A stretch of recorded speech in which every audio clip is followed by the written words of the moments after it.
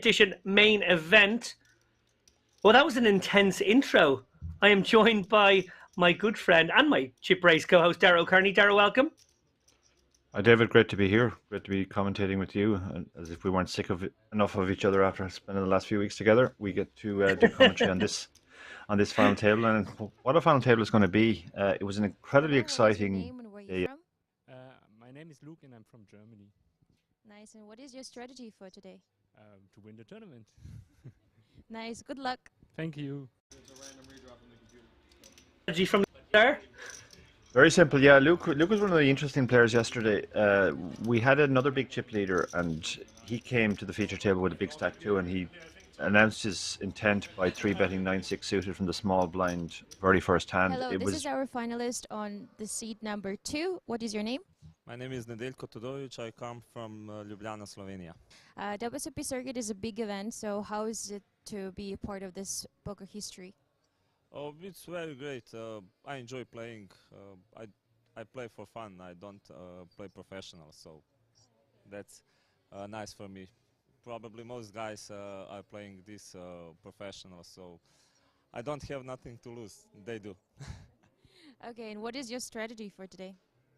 Same as the whole tournament, just to enjoy. That's it. Perfect. Good luck. Yeah, as I said, Luke 3-bet 9-6 suited, got it jammed in his eye, and then he did kind of go back into his shell. And the gentleman we just saw was the other chip leader, and he was actually playing very, very snug. But then Luke really piled up the pressure as the bubble for the 12 tickets loomed. And well, there's speaking of people announcing their name? Tom Cohen. And where are you from? From Israel. How is it to be a part of this final of the WSOP Circuit for you? It's very exciting. I'm very happy. I hope it will be okay, and I want to enjoy. Perfect. And what is your strategy for today? Just want to play my game, to do what I know to do. That's it. Perfect. Good luck for today. So there we have another trademark terse interview by our sideline reporter there. I think we're going to have a big speech here by Andy. What do you think, Darragh? I hope so. Andy's great at the speeches. Hello, what is your name and where are you from? My name is Volkan and I come from Germany. Okay, and what is your strategy for today? My strategy for today is relatively simple. I am short stack. I must wait for a good hand and double up, and then we'll see. Perfect, then I wish you a double up soon. Thank you. There we have Volkan in seat 4. I'm getting with the program now, Darragh. I think they're moving around the table one at a time. That's it, yeah. That's exactly what happened. And they're giving us 10 seconds between to talk. Yeah, Ruslan played pretty snug yesterday, but he took his spots well, and he made his final table. He was very happy to make the final table. So what is your name and where are you from? My name is Sam from Kyiv. Nice, and what is your strategy for today? To win. Yeah. I am loving. These are the best interviews I've ever watched. I'm absolutely loving this. This is great. Yeah, they're amazing. Ruslan obviously is from Ukraine, so I think he'll have a lot of support because of that. He sure will. Well, there's Rama Mulaj. We're going to have a word from him now. I wonder if his strategy is to win. Where are you from? I am Rama. I come from Germany. And what is your strategy for today? Oh, erstmal abwarten und schauen, wie die Gegner so spielen, drauf sind. Da ich im Livestream noch nie Erfahrung habe, möchte ich mal gucken, wie es so ist, das erste Mal. Nice, good luck for today. Thank you. Darragh, your German is better than mine. What did he say? I didn't catch it, I'm afraid. I'm pretty sure he said his strategy was to win as well. Yeah, let's go with that. Vicente Deneve, he has 890k. He is also chatting to our sideline reporter. Yeah, they were calling him Mowgli yesterday. Hello, I'm Mowgli, Vincent Deneve from Germany, and yeah, I'm from Germany. And what is your strategy for today? Oh, strategy. I don't know about strategy. I think there is no strategy. I just try to win this thing. It's a game of luck, so what are you talking about strategy? Okay, then good luck for today.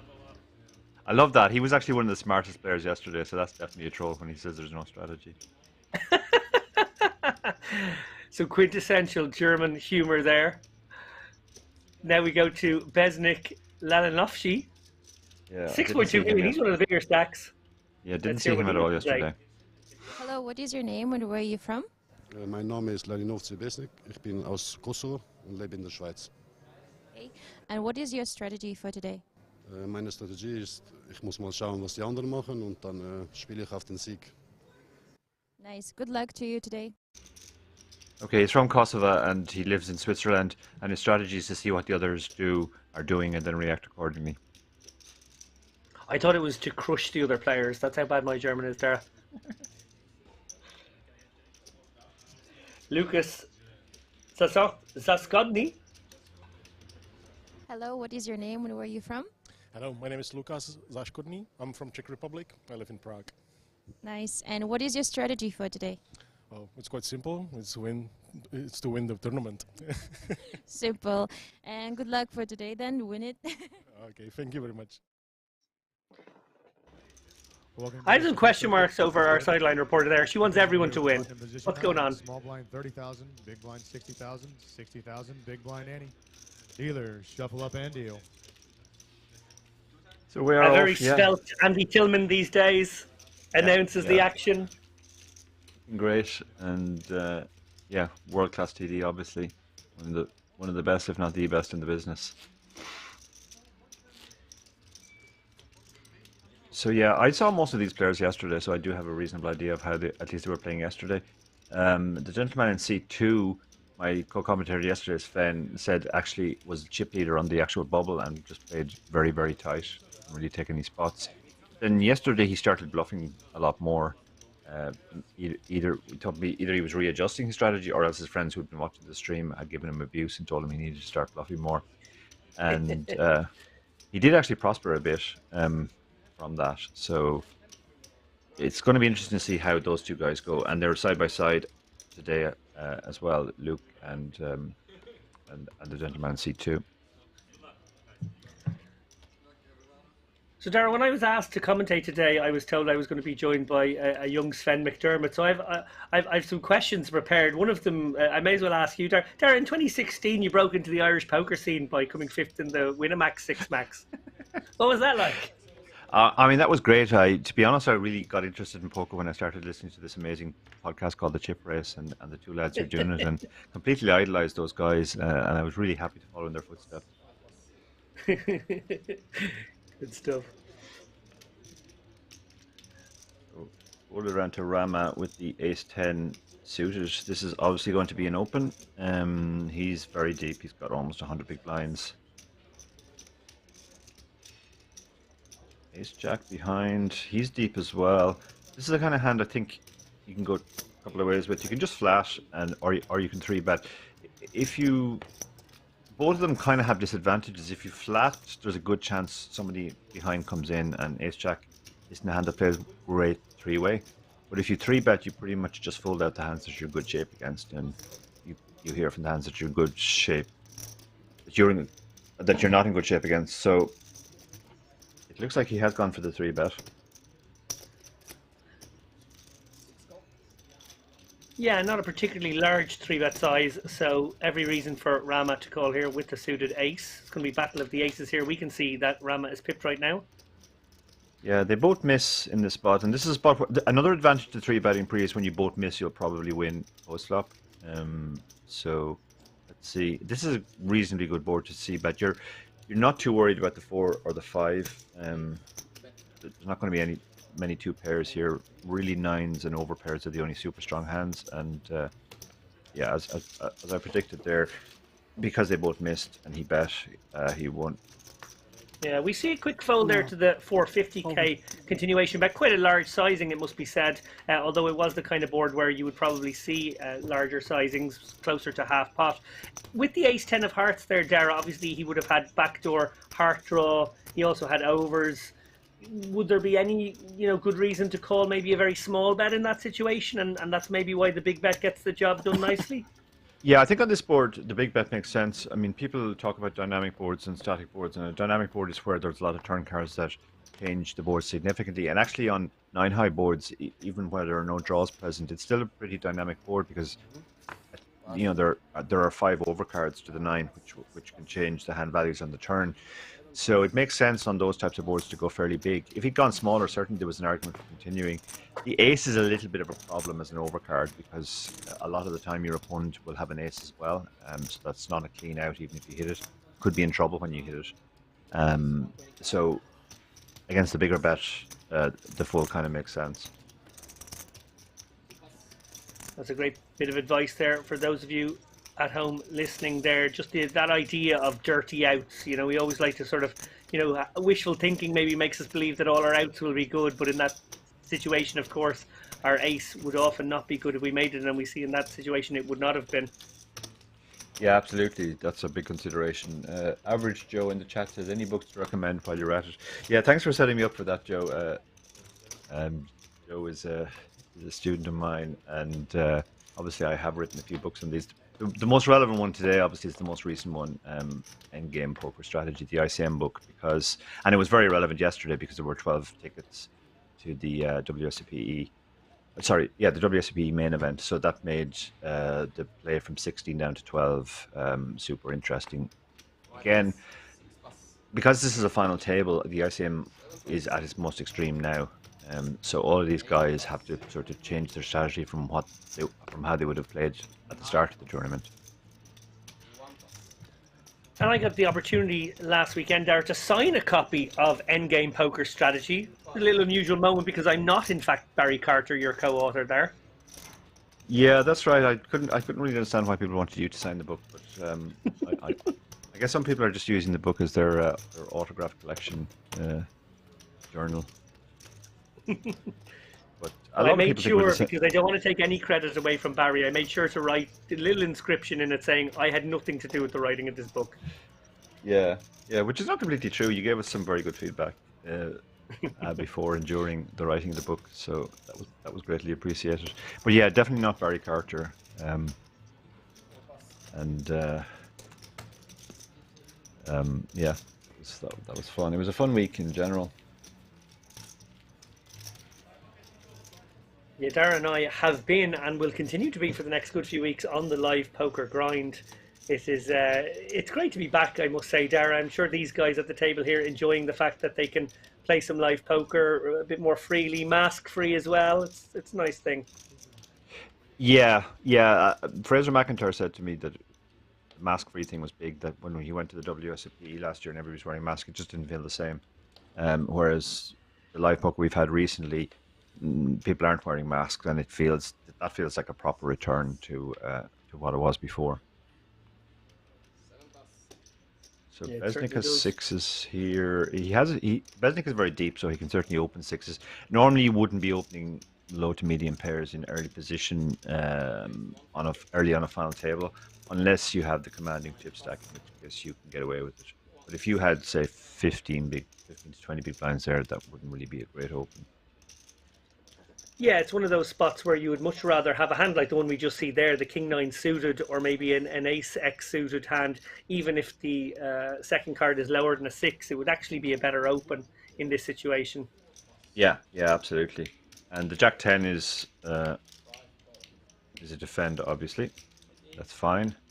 He's also pretty deep. He's got over 50 bigs.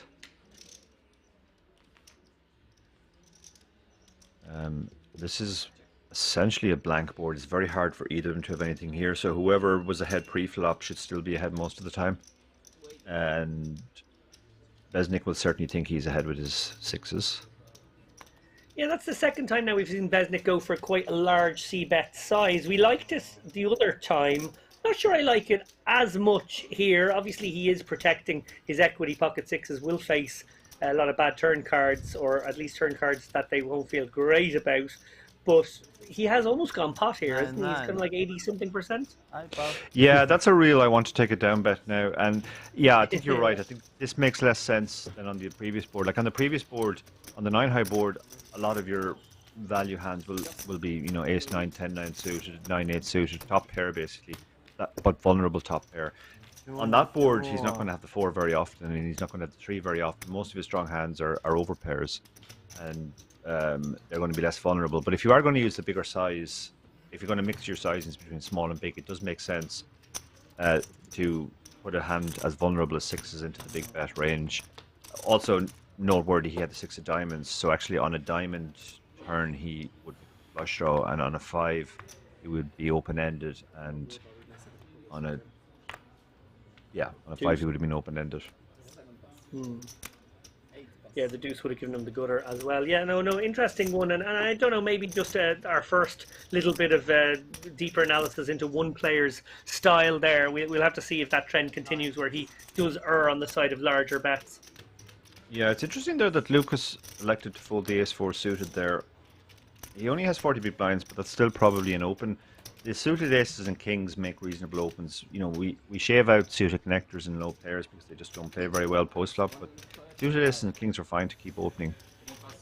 One of the things we talk about in the book actually is how sort of the shape of the range changes because of ICM. It's not that you play much tighter, it's just that you open more suited aces and kings and high card hands, and you open less hands that have no high card. So both blinds involved here. Pot. Yeah, the Jack-10 suited is a nice hand to play for the small blind. Okay, there's... It all feel kind of good about this flop. Ruslan has 2 overs, backdoors. Lisa has top pair, and Nedelko has the over pair. Yeah, facing the bet, Ruslan just decides to let go of the Jack-10. But I don't think Lisa will be folding. No, and it's one of these boards where, you know, it's a little dicey. Obviously, he's sort of far ahead, far behind, and, you know, must be sticky here. Probably has to be sticky on a lot of turn cards. That's probably one of them. But then maybe on the river we'll be faced with a much more tricky situation. The fact that Lisa's in the big blind, though, possibly means that he will have a couple of 2x hands in his range. Do you think that will slow down Todorovic, or do you think Todorovic will go for another bet here? Oh, well, actually, hang on a minute. Lisa's actually coming let out, which is an interesting line. Yeah. Check call and then the lead. We saw a lot of this yesterday, actually. It seems to be a thing in this particular field. It kind of makes sense in a way, because if you think your opponent is betting the flop super wide and then you get a blank turn and you still have top pair, you really don't want it to go check. So by betting yourself, you prevent that from happening. Now, he was up against a better hand, but he actually got to show down on the river as well, and Nedelko didn't feel strong enough to bet the river. So yeah, that line is an interesting line, but it has a lot going for it. Yeah, and it's a tricky one to bet the river, I suppose. Like, he's been checked, so he's sort of shown strength on the flop by calling on a, you know, paired board. He's led the turn, which is usually quite strong as well, but then checked the river. Do you think there was some maybe thin value missed there, or do you think it's too dicey to go for thin value with, you know, just the tens? I think there was thin value missed, to be honest, because he you know, he bet the low card on the turn. He didn't bet. It's extremely unlikely the queen has helped him, and once he's checked again, I think he just has a lot of 9x. He also has missed draws as well, but they're not going to call anyway. But I think he might as well go for value against the 9x, or maybe he's hit the turn card as well, and he might call a small bet.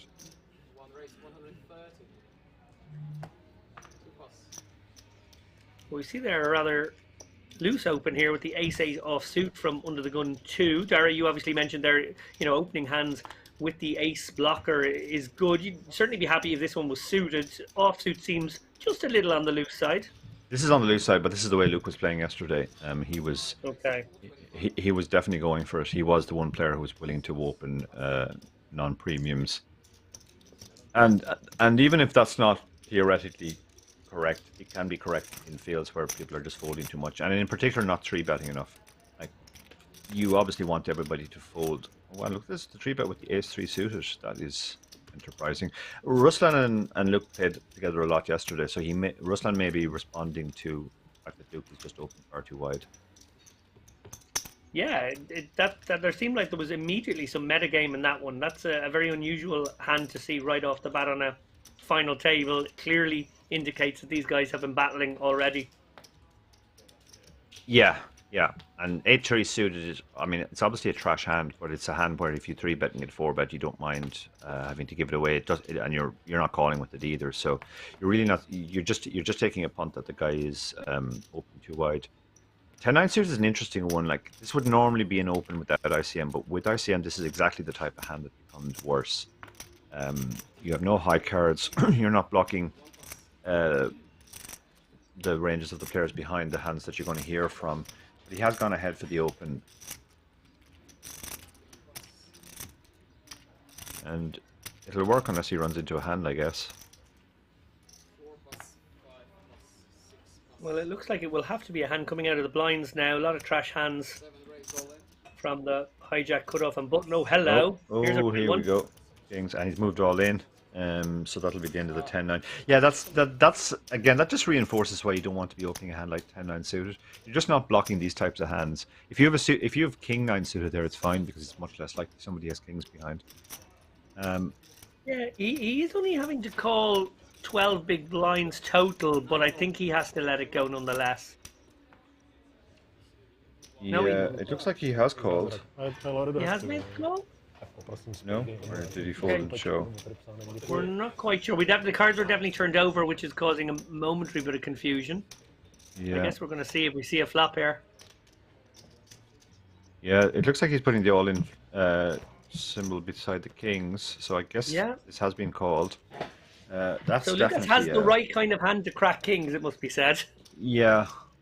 Yeah, I don't think that is a call, to be honest, but he's No. obviously prepared to gamble. Yeah, certainly not one of the hands you want to see in your opponent's hand. Well, when he's hit his you king, have- but he's not safe yet. In fact, the 10-9 now has a gut shot and can also hit a straight another way if it comes 8-6. So this isn't over yet.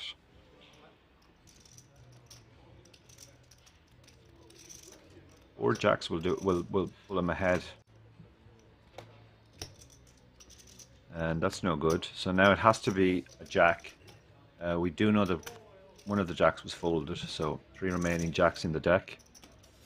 That's why he's 10%. You can see there. Oh, There it and is. that is a body Oh my blow. god, that's sick. Out the door goes Vicente de Neve. He will finish in 9th place. He said it was a game of luck. I guess it was right there, Dara. Yeah, maybe he jinxed himself there, saying it was a game of luck. I mean, he played really, really well yesterday, and yeah, he was just unfortunate there.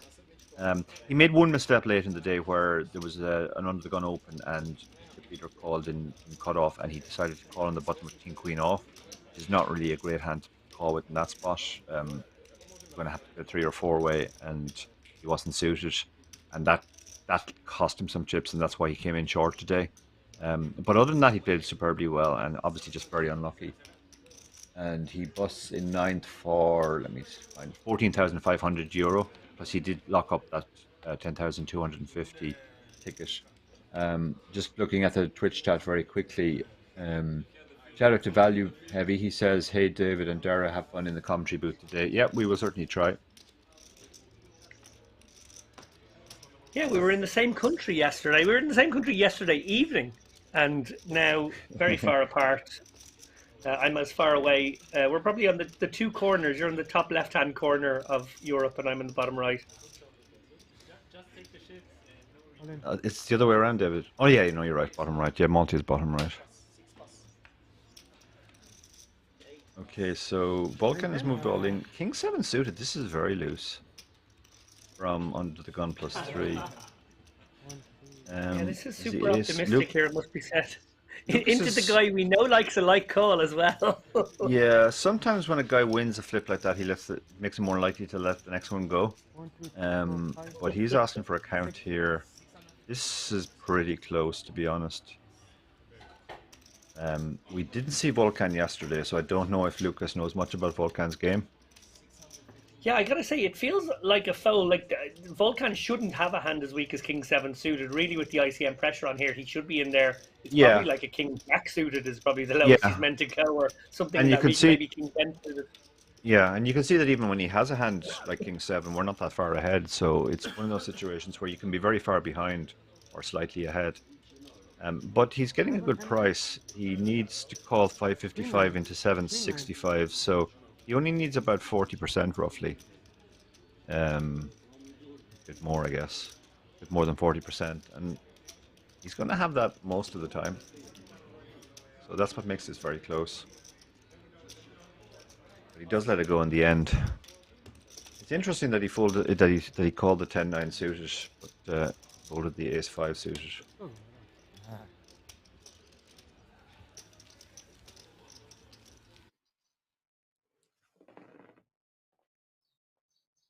What an unlucky river. And how do you feel about the game overall? Are you happy with your game?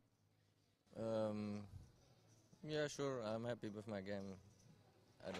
I play the game, so I'm happy because it's a nice game, and yeah. Okay. And are you happy with your results in this tournament? I mean, I'm not happy now because I just, but overall, for sure, it's a nice cash and an amazing result. And what can I say? Okay, then we wish you lots of luck for your future tournaments. Thank you. Yeah, you got to feel for Mowgli there. Exit interviews are always tough because you've just had your dreams crushed, and then you get a microphone stuck in your face, and you're asked how you feel. How do you feel about your game? You got it in with kings. You lost with you lost to 10 high. How you feeling? You lost to the 10-9. How did that feel? Yeah, it is tough, but it's also obviously tough for the interviewer. That is their job to do that interview. But yeah, there's actually some good talk in the chat about the previous hand. Biggs 90 makes the point. The last hand, the S5 suited, would have been a better call than the 10-9 suited because Balkan has a wide range, whereas in the previous reshove, the guy's range was tight. Yeah, I mean I think that's true. I think a lot of players though, when they've opened and they already have chips in the pot, they're more likely to call off than when they're just in the blinds. So another example of one of those hands there that we like to see folded, and we do see it folded. So nice play there by Tom. Some players get tempted by the pocket deuces there. The allure of maybe flopping a set. Yeah, it feels good to flop sets, so people tend to try it too often. Definitely one of the biggest leaks out there in poker, I think. Yeah, and it's not just beginners who make that leak. A lot of players go on thinking they can set mine. There's a lot of spots where you just can't profitably set mine. It always depends. In fact, on I who you're up remember against. you. Yeah, I remember you spending a lot of time with me, I want to say about 7 or 8 years ago, helping me retool my game based on me trying to set mine far too often in spots that weren't profitable, and me realizing that about a quarter of the time I was actually set mining incorrectly. And I remember you giving me good advice on, fixing that leak. Yeah, and the small pairs in particular can be problematic. It's interesting because like when you're very shallow, you just don't have the stacks aren't deep enough to make it profitable. When you're very deep, it can also be a leak. Sometimes people say, "Oh well, we were 300 big blinds deep, so I can obviously set mine," but you're kind of setting yourself up to get set oversetted a lot if you're set mining with the really small pairs. So that's another leak that even cash clearing players sometimes have. So we have an interesting hand developing here. Lucas does like to just flat on the button. We saw quite a lot of that, and he did that yesterday also with the king queen. In this instance, he's obviously been rewarded because he's hit the queen. Not sure about the c bet. I think this might be a check range spot. Yeah, it feels like the flatter's board all right. Obviously, the ace of spades in his hand gave him reason to believe that he could find some good turn cards and improve. And he has hit one of them, in fairness, although it's a particularly good one for Lucas. It is a particularly good one for Lucas, yeah. And so Rama might be tempted to go again, or he might just hope he goes check, that he can get something like 8s or 10s to check behind. But no, he's going to keep up the aggression and try and take it down now, but also presumably set his price for the river. Yeah, he's bet pretty small here, less than half pot. So he's basically trying to get to the river relatively cheap. Now, Lucas has a decision here. Does he just call and see what happens in the river, or does he raise to try and deny equity to hands exactly like this one? Yeah, I've got to say I really don't like Rama's c-bet on the flop, but I do like the fact that he's at least matched it with a bet on the turn. I think, you know, he did pick up one of his best turn cards, and he could maybe put pressure on exactly those kind of hands you mentioned there. That are like 8, 7, 6s. Yeah, and now that he's got the ace, he probably is happy to check call. He's pulled ahead of a lot of missed draws. Although it is hard to see what Lucas would have called twice with and now decide to value bet rather than check behind. So it may be an interesting one. Actually, Rama could be put in quite a tough spot here depending on the sizing. If this is above half pot, I think it's close. Yeah, this is a spot where I think he has to check because he has to try and induce bluffs from maybe hands that have won spade or jack 10. But once he's facing the bet, he's actually not beating anything really, because the pairs that have a spade probably just take their showdown. I guess jack 10 might go for it. But it's pretty thin, and he can definitely have the queen. Great bet size from Lucas, it must be said there. He's obviously decided he can get value from an ace, and he can look like he has jack 10 maybe with a spade, or king 10 with the king of spades, something like that. And the fact that he can, you know, plausibly have some bluffs means he can go for that small value sizing and squeeze that extra 500k from an ace. Yeah, absolutely, yeah.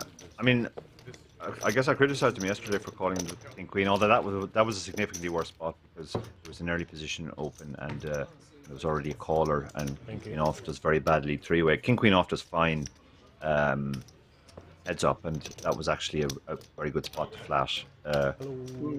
King queen, similar to the ace jack we talked about earlier, it's the type of hand that if you three bet, you're really only getting value from, or you're really only getting action from better hands, and you're folding out the worse hands. So when you have that type of hand, it always makes sense as well to flat it. You see the stacks on the screen.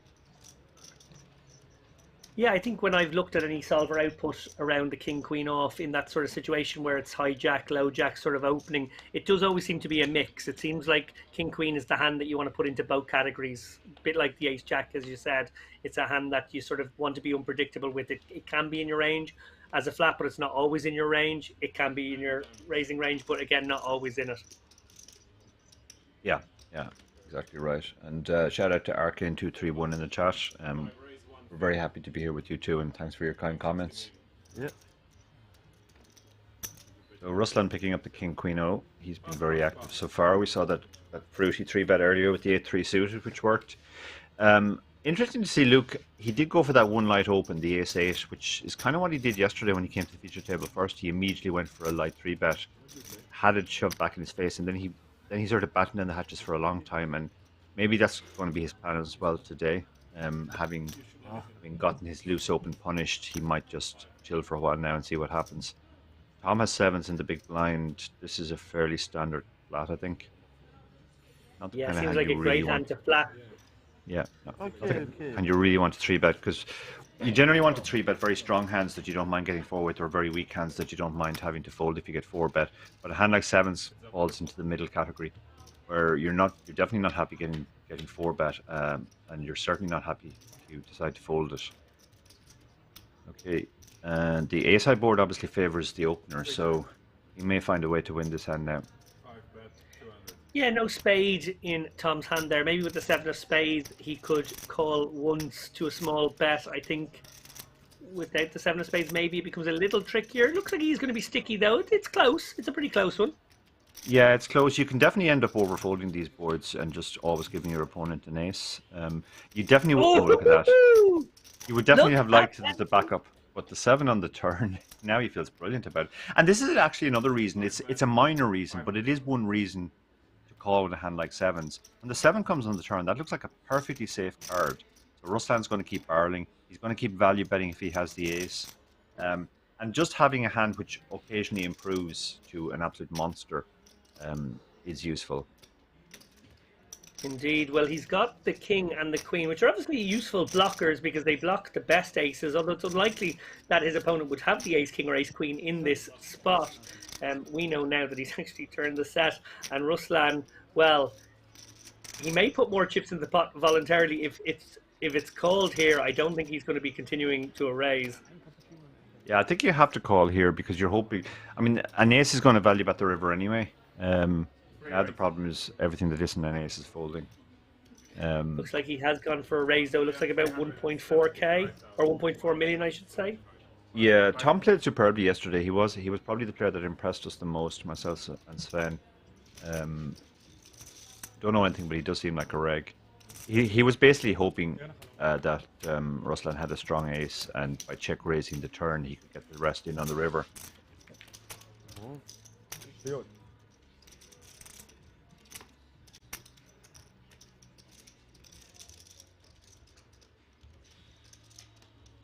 But yeah, I think I would prefer the check call line on the turn there. There were no real draws out there, and Ruslan does seem the type of player who will keep bluffing. We referred to, myself and Sven were talking about players yesterday that we call betting stations. They're not calling stations; they're betting stations. In other words, they keep betting until they either get raised or you fold. And I think Ruslan does kind of fall into that category. I think his c-bet was obviously fine, but I don't think his bet on the tournament standard. I think he could have bet if he picked up some equity, maybe if he gets a gut shot, a jack or a 10. But just firing again on the 7 seems a bit. Seems like he's over betting, and he's betting too much in those spots. And against a player who's doing that, the best way to exploit them is to just check call. 8 raise, 165, 1 pass. So the ace queen suited is a raise in the hijack, obviously. Like the sizing as well, just over 2 big blinds. Vulcan 10-6 is the kind of hand you. Oh no, he's super shallow. Yeah, no, he just has to let it go. Yeah, Vulcan's waiting for a spot to try and get the double.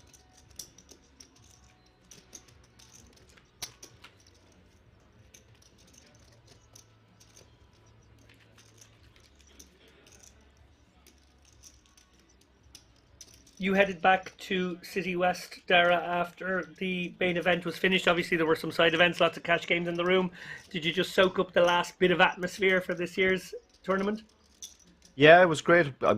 I was chatting to Kyle McGuire, who came second. Him and Israel were in great form. They really added to the occasion. And was also chatting to former student of mine, Johnny McCullough, who took down the Mystery Bounty.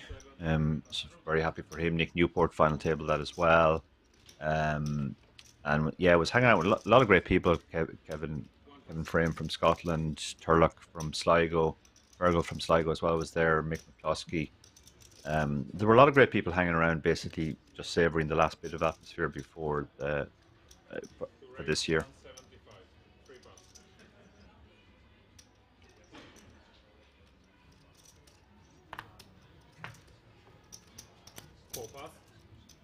Yeah, a very fun time was had. Darren, you mentioned there that 12 guys got themselves a WSOP Europe package added on here.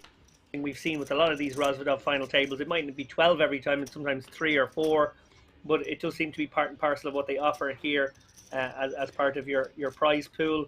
That's shaping up to be quite the WSOP Europe after the World Series in Vegas. That will be amazing because obviously all those players have a ticket now and they'll all be playing. So there's a lot of players who have won tickets for it, and yeah, I think it'll be a huge event for sure.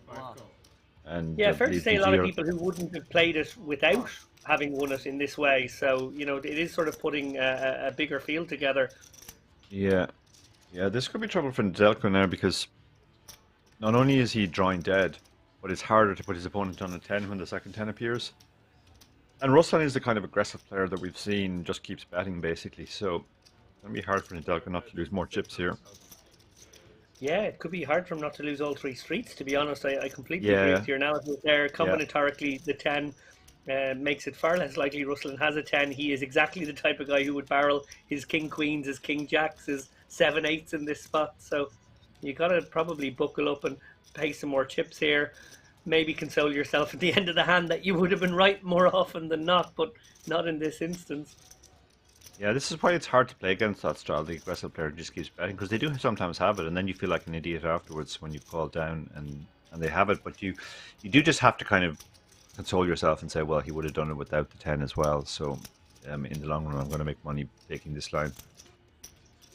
But Nedeljko's given this a lot of consideration.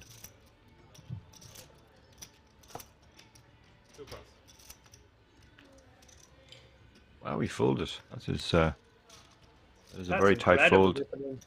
Yeah, and in this case, a correct fold. He was doing this yesterday as well. He was making some pretty big folds post flop. It just seems part of his game that he doesn't want to put a lot of chips in unless he has a very strong hand. He said in the interview before that he's not a professional, he's an amateur, and you do sometimes see that with amateurs. They sort of take the big hand, big pot, small hand, small pot thing a little bit too far. Yeah. 9 was a very strong hand on that board. Now he saved himself money in this instance, but I think in the long term you're going to leak chips if you're going to keep making those folds. Gotta agree with you there. But fair play to him. I mean, who knows? Maybe he had a read. Maybe he's actually sitting at the table looking at his opponent, so he has a different vantage point from us.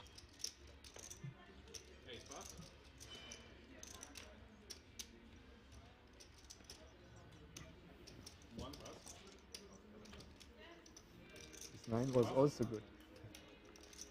Oh, Tom with the American Airlines there. Yeah. I said Tom really impressed us yesterday. Let's see how he plays this one now.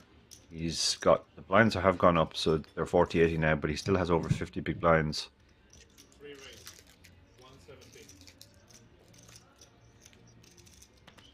He raises to 170, just over the 2 big blinds. Vulcan folds the button. Yeah, Ruslan is not the type of man to fold King Jack in the small blind, and he's going to see a flop.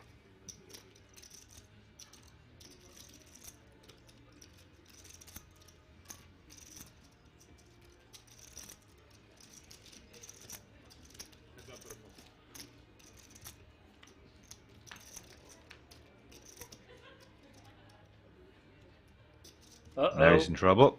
He's in trouble. He's hit a very strong top pair. He won't be worried too much about the 4 or the 5. So this looks like a very strong board. This is a board where Tom probably has no 2 pairs. So Ace Jack, King Jack feels almost the nuts. It's only Ace Jack that you're worried about, but or Pocket Jacks, but you're blocking very heavily. Or there's the other sets, but they're combinatorially not very common. So he has gone for the check call line, which I like. There's no reason to check raise here. Now, that might...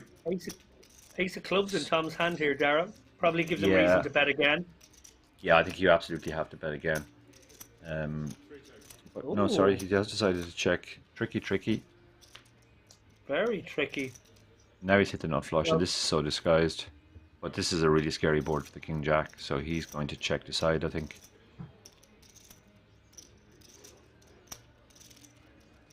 So he's avoided, at the very least, Volkov has avoided losing too many chips in this pot, unless Tom goes for the overbet. And he talks himself into calling. But Tom doesn't overbet. It looks like 600 and something. 700, 725. And Ruslan now, I mean, you're only beating a bluff here. Yeah, now Tom's check on the turn sort of may pay dividends. Him being trappy and getting there makes this seem a bit fishier. It might be interpreted by Ruslan as a completely whiffed hand that's now been given this 4 flush run out and has a chance to steal it away with, say, I don't know, an ace high, ace queen, no club. Now might decide, I think I'm losing, so I better bet and bluff. Yeah, that is a good line to take with those hands because you can obviously bluff the river, and when the scared card comes in, you'll get a lot of folds. King Jack just seems like a bad bluff catcher here. If he shows and he wants his opponent to show. But yeah, good fold in the end.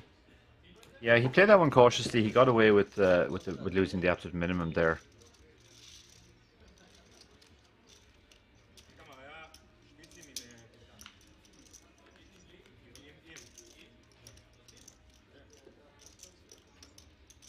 So 8 players remaining of the 648 who started. We are really getting down to the business end. These players are all guaranteed €18,300. They've all already locked up a ticket for the WSOP main event later this year.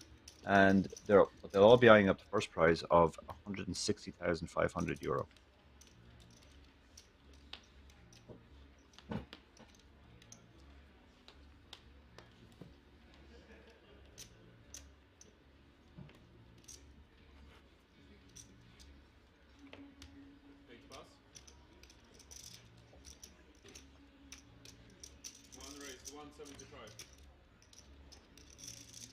The ace king is obviously opened.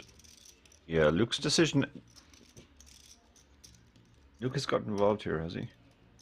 Yeah, Luke opened. I think we had a momentary graphical blip there. Luke Oh, has right, opened yeah. to 175k, Yeah. and it looks like Nedelko can 3-bet here to 550k right behind. Yeah, that makes sense. Yeah, so Luke has gone for a light open again. He's immediately walked into it.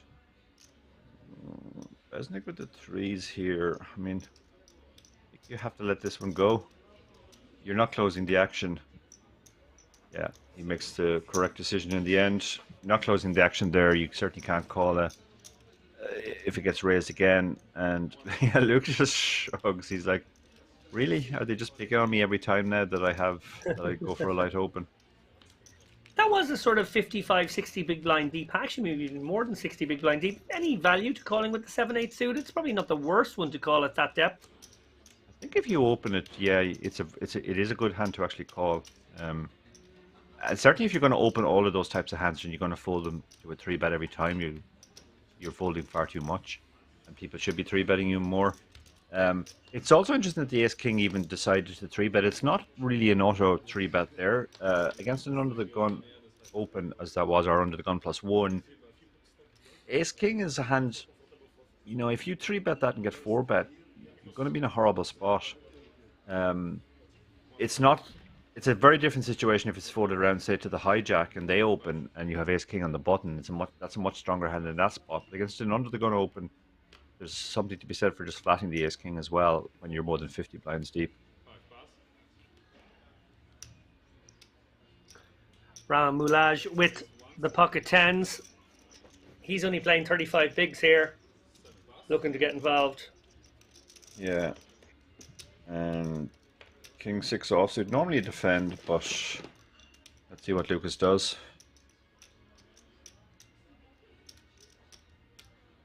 Jay Wasello in the chat says we're very deep. The average stack is 50 big blinds. Yeah, I mean, it's testament to the structure, obviously, that we're that deep still.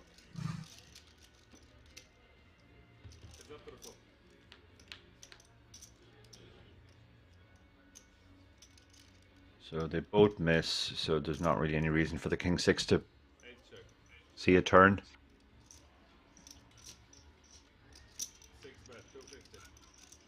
And bet mostly just to deny equity to the type of hand that Lucas has. Absolutely. Lucas is Surprised asking he's taking snap the chance, here. yeah. Yeah, He's he might be planning mischief here, thinking, well, you're not supposed to hit this board, so maybe I'll go for a check raise. You see these boards check raise much more often than you did in the past, as people kind of just recognize, well, it's very hard for either player to have hit.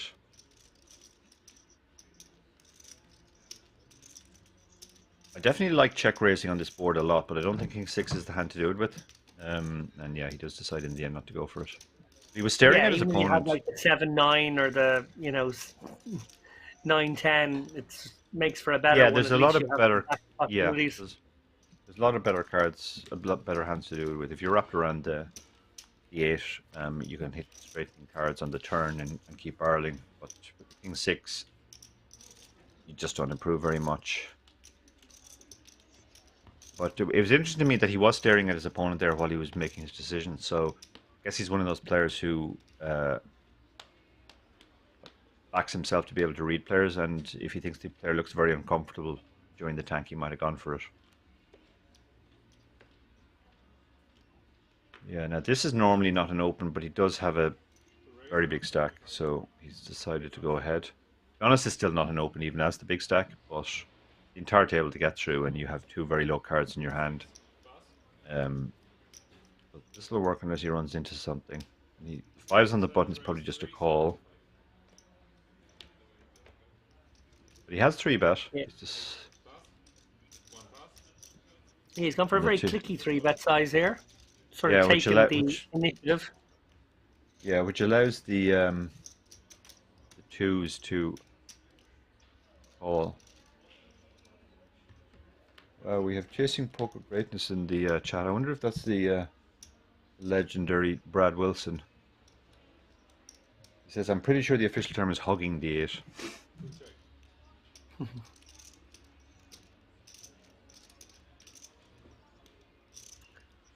Well, this is where stealing the initiative will pay dividends. Had he just flatted with the 5s, one feels like this is the board Nedelko would have c-bet himself.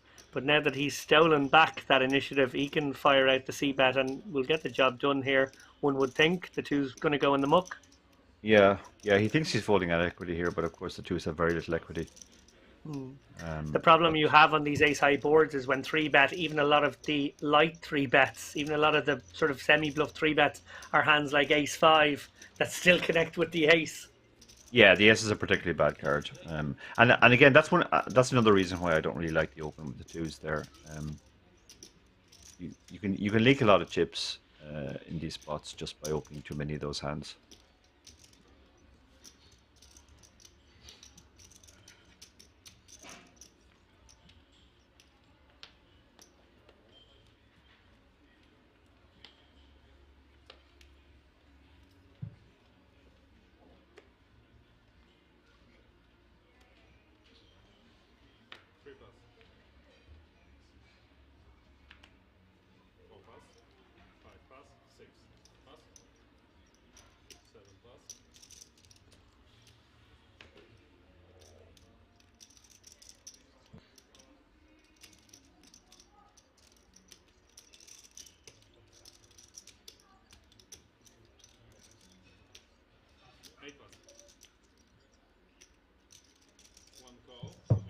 So a battle of the blinds now.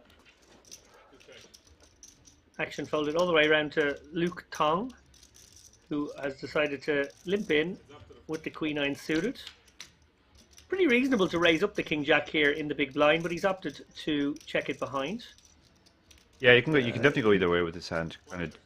It's a question of how much variance do you want. Now the Queen-9, it just goes check. They both kind of failed. They have showed it. This is getting spicy, yeah.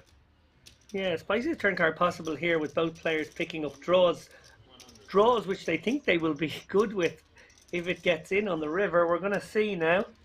We're going to see carnage here if a diamond comes. Nuts against, or second nuts against third. Oh!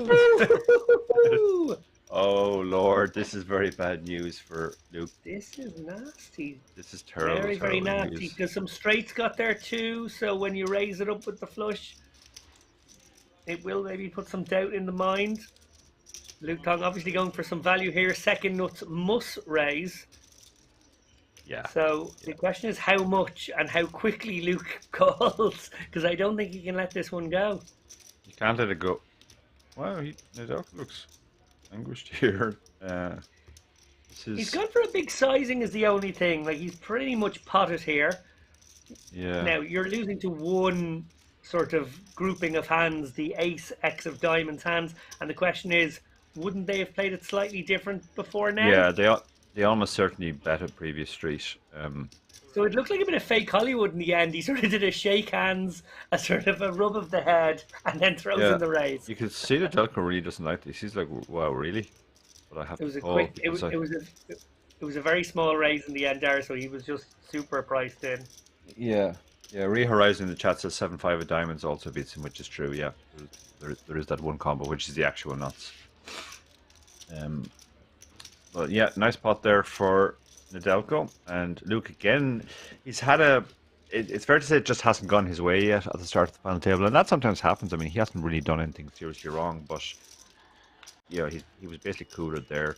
Gone for a few light opens and got 3-bet every single time. And sometimes that happens, and you just kind of have to deal with it and get on. I think if you do make a final table, you have to prepare yourself mentally for maybe that'll happen, and just make sure you're going to react appropriately.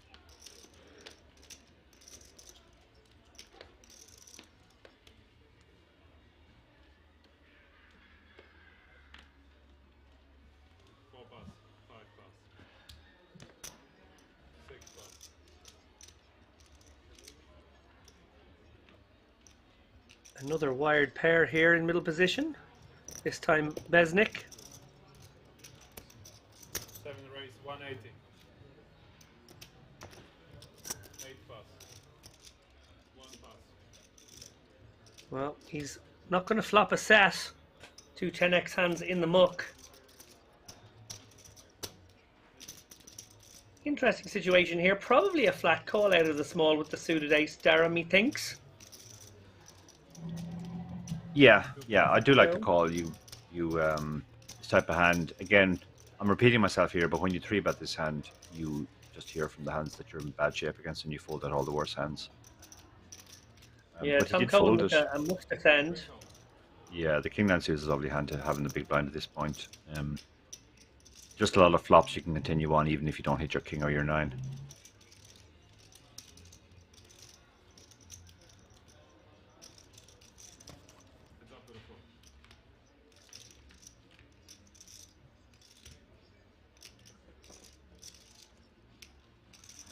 This isn't really one of them. I mean, he has a backdoor straights with the 9, but that's pretty much it. No backdoor flush. I guess his 2 overcards are going to be good some of the time as well. Against a small bet, this might be interesting, but it looks like he went for a bigger bet. Yeah, he went for a much bigger bet. So, no real decision there with the King 9 suited. Just keeping an eye on Twitch chat. Very high standard of strategy chat in the Twitch chat. Way higher than you normally see on in Twitch chat. No chat bros in this chat box. No, these are actual proper players discussing the hands very intelligently. So, yeah, if you are watching us on Twitch, feel free to contribute to the chat there as well, or on YouTube.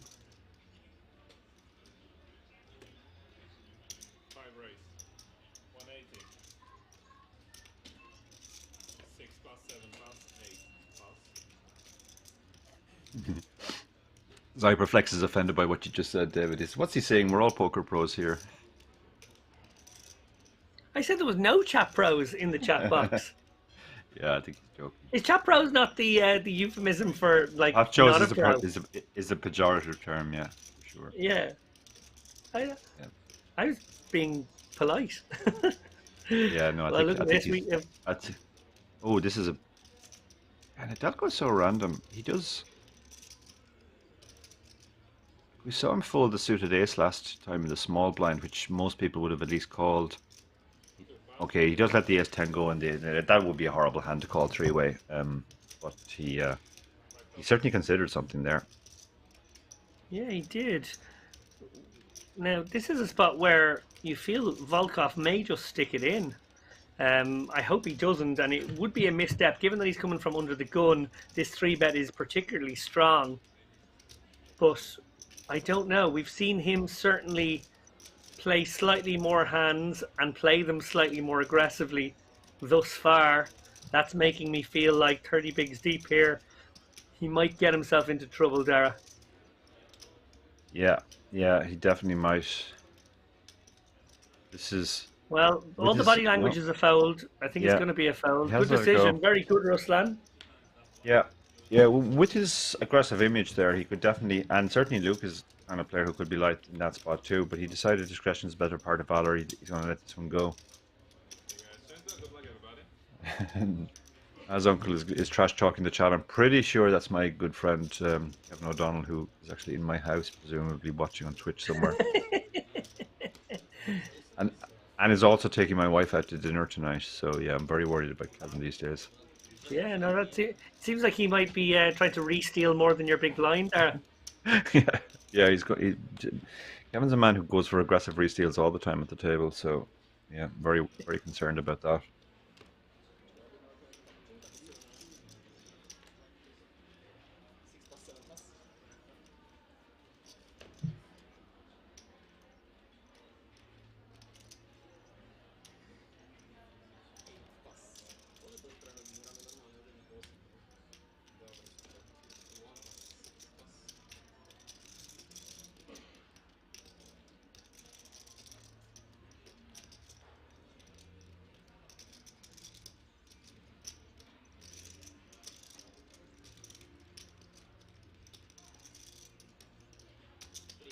So I'm going for the open here on the button with the 6-5 suited.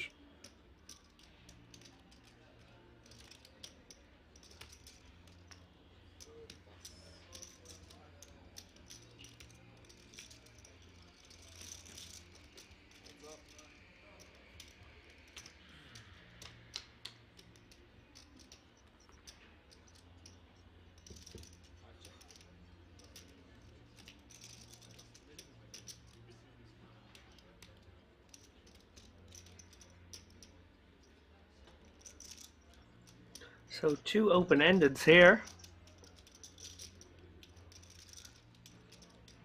Tom Cohen, every reason to bet this situation here. He's got backdoor flush draw as well. He's got 6 high. That's the main reason to bet here. It's a good semi-bluff. Obviously, Ruslan going nowhere. He's looking for a jack or a 6. Yeah, they're both trying to hit their straight here. Ruslan now working on a 7-card straight. Yeah.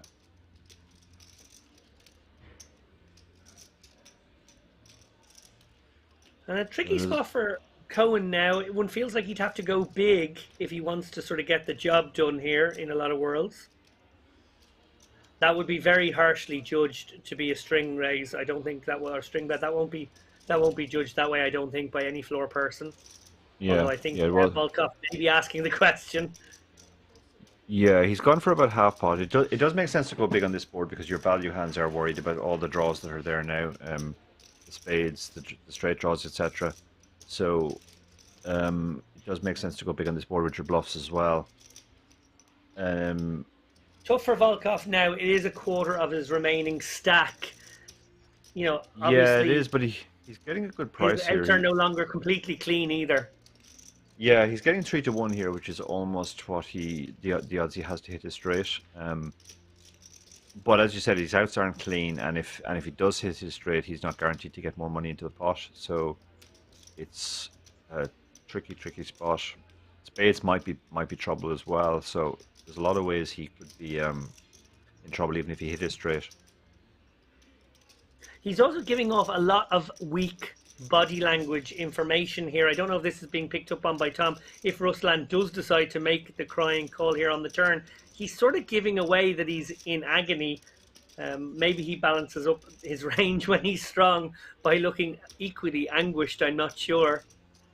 Yeah, that's a very good point. I think if I'm looking at this and he does call, I'm shoving the river and expecting him to fold nearly always. But I think maybe the reason why he wasn't worried about giving off the body language there is that he'd pretty much decided in his head he was folding and he just needed a while to sort of mourn the fact that he was going to have to fold a very strong straight draw.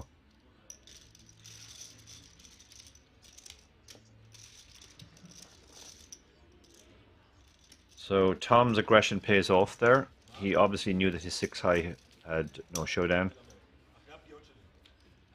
And when you have that kind of hand that can fold out better hands, there's a much stronger argument for betting than when you say you had the ace high flush draw there. There'd be a stronger argument for checking that because you are actually ahead of a lot of hands. But with 6-5, you're pretty much ahead of nothing.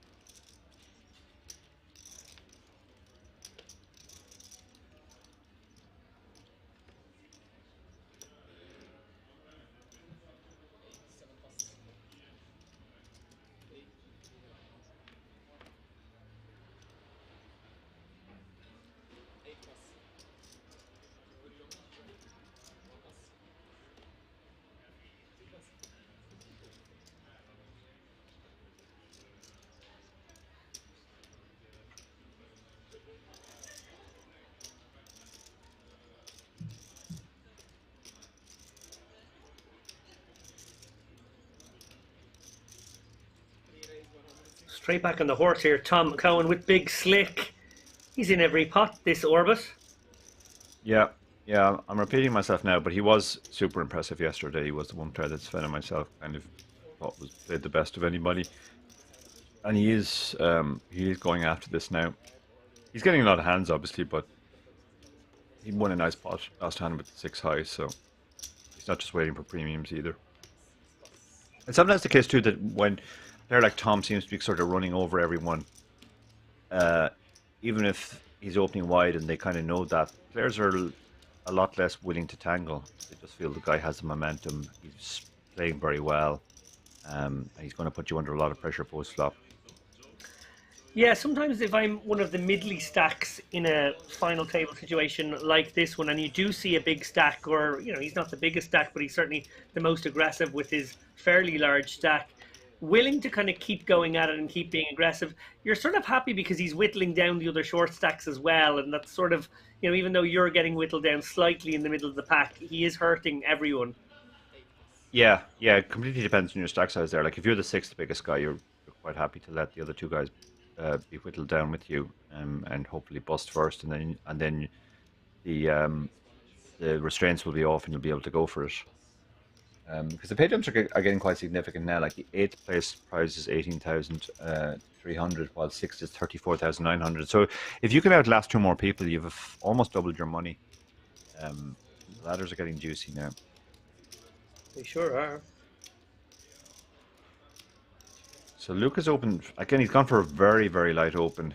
King 10 off under the gun +1, 7-handed. The fives again seems like the type of hand to defend. We saw him win it, and actually he's in the, where is he? He's the hijack. Yeah, so he's called in position. We saw him rewarded when he defended sevens earlier and turned the set. Queen 2 suited is the type of hand that plays fine three-way. You're not going to be thrilled if you hit one pair, but you're going to be a lot of ways to hit more than one pair. Yeah, I wholeheartedly agree. A fine defend. Okay, so the Queen 2 is probably done with the hand now. Lucas hit top pair, and he could be in trouble because Thomas hit a set yet again. Man is a set magnet right now. Yeah, this is a dangerous one. Luke, obviously, with top pair, not the best kicker in the world. That aspect to it may save him somewhat. Tom, obviously, in the box seat right now, unlikely to lose the hand from here. Yeah, I think a small bet here, just hoping they both missed and they both fold is fine. But once you get called, you really should be putting the brakes on. Obviously, spades and 6-7 might be there as well, but for the most part, as you mentioned, his kicker isn't really not great. So if you're up against a king, it's almost certainly a better king. And I mean, Beznik just has backdoor diamonds, I guess, but I can't imagine he's going to do anything here. This doesn't seem like a good spot at all to try something. No, maybe if you had the Queen 10 of diamonds, it would look a little bit more attractive. The Queen Jack of diamonds, certainly, but not the Queen Deuce of diamonds. They're going in the muck. Agreed. And Luke Tong, maybe feeling like he's still ahead of at least a good chunk of Tom Cohen's range. We feel Tom would have maybe flatted a hand like 9s, hand like 7s. He could certainly have those hands right now, in which case Luke Tong would be in good shape.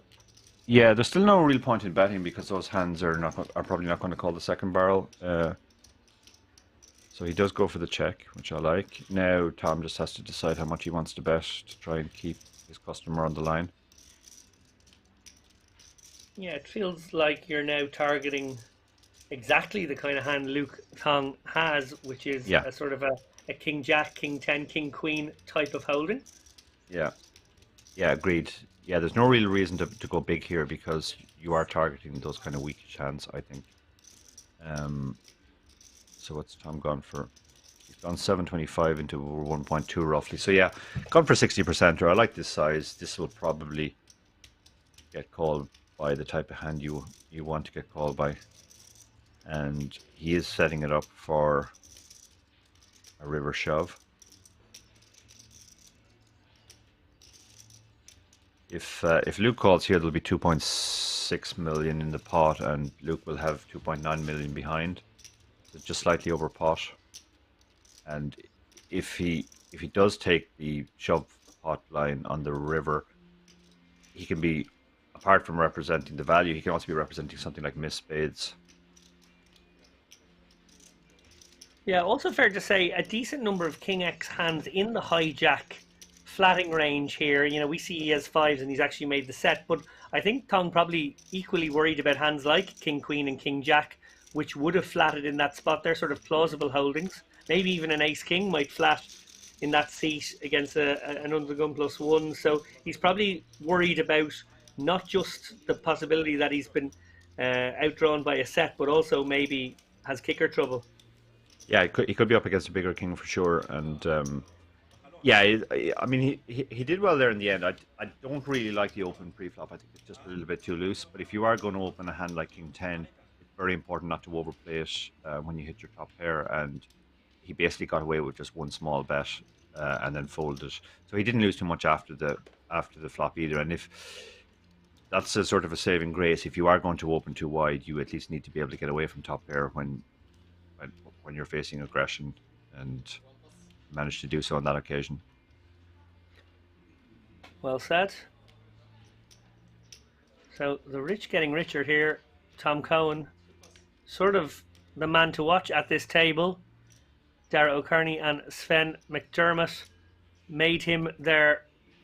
I don't think you've called him the favourite, but you certainly made him the man to watch today. Well, he's proving you right. Yeah, the MVP, let's call him. Yes, at least yesterday. And he's reinforcing that again today. I think in Tom's seat I probably would have gone a bit smaller on the turn, if I'm honest, and just tried to get exactly the type of hand that Luke had to string along for one more street. But I completely understand his sizing. He was basically trying to set it up so he could get all the chips in on the river. Yeah, he sort of targeted the ace, king, king, queen portion and made it less likely that he'd get the king, jack, king, 10 portion in. Yeah, which is reasonable, but I think against a player like Luke, who's far too wide, you're going to have more king 10, king jack, king 9 suited type hands. Well, again, Tom Cohen can't seem to miss right now. He has a virtual lock on this hand as well. Only running tens or backdoor spades could undo him here, but Lucas with king high probably can't withstand the pressure here. I don't think this is a good candidate to call. He could think about turning his hand into a check raise if he wanted to. He obviously has more 4x and 3x, and he had a double backdoor hand as well. He had backdoor straight and backdoor flush, but the backdoor flush was 10 high, so it's not great. I think in that spot, maybe if it had been king of spades, 10 of clubs, it would have made a better check raise as a bluff.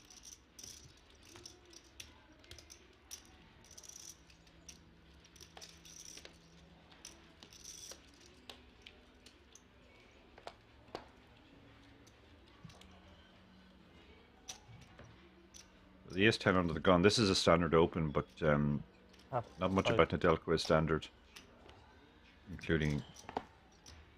Yeah, he just lets it go. This is the way he played yesterday. Once he had a big stack, he basically just played very snug, and then when he kind of drifted back or took a few hits, he opened up a bit more.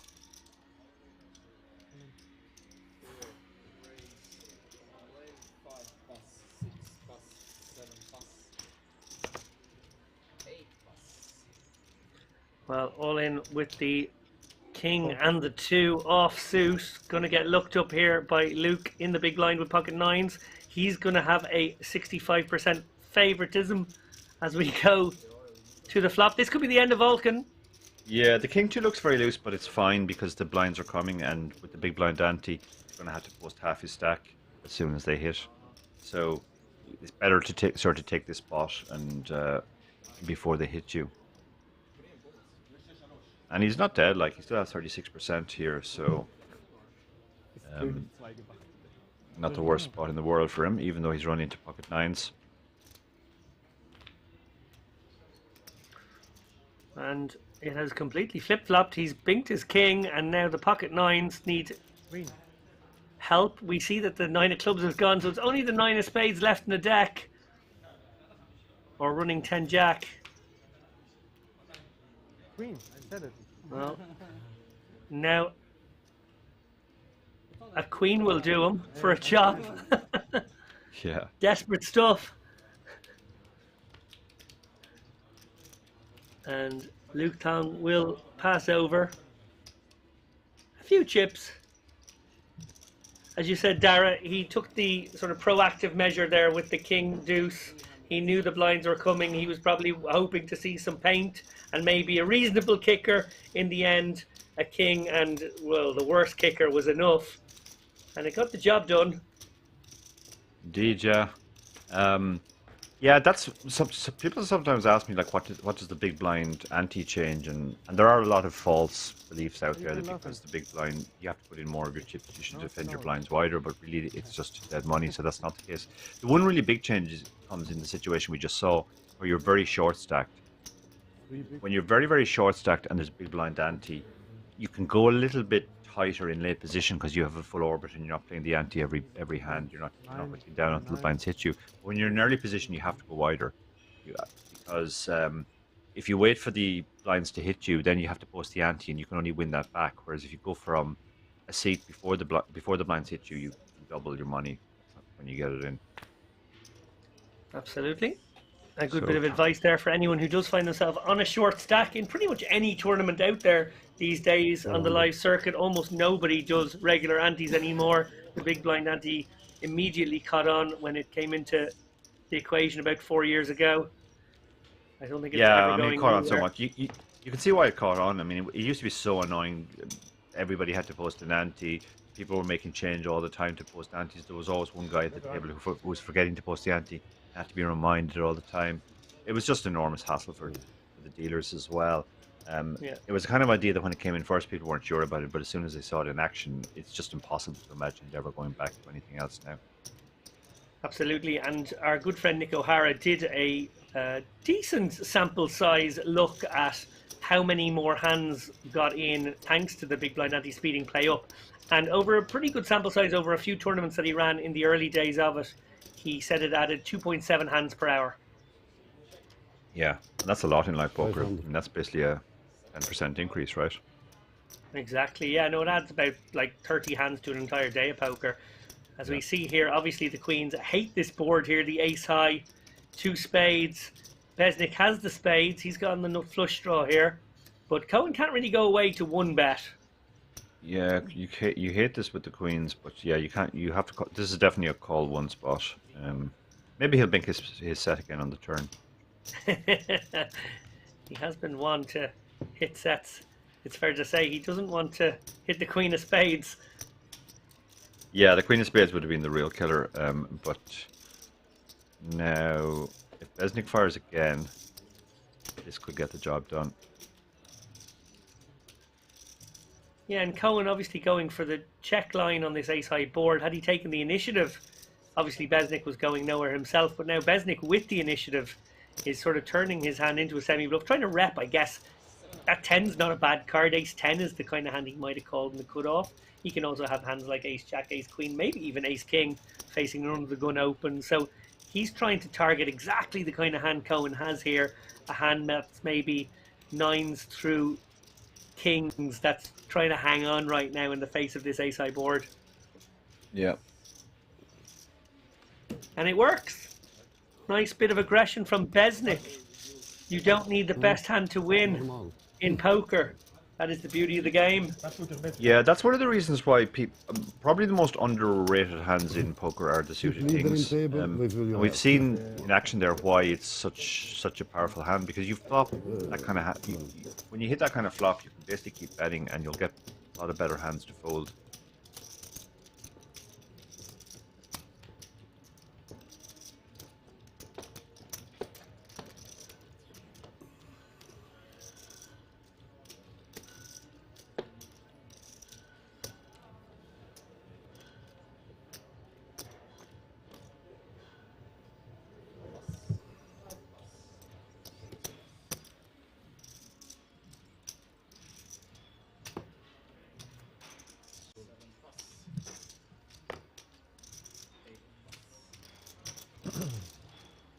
So Dara, we have to put out an apology to the world.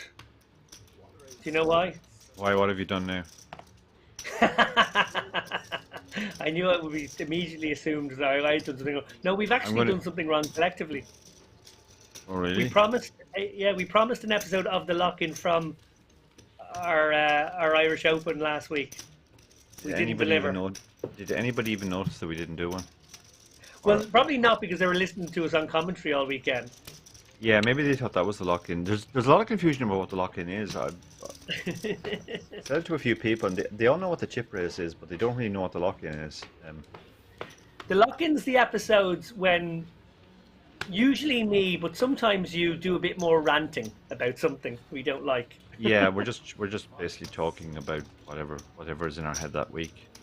Yeah, I think some people think those are just chip race episodes where we're both off our meds and we don't know what we're saying. we're both over meds. We've decided not to invite any guests because we just want to have an old man rant. Yeah, exactly. It's basically the podcast version of Grumpy Old Men. So we have an interesting hand here, and Beznik lets the threes go, which I like actually. Yeah, you don't. It's kind of in the no man's land there with the threes, and I was in the small blind with the 9-7 suited. This is the kind of hand you can definitely call with. Pops pretty well, but he does let it go. Yeah, it's against the early I think if position Rama was a raise. bit deeper, he would have certainly called with it there. But maybe with Rama just with the 30 bigs, it makes it a little less effective. Bit like a small pocket pair. You sort of want the implied odds with those suited gappers. Yeah, that's a very good point. The Jack 10 is obviously a defend, but oh no, actually, sorry, he's super short. Well, he's still a defend. It might be a defend go with equity spot. Yeah. Oh wow, he he's does let let it it go. go. Kan je domme din? Kan je domme Yeah, din? he's. I mean, I guess we've seen Rama, who we were calling Lisa, I believe, earlier, because caption was wrong. Definitely looks more like a Rama than a Lisa. He has played super snug, and really hasn't been stepping out of line. So I think he just fancied the Jack 10 spot against the early position raise from Rama.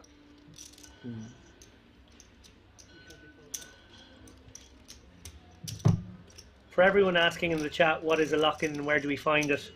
Oh wait, nobody has actually asked that question. Yeah, you can find it on the Tube Race YouTube channel. Okay, I'm on it, You Dave. can I'll find type it- that question. This is not stupid in thing. You can find it on the Chip Race YouTube channel, where you can also find our animated strategy videos. Dara always takes the lead on our strategy segments. He puts the hands through the solvers. He takes a deep dive, takes a look at maybe any physical information if that's available in the hands as well. We usually have a star guest to come on and talk about a hand they've played. Sometimes it's one of our hands, Dara, but most of the time it's a star guest. And it's an amazing opportunity to get an insight into some of the best poker minds in the world. So do check out those strategy videos too, guys. If you like the analysis you're seeing here live, just imagine what we're like when we have hours to prep the segments and, you know, machines to help us with the analysis. You're suggesting that makes it better, does you? Are you? Yeah, that was the implication, yeah. Not a given. So. Yeah, Vulcan's picked up the ace-9 suited in the small blind. That's so he's rewarded for folding previous hand. He basically found a spot, which was a very good spot. Tom obviously opened the button super wide. The pretty good suited ace is a monster in that spot.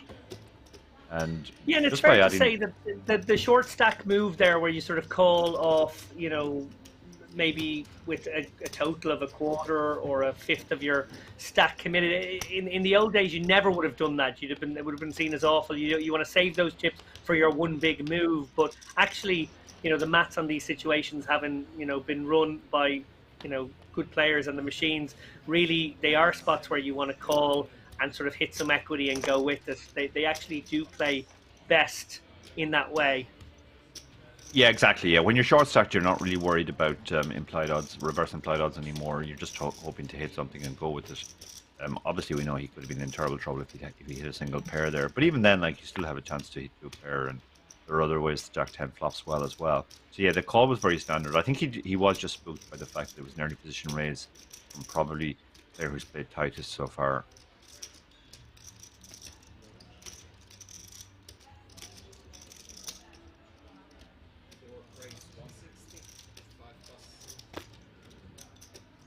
All in. Ramon Moulage with 35 big blinds, a big shove here. He is sticking Yeah. it in, all you can eat. I don't think I like this raise from Volcan. This is not the kind of hand you want to raise call. And you're folding away a lot of raise equity when you raise fold. I think this is just a shove at 10 big blinds, but it might work for him though. He might get away from it now. Yeah, effectively 13 big blinds here. He sort of played it a little bit back to front, as you say. It's a hand that plays perfectly well as a shove and actually doesn't play great as an open in this spot. Yeah, it's in kind the of that category of hand you hate to raise folded and it's not strong enough to raise calls, so you might as well just shove it.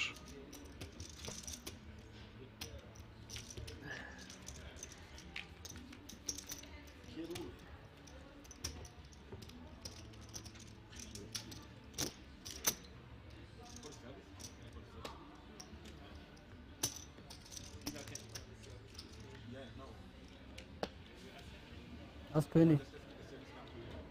Acker, ja, kannst gucken. Kannst du gucken, ja.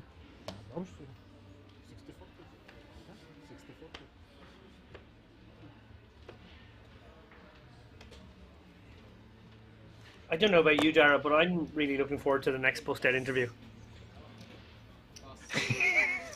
Yeah, you gotta love bust-out interviews. Somebody's just had their dreams crushed and now they have to talk about it. The very first time I appeared on TV, that was actually my biggest concern, because as you know, I'm not a very good loser at all, and I spent most of the week not preparing for the game itself, but just rehearsing my bust-out interview. The magic 12 minutes, isn't that the rule with you, Dara? It has to be 12 minutes, yeah. 12 minutes after, I'm fine. I'm a reasonable human being again, but in the 12 minutes after a bust-out, I'm just a horrible person who wants to say horrible things about the people who are still in the tournament.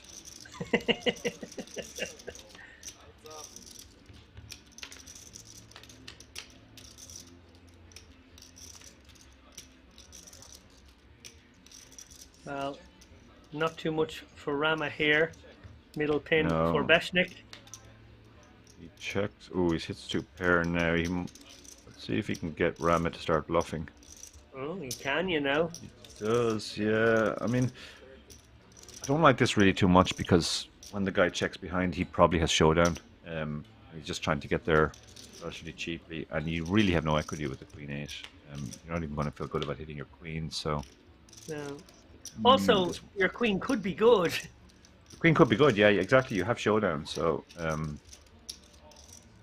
think you see this a lot actually with recreational players. They think after it goes check on the flop that they should start automatically betting the turn because they think that, well, the guy now has nothing. But usually when players have nothing, or often when players have nothing, they'll actually bet the flop at the flop. When they check, it usually means it's sort of a marginal hand that's trying to get the showdown. Pretty easy decision for Beznik here. He has a slam dunk call. I don't think he can raise. Obviously, the board is straightened up a bit. The backdoor flush got there. No thoughts of raising ever. But the Jack 5 way too strong. He can be up against the king that checked the flop. King 9 would make a lot of sense here. Maybe King 8. That kind of hand might take exactly this kind of line. And he does take a moment before snapping it off. And Rama just mucks. Yeah. And I think that's one of the advantages of checking the flop as well. You can actually induce bluffs. People sometimes focus a little bit too much on wanting to take the pot down right now, and they think checking when you have something is letting the guy catch up. But often you'll win more just by checking and encouraging to bluff on later streets.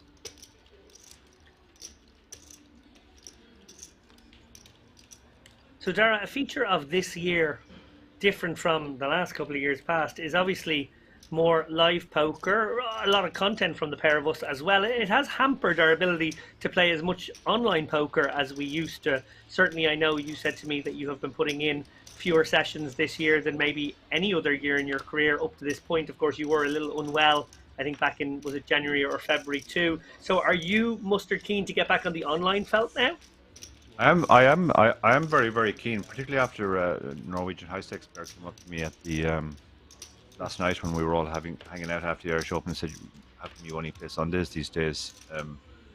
Which is not the case, but I have certainly played a lot less this year and I'm keen to play on much more online. But it's going to be very difficult because, you know, even before WSOP, there's at least 2 more festivals that I want to play. So, and then there's other stuff to catch up with as well.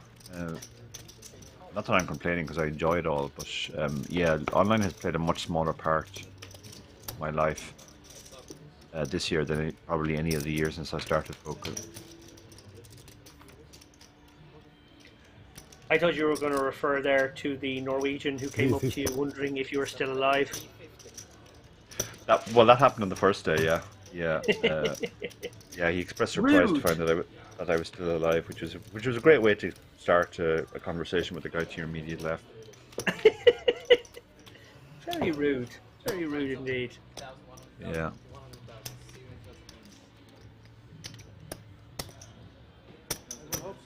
So we're going to have a dealer change, and then we'll be back into the action. It's been an interesting final table so far.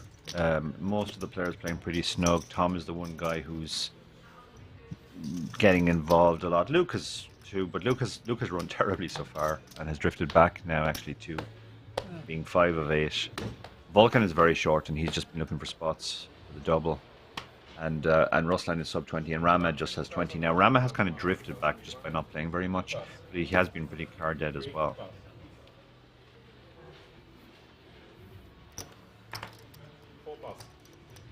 Plus 6 plus.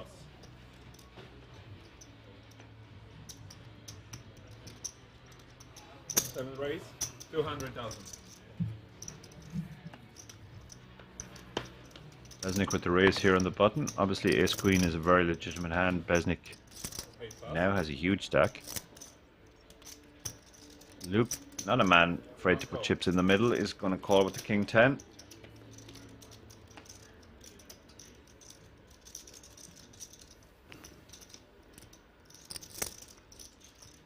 And these are always fascinating spots. Button versus big blind, wide range spots. Both players can have a very wide range of hands, which means essentially that button will usually be ahead here because he has the more strong hands. Really close, because as I said, both of them have wide ranges, but you can definitely get away with just betting pretty much all the time here. And he takes it down.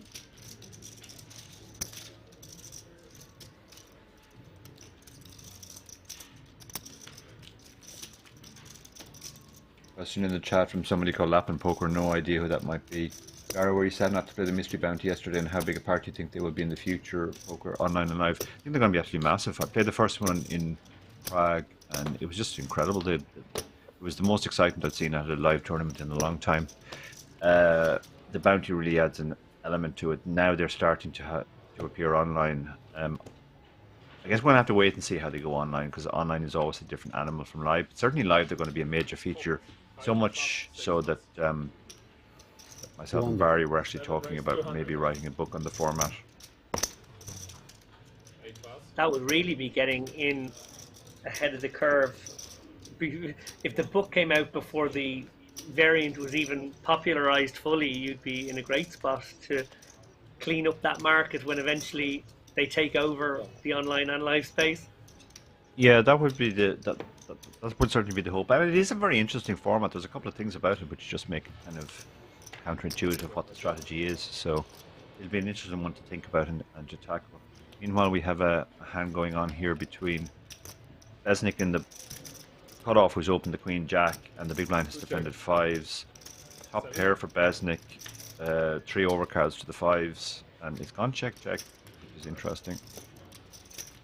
5 of clubs in Nedelko's hand here. He's doing he's doing quite the conscientious job of covering himself up, must be said.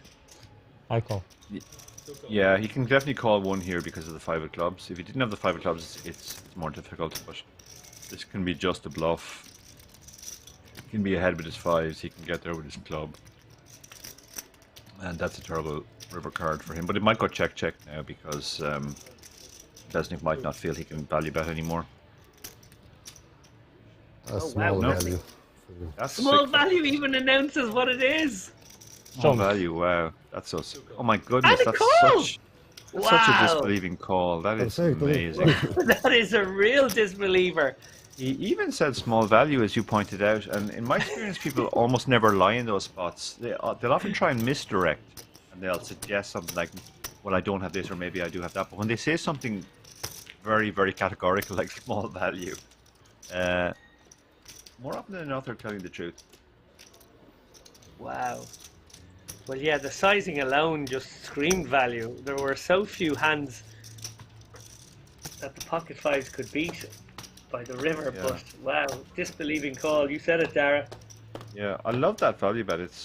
He eked a bit of extra value out there where he had no right to, and that adds up over the course of a tournament. Those extra 300,000 chips or whatever it was, 400,000.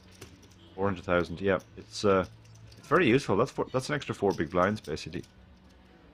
It sure is. Shout out in the chat here to Dark Angel Donna. She's giving us a mutual hello here, Dara, and saying that it's going to be great commentary today with the two of us in the. I don't know. It could be low energy, Donna. So far, so good. But if it goes late, it could be low energy. We are on fumes right now. I can speak for both of us. We've been putting it in night and day for the past couple of weeks, both on commentary and on the felt. And in the bar for Dara last night while I was on a long-haul flight. So, yeah, we're going to do our best to keep the energy high and the analysis good. But yeah, I woke up with a large pint glass of whiskey beside me, which tells you how last night went. So, yeah, it's fair to say, though, it was a pint glass of whiskey. I don't know, I think people kept pouring whiskey into my glass, and I ended up using bigger and bigger glasses. That's my vague memory of what happened. But, yeah, it's got to say now where I'm dreaming about commentary, because we did commentary in Tallinn, and then we did commentary at the Irish Open, and then I did commentary here yesterday, and now I'm doing this, and later on I'm doing more commentary. So this is just my life now. But great to see Donna. yeah, you actually sent me a message. I don't know if you even remember this. Maybe you thought this was part of your dream. You sent me a message either late last night or early this morning, asking me if you had just become a professional commentator, and at what point would you realize that's what you'd become. Yep. Meanwhile, I assured you that you also wrote books. I vaguely remember writing books too. Yeah, also a thing I do.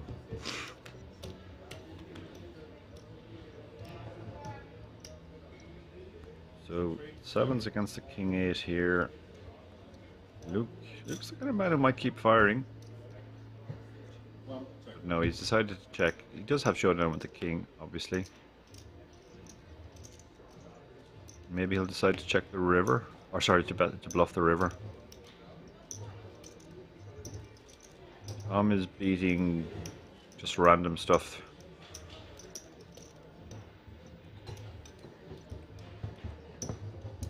A good think about this. That's quite big already, 1.4 million, 14 big blinds. Maybe he's going for a blocker here, a small bet. Almost like a blocker. Yeah, I was going to say that, Dara. It's like maybe he's going to stick out like a one big blind blocker, or 1.5 in this case. Or no, just 225. 225. Yeah. 2.25 big blinds into 14. So this is a classic block where you're basically hoping not to face a bigger bet, but maybe to squeeze a little bit extra value out of a 6 or a 4 that would check behind. Yeah, and it's a good bet actually. It has some utility in this instance. It can target the 6s and the 4s. It can prevent the queen maybe even from getting too spicy. Absolutely. So yeah, it's an intelligent bet, it must be said here from Cohen. Intelligent bet. The only thing is Luke might pick up on this and raise, and then Tom's in a horrible spot. Not sure King 8 is the hand to do it with. Having the King of Clubs isn't good either, because you're hoping the guy basically has the busted flush draw. He ekes the extra value out there again. Value from the King High there. Wow, that is really an impressive nice. bet from Tom. Yeah, I thought he was targeting a 6 or a 4 or a lower pair, but he actually got value from the King High, which was unexpected. But it was such a small bet, I guess. And actually, I played a very interesting hand against Andrew Hume at the Irish Open, where he made a similar bet on the river. And I had second pair, so I had a very easy call, but he turned up with like 10 high, so he was just trying to get queen high, jack high to fold. And I remember that hand. I was over your shoulder for that one, Darren. I think I was eating a curry in the middle of the night. Over yeah, your that sounds like you. That hand. Yeah. Yeah. That was late on day 1 of your high roller. Is my memory good? That's very good. Yeah. Oh, I'm surprised your memory is that good. I was watching things like a hawk while shoveling beef tikka masala into my face. Yeah. Guys, if you're in the chat there and you want Darren and I to talk on any subject whatsoever, obviously we're here and we will be calling the action and we'll be covering 90-95% of hands, all the interesting ones for sure. But if there is a subject you'd like us to wax lyrical about, by all means, let us know. and we'll certainly Indeed, give you our takes on whatever's going on in the poker world right now.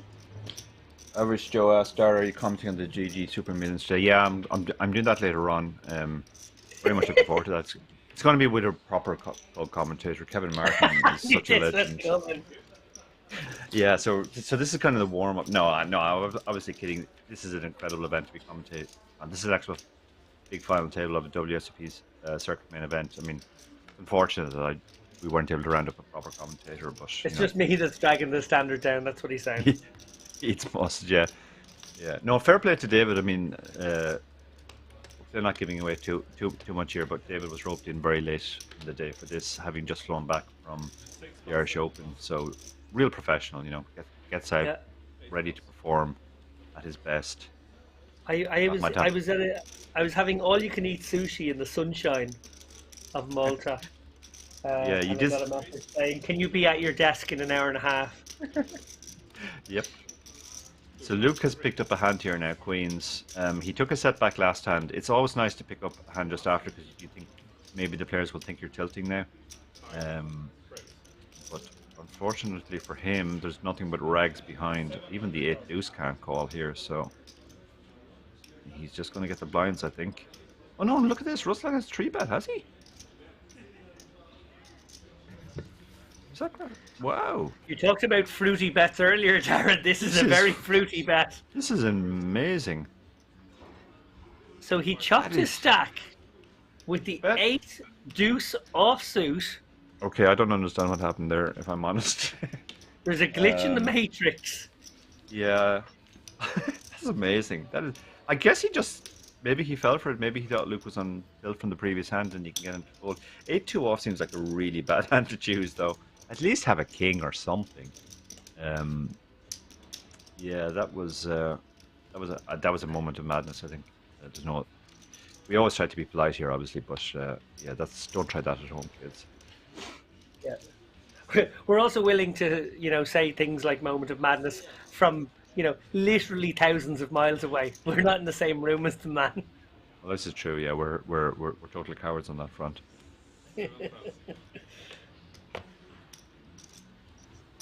Yeah, I admire the courage, obviously, but I think I would have waited for a slightly better hand, and he's been punished with the loss of almost half his stack. Yeah, he certainly had moxie with that bet, it must be said. Had it worked against maybe a lighter open, maybe an 8-10 suddenly finds the hero fold, we'd have been commenting on what an astonishing bit of bravery it was, but he just really did look a bit silly in the end. Yeah. He's going to shove through though now, so he's got some of it back. Got some of it back, yeah. He showed the ace or the deuce. I didn't see. Either one wouldn't surprise me in that spot. Apocalypse UK has taken you up on your offer, Dave. We can talk about absolutely any subject. Okay, if animals could talk, which animal do you think would be the rudest? You first, David. Ooh, let's go talk. Which animal would be the rudest?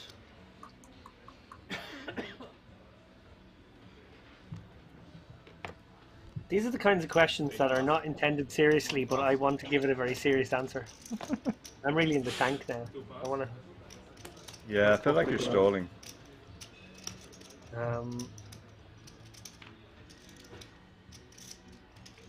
Hyena, maybe? I was... Oh, okay, you've taken my one now, so that... Now I have to pick a different one. Now who's stalling? I should have been thinking. I should have come up with a second choice here. Okay, I'm going to say. I feel like it might be pigs actually. I think pigs are kind of like are very smart, but I think they probably have issues. And they like to roll around in their own muck. They like to roll around in their own mud and stuff. And yeah, when you see that kind of behavior, you think they might be rude as well. So yeah, I'm going to go with pigs. As Uncle says, can Dara give driving tips? Yeah, I have one very good driving tip, which is never get into a car with Kevin O'Donnell. I mean, that man should not be allowed to drive anymore. He's 97 now or something. Maybe he was able to drive in the past, but like he's just a menace on the road now. He veers in and out of lanes. He starts telling stories, and pointing and gesticulating. Yeah, that's my main driving tip. Don't get into a car with Kevin O'Donnell. He also screams, "Why is everyone on the wrong side of the road?" for the duration of the journey, which is very worrisome.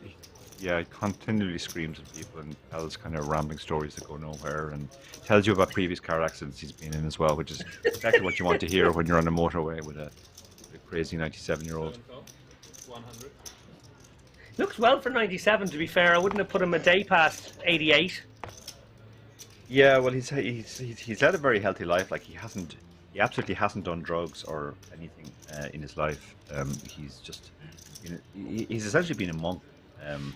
So that's kind of why he looks as good as he does at whatever age he is. So in the meantime, we have a blind on blind action here.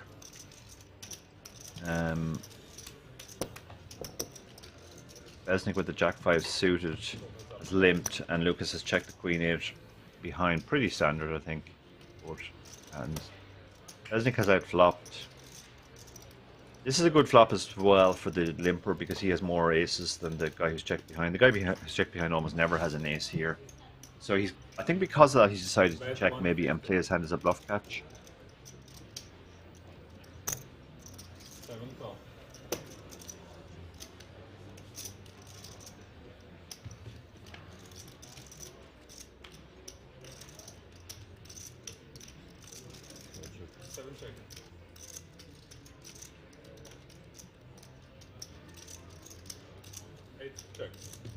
Yeah, Lucas picks up the showdown and he has his draw as well. And bad news for Beznik, he's allowed his opponent to get there.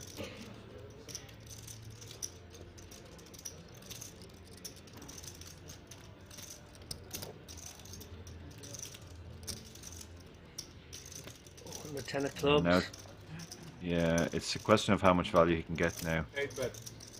285. Gone for a relatively small bet. I think 285, just under half pot. He is targeting these types of hands. 7 raise. Wow! Turn his hand into a bluff. Wow. This is high wire stuff. Now it's a really bad time to bluff because Lucas has close to the nuts. Yeah, sort of a shrug call. I guess I have to be sticky here. Obviously, some straight flush possibilities out there and one better flush, but you probably just have to get sticky with the second nuts. If you're only going to call with the nuts, it's not enough hands, right, Dara? Yeah, absolutely. No, you have to. You can't be folding that high up your range. You don't like it because he's basically repping the nuts, but you have to find calls that aren't the nuts.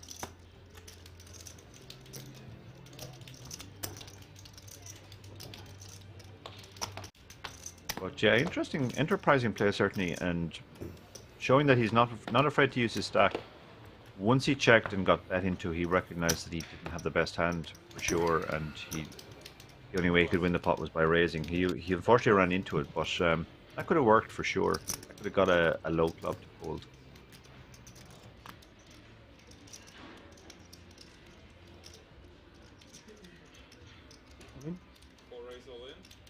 Vulcan moves all in with the King Jack for 8 point something big blinds. Pretty standard.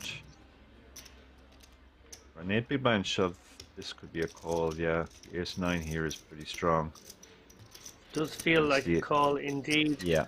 With almost 2 hours of the final table played, we've only lost one player so far. Are we about to lose a second? Could be. If the call is made here and the Ace 9 stays ahead. Call. Does call. He does call, and obviously, you know, he's called to fold to one of the bigger stacks behind. He wants to have the equity of knowing he's up against a hand whose range is inferior than his. Obviously, any further action, he would have let it go. He does manage to get the isolation he wished for. He does get to have the 60% he wished for. Will it hold?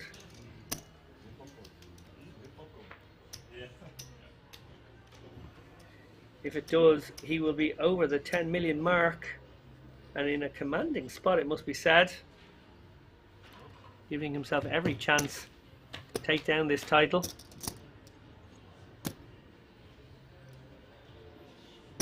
That's a great flop for Beznik. Yeah. Yeah. Not only does he stay ahead, but he has some killouts now. An ace or a 4 on the turn, and Vulcan is dead.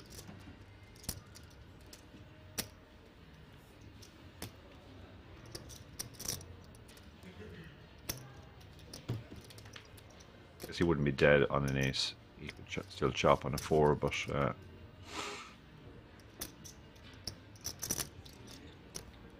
And Vulcan saying goodbye. yeah, you love it. Wishing the rest of the table well. He's using all Yeah, the it moves works he every can. time. It works. It literally works every time. Every time the guy gets up, starts saying his goodbyes, gets his bag, puts his coat on, and he's halfway out the door. He's pretty much guaranteed to hit the river. So, with almost 2 hours now on the clock, we are still 8-handed on this WSOP Circuit Spring Edition main event final table from Rozvadov. Just a couple more hands on this level. We see there Beznik, 92 big blinds, 93 million chips. Tom Cohen, been a bit of a star so far, it must be said. He's had all the moves at the right time, 6.2 million. Pulling up the rear, Ruslan Volkov, just 10 big blinds. He's shown some aggression, some creativity. Yeah, he has for sure. The rag, chop my stack. 3-bet was enterprising but didn't work. And now he's kind of in push fold for sure.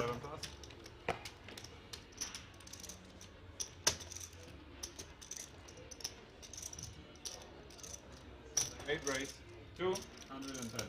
1 pass. 2 stop. It's after the 4.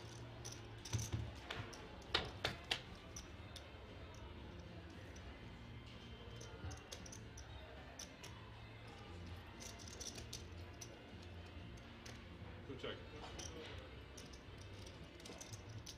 8 bet 200. 2 stop.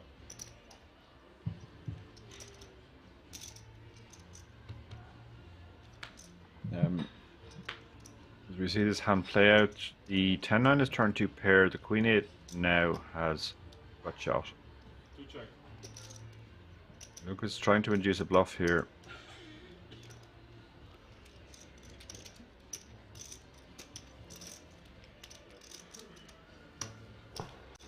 Bet 500. Oh, sorry, Nindalco bet. Checked rather, and Lucas has now bet 500 to call 1.5 million with just the gut shot. This should be the end of the hand, I think. But we have seen some strange or unusual moves. Not on this occasion. Lucas takes down pot. And Pike Haxton asks, can we have your thoughts on the ICM Sphinx call with the Ace King yesterday? I didn't actually see the hand. I wasn't there at the time. But next time would be when I rewatch appreciated as well.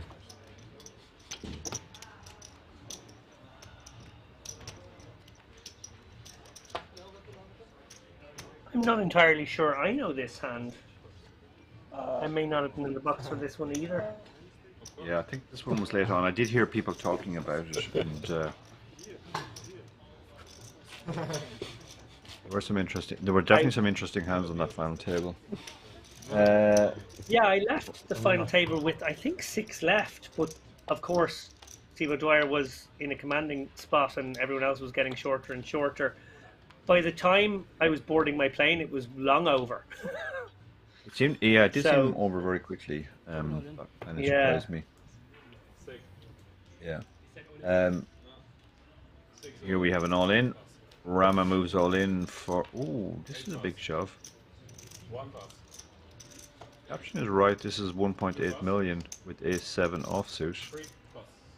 Not close.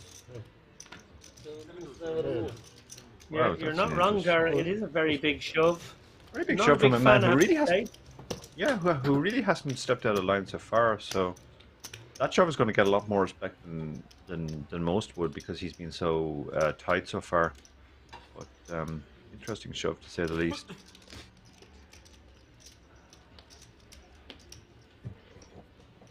Meanwhile, more great questions in the chat. inspired by David's "Let's talk about anything." So, which sport would be the funniest to add a mandatory amount of alcohol to? I'm going to say it's synchronized swimming. Yeah, I can definitely see synchronized swimming.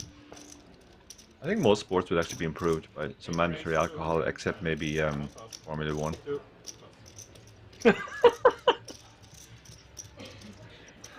Maybe shooting as well. Shooting might not be a good idea to add alcohol to shooting. Archery. Archery. Yeah. You're holding the bow and arrow backward. Oh, never mind.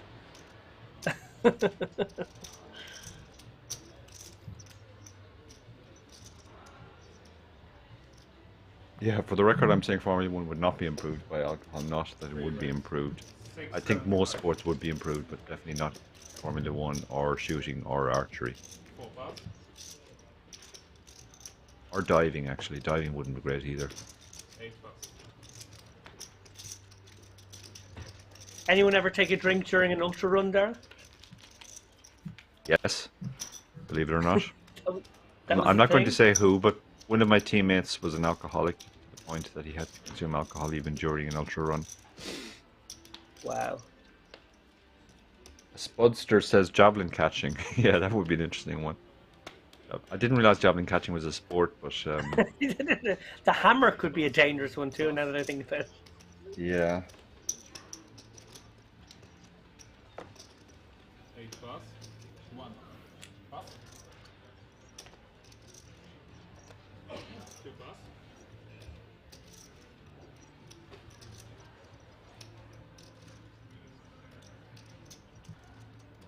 Mike Hastings, again, I guess referring to the Ace King hand, said it caused a lot of consternation in the chat. He 25 big blinds and the other two players had about 15 between them. Lots of people saying it was a slam, it was a fold, and just as many saying it was a slam down call. Yeah, that does sound like a very interesting spot. Without seeing the exact details and the payouts, and presume at this stage Steve was already runaway chip leader. But it might very well be a fold. It could be possible. 4 8, 210. Vulcan has the aces here in the small blind. He raises. Okay, the big blind's really short, so he just folds. Yeah, a bit unlucky not to get any action there. Yeah, I think I might have just limped there. I think you can limp aces, and that will allow you to limp some other weaker hands. This is first time playing.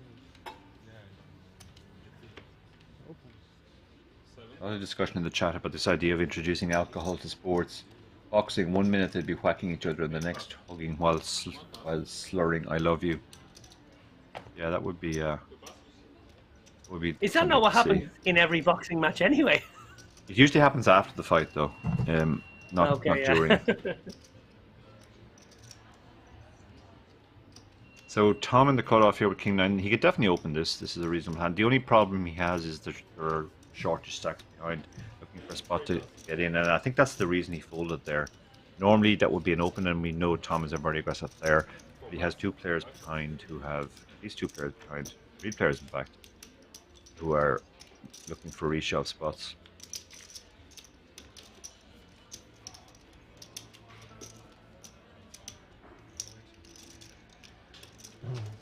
Ještě můžu vás poprosit černý čaj s citronem, prosím?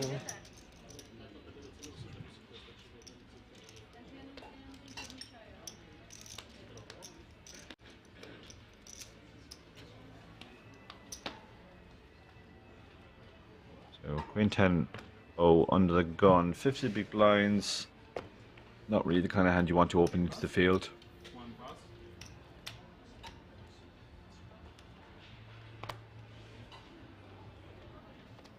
Pass. Ace 5 suited on the other hand. Good blocker, good playability against calls. Let's just put some chips in and see what happens. 4 pass, 5 pass. So far so good. Pass. Yeah, he absolutely might get this all the way through here. Beznik, well, Beznik is a very suited deep. king certainly in the calling range, but an offsuit one might be. Yeah. Yeah, this isn't. This is probably a call, but he might not fancy it against Tom. Yeah, yeah. I like don't, that exploit, I have to say. Even if the king 3 is rock bottom of the calling range, I don't mind shaving off a couple of hands up against probably the best player at the table. Yeah, yeah, absolutely. Yeah, it's a profitable call, but it's not going to be making very much, and you're out of position to an extremely good player. So nothing wrong with just deciding that you don't want to put yourself into that spot. So there you can see. We see there. Go on, Dara, take it away. Sorry, I was on top of you. Yeah, sorry. Ruslan is very short now, and we have two other guys who are in or around the 20 big blind mark. Beznik is top of the charts, but Tom is the guy who's just steadily accruing chips. He's played a really good final table so far.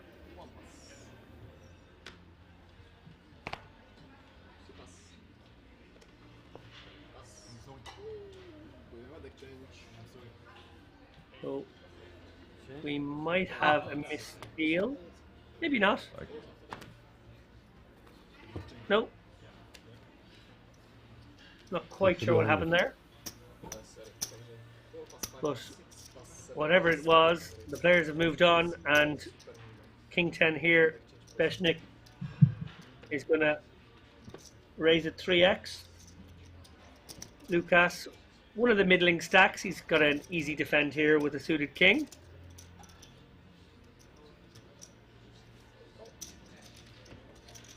Yeah, play the so street. some blind on blind action. You're going to see a lot of this when the table is just generally playing fairly tight because of ICM. You're going to see it fold around to the blinds a lot, and then those guys kind of have to test the money that's out there. They'll be doing it with very wide ranges. As Nick comes out Beznik's firing, tendency has been to bet larger sizes than we would generally advocate in these situations, and that may get the job done on a board texture like this. yeah, he does it again. Yeah, I mean, Lucas is sort of mid-pack with 45 big blinds, so he really doesn't want to tangle without the goods. And you're going to get a lot of folds in those spots. I think what happened there, I think the delay we saw is, I think Tom maybe drew attention to possibly a marked card because we saw the deck being changed there by Andy. Yeah. So You're possible spot that on, Darren. possible that one of the cards got marked there.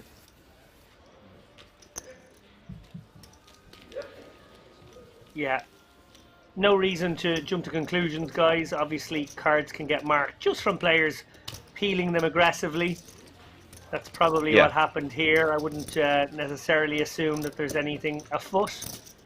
But Okay, always yeah. worth being vigilant at your own tables, guys. If you do see a mark on a card, always worth drawing attention to the dealer. It's very easy to get that deck taken out of play, get a change, get a new deck in.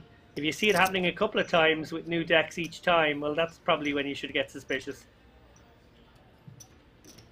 Yeah. Kind of depends on the cards that are being marked as well. Like if it's the random 6 of clubs, it's more likely to be an accident. But if the aces are suddenly getting marked, that's a bit more serious. But most of the time it is just an accident. You know, somebody is peeling the cards more aggressively, or maybe somebody has long fingernails at the table and that's marking the cards.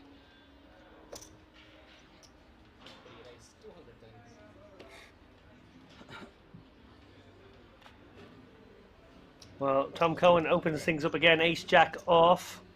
Perfectly reasonable open. +1. Vulcan Alcan. This is just Probably a going to shove. shove this, I'm going to guess. Yeah. Yeah.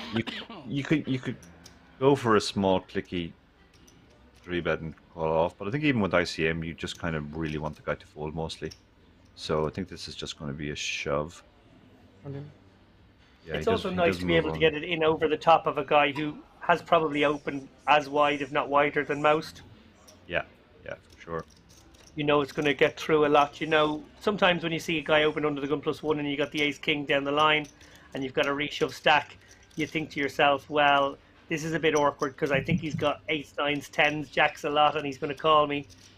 But in this instance, I think Vulcan knows that he probably is up against a lot of hands that he dominates, some which will call, some which will fold. Picking it up is no harm, but if he can get a double up here, I don't think Cohen can call this many chips with ace-jack.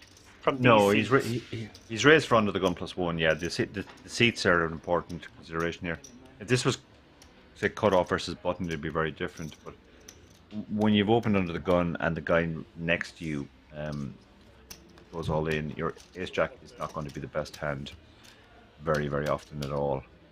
And you're going to be actually dominated a lot. You're going to run into, it's going to be ace king a lot, maybe ace queen suited, although I'm not even sure that shows. Certainly you're not going to ever be dominating the guy.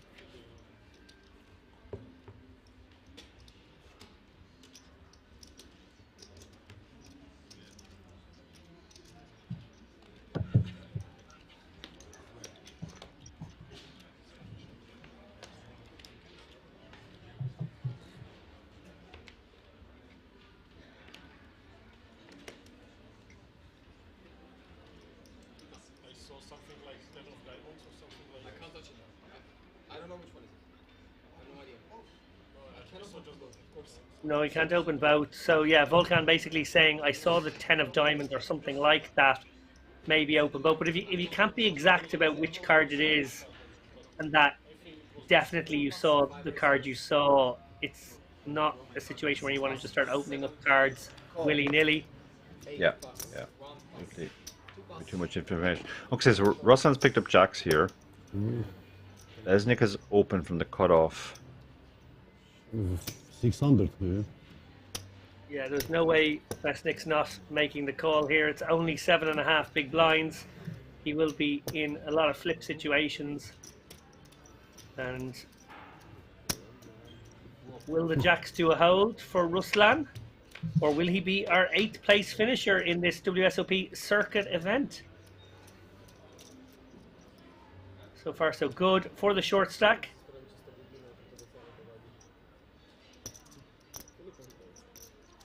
No backdoors possible, so we're just looking for 7s now. Yeah. Ruslan just has to dodge the 7 crossbar there. The 8 looks like it might be a 7, but if you're just looking at the spots.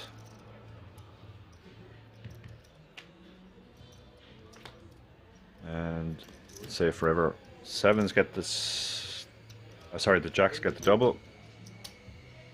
Beznik takes it. Not a very big hit to his stack, really.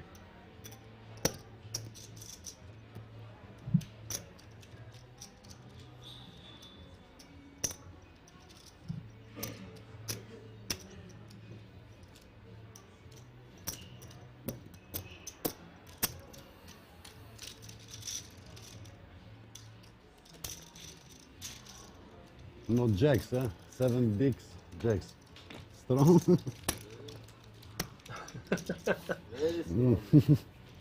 Beznik feeling a little hard done by that the guy with 7 bigs gets to wake up with the hand. Yeah. Yeah, so Ruslan doubles, more than doubles there because he was called not in the blinds. So he's back up to a fairly comfortable 17 big blinds now. So nobody's super short. ICM is pretty huge. The stacks are pretty, the bottom 4 stacks are pretty much bunched around each other. So that's probably going to lead for the next portion of play to be fairly tight. Luke is going to open the king 9 on the button. The fine open.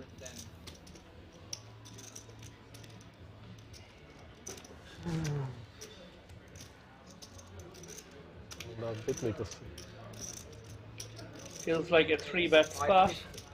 Yeah, the ace queen is definitely strong enough to 3-bet. Luke, it really hasn't been his day so far. Every time he goes for the open with a hand, he doesn't want to get 3-bet with, he gets 3-bet. It's a small 3-bet from out of position. I'm not a huge fan of the sizing, I must say, but it does get the job done in this instance. Yeah. Yeah, king 9-0 is just a horrible hand in that spot. No, yeah, I feel that. Open average, yeah?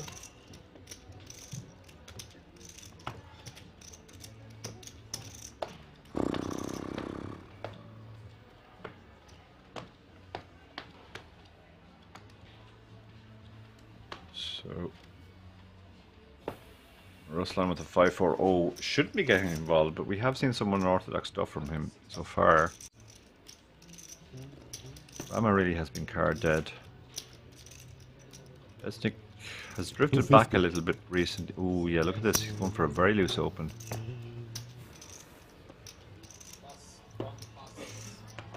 Very, very loose.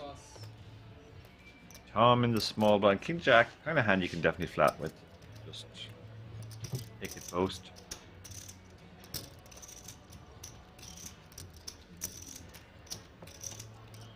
Yeah, You think, also a David, hand right? he may consider a light 3-bet with, so Yeah. it's one of those could go either way spots.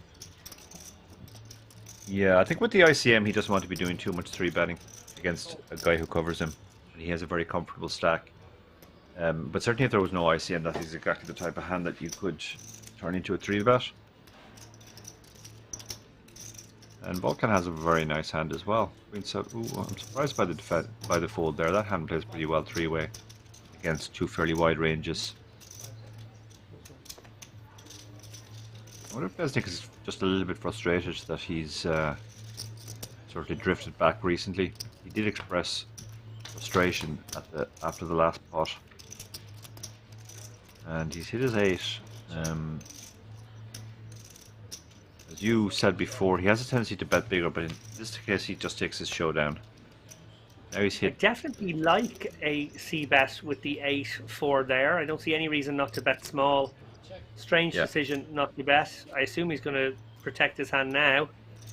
Yeah, agreed.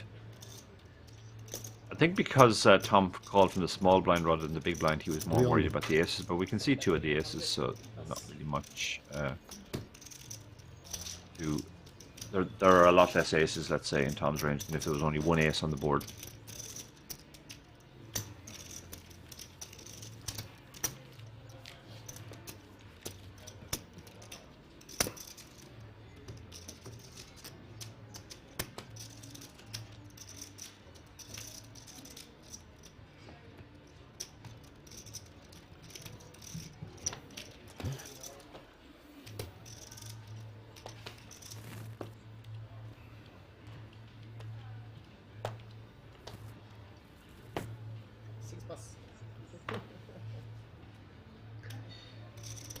For anyone in the chat who does want to recap what happened on the final table yesterday that Darren and I did a little commentary on, I have put out an article on VSO News. You can find it from my Twitter about Steve O'Dwyer's triumph in the main. A dominating performance, it must be said. Yeah, it was a tremendous performance. But we kind of knew that. We weren't expecting Steve to do anything, provide anything other than a great performance. Mm-hmm. You can also, on that same site, read Dara's excellent article that went out last week about Liam Flood, a tribute to the Irish poker legend that is Liam Flood. Dara, can you give us the clips of that one? Yeah, well, Liam was a guy who I knew from the start of my career. He was already a legend when I came on the scene, so I felt very privileged to get to know him pretty well and get very friendly with Liam before he unfortunately passed away in 2014. He was definitely, he had a troll's sense of humor, let's put it like that. He loved trolling people. But he was but underneath it all, there was a very very kind-hearted man as well, and yeah, very sad when he passed away back in 2014. He was the driving force behind the Irish Open. He was a giant on the Irish poker scene. He's still actually ahead of me on the all-time money list, which I'm sure he's chuckling at from heaven. The fact that I haven't managed to catch him yet.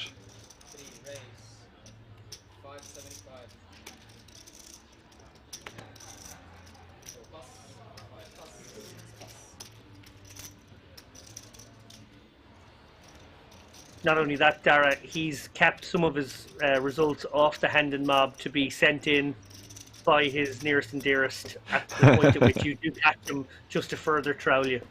That sounds like Liam, all right, yeah.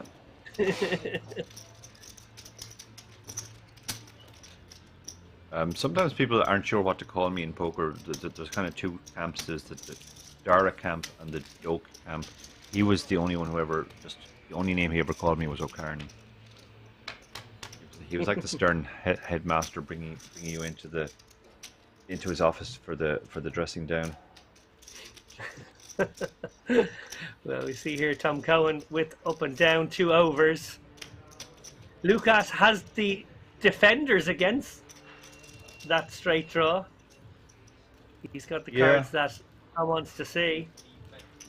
Yeah, But Lucas it's is an a interesting much harder hand board here. for Lucas to continue on than it is for Tom. Yeah, it's a case of like even if you're ahead, it's hard to stay ahead. And I mean, you have some nuttish backdoors, I guess. Backdoor nut flush draw, backdoor nut straight draw, but sizing here from Tom is interesting. It's very small, so this might get one call. He does call, hoping to improve on the turn, and you know obviously your hand is best some of the time as well. So lots of small amounts of different types of equity. That's a good turn from now because he's picked up the nut flush draw. That might encourage him to check call again. Yeah, and I can see Tom, given what we've seen of him so far, I can see him going big here, I gotta be honest. Yeah, I that has feel been like his. he's the kind of player who sets up a sort of an aggressive line here. Oh no, he doesn't. He checks this time. He decides to take his Okay, equity maybe a and see little what worried. happens on the river. Now he might be able to win this because if Lucas checks again, he probably doesn't put him on a jack. So he. One and he million. wow, I think Wow. Lucas thinks he's bluffing here, and he gets a snap fold. Like anytime you bet like that and you think you're bluffing and you get the snap fold, you think, well, okay, maybe I wasn't bluffing, maybe I actually had the best hand. Yeah, it's fair to say Lucas played it a bit like you might play a weakish jack, like ace jack you would assume a C bet, but maybe a queen jack would check back or would check the flop and then play the line exactly as played. Sort of targeting a 10 there on the river. A little bit back to front, a little bit unusual. Didn't expect him to find a way to win the hand, I'm going to be honest. I thought Tom would find a way, but there we go.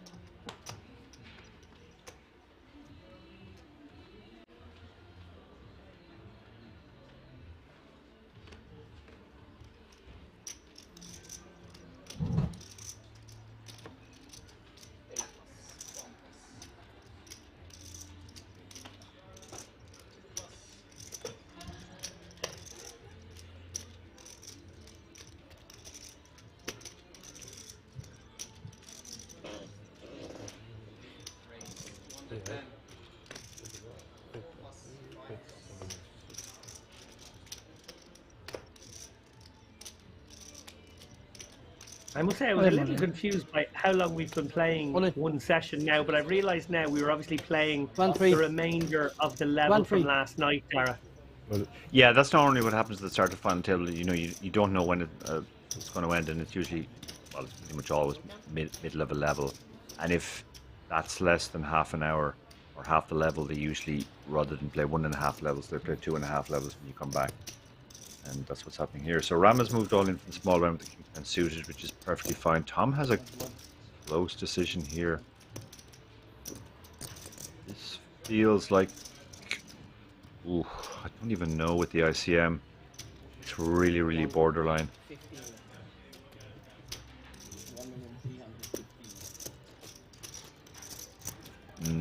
Yeah, I don't mind the fold there. I think I would definitely call. Well, ace-9 suited I don't think about. I don't think ace-8 suited is where I start to maybe make a side call.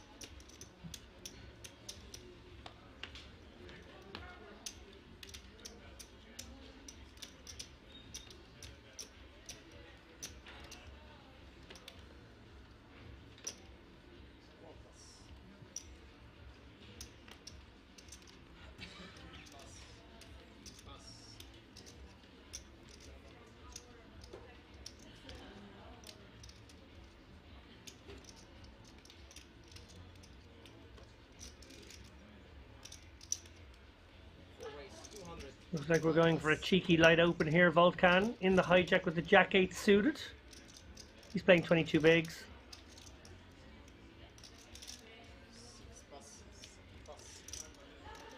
Folds round to the big blind.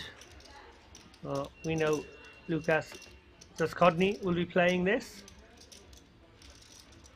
You want to keep some ace-x in your flatting range. Obviously makes sense then to make it the weaker ones. Yeah, yeah, absolutely.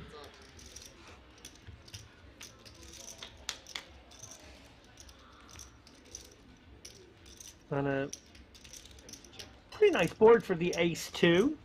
Yeah, You certainly have it in your mind you will be continuing. Volkan Alkan, maybe feeling like a lot of the flatting range out of the big blind will contain sort of cards between a 7 and a queen, and any of those combinations would have to fold to a c-bet, so he's going to fire out.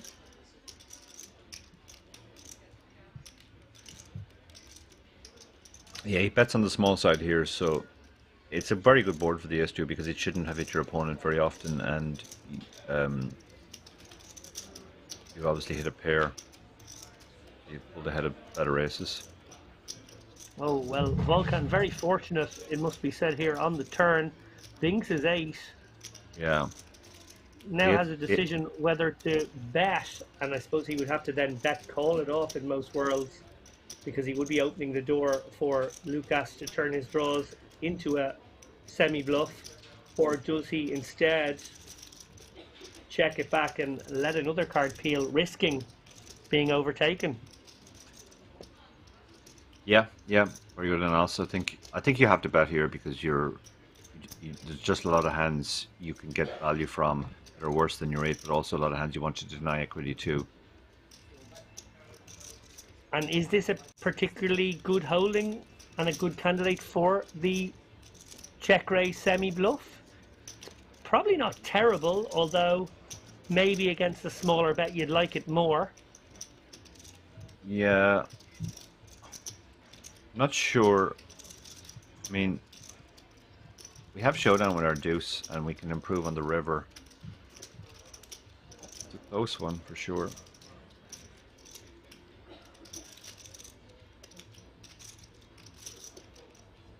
I have a sneaking suspicion he may just let this one go. No, look at this. A flat call. So yeah, Dara, thinking the way you're thinking, clearly that I have a pair, so I'm beating ace high, and I can improve. My opponent doesn't necessarily have to have anything here, so I'm going to check again. Do you go for some value? Oh yeah, shoes now? Yeah, yeah. There's only one bet left, really. I think the 8 is the nuts here, pretty much. I don't think he has a better hand very often at all. And we can definitely so get... you're just getting it in, hoping your opponent has king 4 kind of thing? Yeah, you're hoping to get a disbelieving call from a worse pair than yours. 4, a 3, a deuce. And it is only half pot, basically, so... You're giving your opponent 3 to 1. He's gone for an even smaller bet. It's interesting as well. This might get a cry call. It's a really interesting bet, because in the eyes of Lukas, he might be saving himself 6 big blinds for the spin-up if this goes wrong. But it also tells a very convincing story. Triple barreling here on the 4, 3 deuce, 2 diamonds, 8, 9 board. Yeah. He doesn't have to be good very often. This is the problem. Yeah, he's getting an amazing price here. 17% of the time is roughly the cutoff. So he can call and be beat a lot, as long as he just thinks 17% of the time he'd be calling and winning. Yeah. Yeah, it's I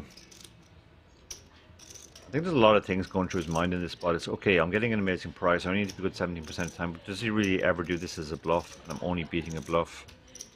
Like he's never betting a worse hand for value, so is this a good bluff catching candidate? I'm not good very much of the time here, but is it as high as 17%? Yeah, he makes the disbelieving call in the end. Yeah. Yeah, Falcon found a very good bet size there, which basically got the cry call and got that extra bit of value. And a triumphant little shuffle in his chair from Volkan Alkan as he rakes in a very tasty 3.3 million pot, bringing himself up to 4 million. Basically the same as Lukas now. Yeah, yeah, that was a big momentum swing. Yeah, props from Tom Cohen there in the seat next to him. You can see him nodding, saying, nice value bet. It surely was. Sorry, there's nothing to repeat. Apologies there, guys. My Siri decided that I had asked the questions.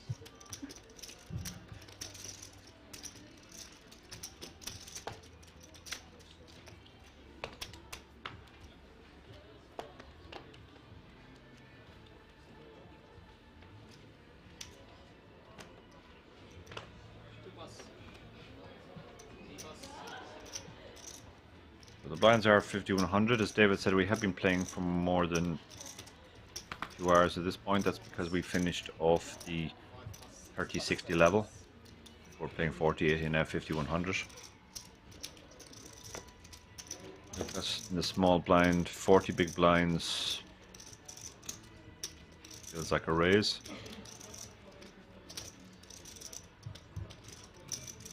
Feels raise.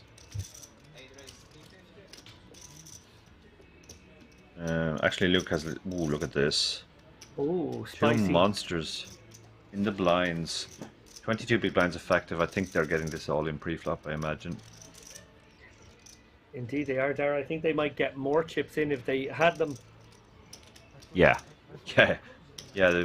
This could have been a 20 million pot if they had that many chips. But Luke is trying to decide whether he should just make a normal raise here or move all in. He has moved all in, and a quick call from Lucas. So right up Lucas, there with the biggest pots we've seen so far today. Almost Yeah, 5 this is a million huge- in the middle. Huge pot for both players. Luke's obviously tournament life is on the line, but if Lucas loses this, he's back below 20 big blinds, having had a very commanding stack 2 hands ago. So, massive flip for both players.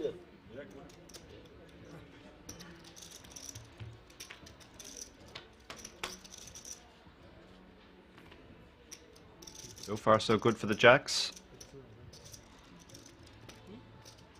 Lucas is going to need to find an ace or a king.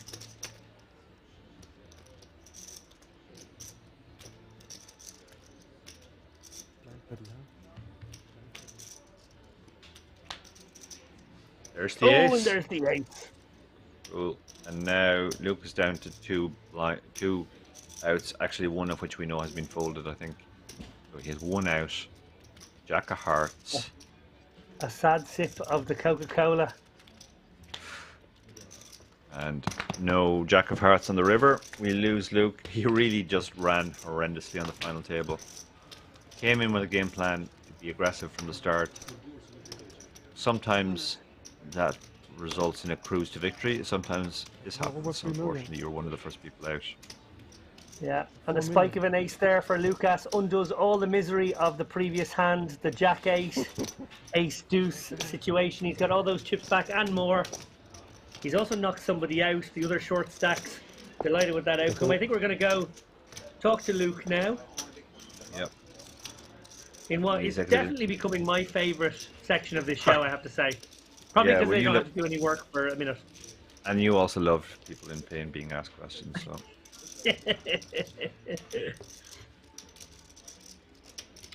So, while we wait for that interview, it looks like we're maybe going to have another hand. Maybe he refused the interview, Dara. Maybe he was like, I'm not in the mood, I Thrown need off. 12 minutes. Yeah, yeah. I'll come back in 12 minutes. I would be very sympathetic with that.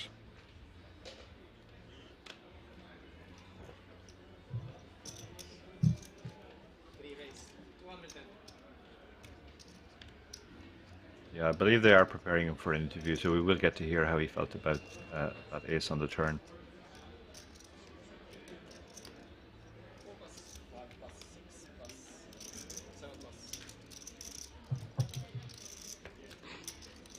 Do you think he'll be happy with his strategy, Dara? I think. Well, he said his strategy was to win, so I guess strictly speaking, he didn't execute. But yeah, I think right now he's probably thinking more about the ace on the turn than anything else. Well, let's find out.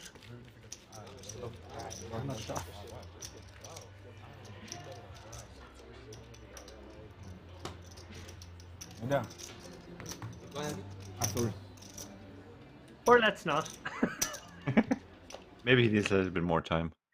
No, here we go. Hello, Luke. Unfortunately, busted with classic jacks against Ace King. How was your run today? Not so good, but it's okay. It happens. I got it set up at the end. But How are you happy overall with your run in the tournament? overall, I'm actually very happy with my play. I'm very confident, and in the end, it was a classic flip. Yeah. And what are your future plans in your poker tournaments? I'm playing the main event in October.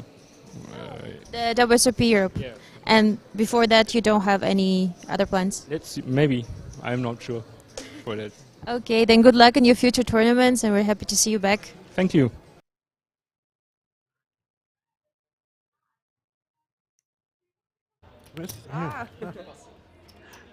As we return to the action mid-hand, we just heard about the classic jacks, Dara. Classic Yeah, jacks. that was a very polite interview, way more polite than mine would have been. Fair play to Luke, very good spirit there. So we have an interesting hand here while we were away. Looks like Beznik has opened and the ace-8 has defended. Against Beznik, with his tendencies, I think it's much easier to bluff catch this type of hand. He is the kind of man who likes to keep putting pressure on and putting chips in until he gets raised. That's 850k. Chunky enough bet. Half pot. Just has the bluff catcher, but I don't think you can fold an ace here. It's kind of gross because the pot's going to be basically there's just a pot size bet behind. It's super gross, Dara. It's sort of a call turn, have to fold river if he continues again. We just have to find out if Beznik fires that third shell. Beznik is capable of firing the pot size shove on the river. Yeah, could really work for him. And this is all about the power of the range advantage. Beznik can have all the nuttier types of hands, the aces, the kings, the ace-king. Tom Cohen can't. He's hanging on grimly with ace-8. Will Beznik pull the trigger? He can represent super strength. He can probably get Tom off this hand. I think he can, yeah. I mean, it's not certain. He's asked for a count behind too, so now he basically knows that Tom has less than pot behind. And he's in the end he decided he was too. Oh, a huge sigh of relief. That is a huge moment for Tom Cohen. He actually fist pumped when he saw this hand was good. He was so happy not to have to face the bet there and make the decision. Well, on that note, Dara O'Kearney and I are going to take a quick break. We will be back with action from the WSOP circuit event in Rozvadov. Beznik Lalinovsky, 7.6 million. Not as many as he had a little while ago. Tom Cohen ascending the chip counts. This is exciting stuff, guys. Join us again soon.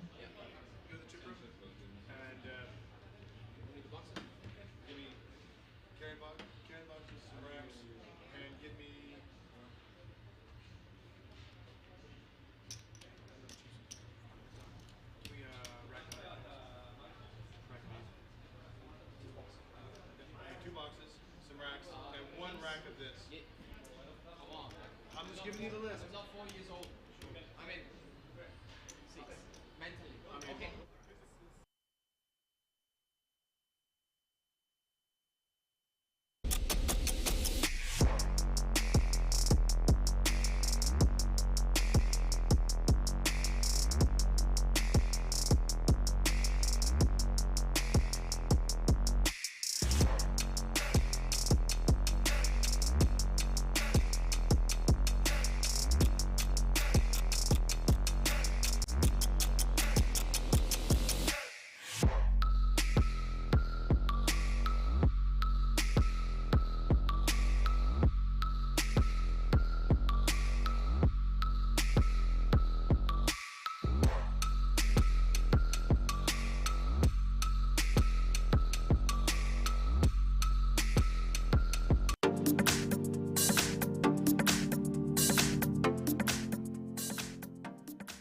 it's never easy under the lights and cameras.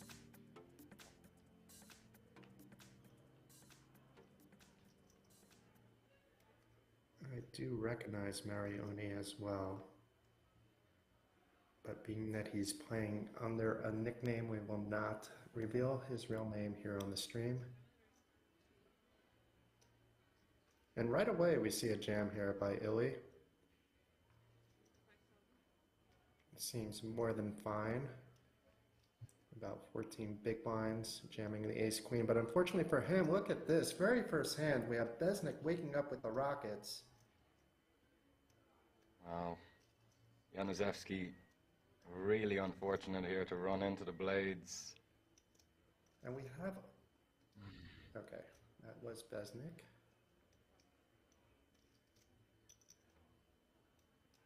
He's going to need a miracle to get through this. Gonna see the bad news.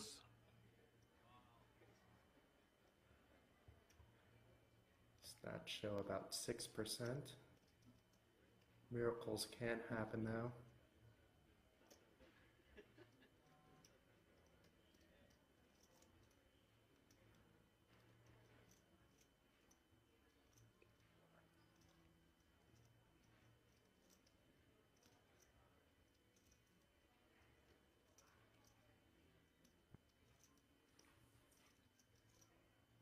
Are we gonna see a sweat? Let's see. I'm already sweating. As we know, never easy in this game. Always some sort of sweat.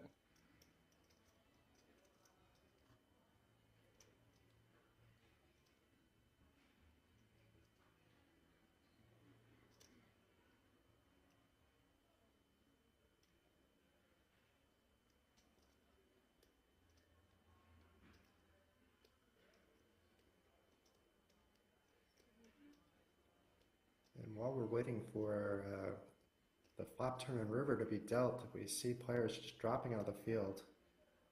Down to 136. Once again, it's 71 players in the money. So getting closer and closer to bubble time. And here we go, 2 spades. So what happened? It was ace-10, not ace-queen. So that's been corrected. I see. Does change things a little bit. And we do see a Backdoor. backdoor flush. Oh! Oh my lord. Wow. Now he has Beznik drawing to 1 out. This is just sick. Went from being 6% to win the hand to 97% and a 6 of spades. Gets the double for Illy. Beznik stacking. That is some pure joy. Hit, but you can't blame him at all. I don't think I've seen a man happier all year. Beznik does not look like he's very happy though. Yeah.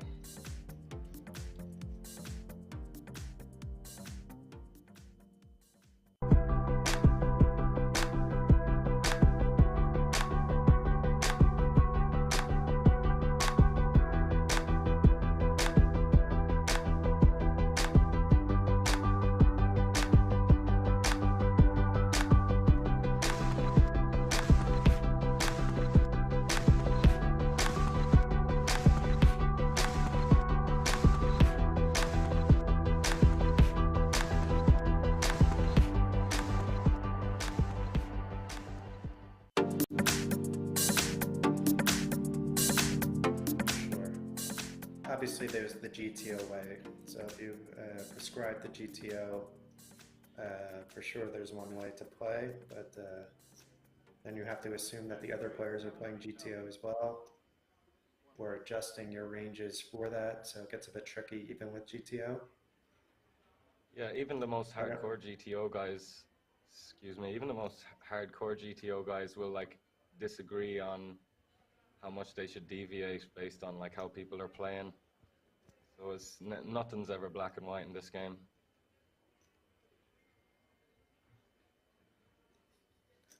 Is he gonna flat or a 3-bet? It looks like a flat maybe. No, it is a 3-bet. There were some more chips I didn't see. Oh my! Oh, Look at Lord. this. Sergey with the Cowboys. It looks like we have to wait for Marcel to fold his Jack-9 before we see what Sergey will do, but I don't think we're going to see a flat here. Oh my God. He is loving it with the kings. Little does he know. Could be the end of the road. What a disaster for Sergey here. Because even if he puts Nedelko on a tight range, you know, he still has these ace-queen, ace-king, jacks, queens, tens. You shouldn't be too scared by that 3-bet when you have the second best hand.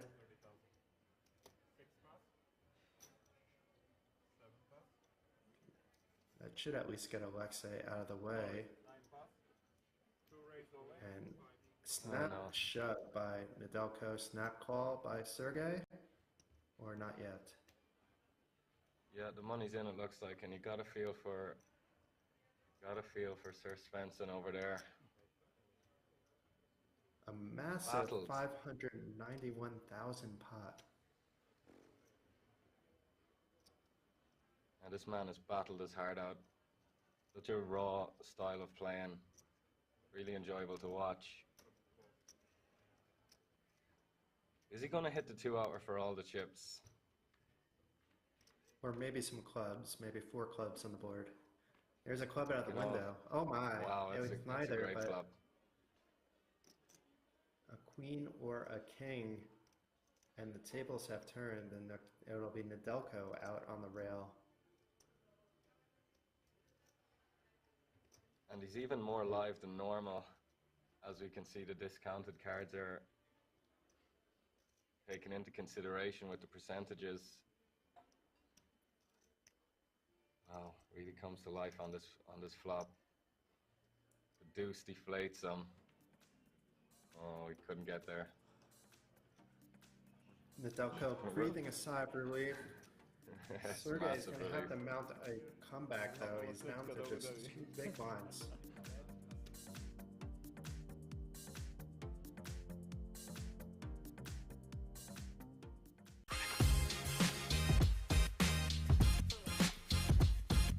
Race. Fold. Hero call. Hero call. All in. Beer. Coffee in the morning and beer during the day. Coffee. Coffee. I don't drink beer. Coffee. Okay, jacks. Checks. Ace king. Jack jack. Jack Jack. Cash game. Tournament. Cash game. Tournaments. Tournaments. Philharmonic. Both of them. Bust Philharmonic. Tony G. Bust them both in the same hand. WSOP title. WSOP. WSOP. WSOP. WSOP title. Small talk. Small talk. Small talk. Small talk. Bluff. Daniel Negreanu. Phil Ivey. Phil Ivey. Daniel Negreanu. Both. Title once. Title. Title. Title once. Title win.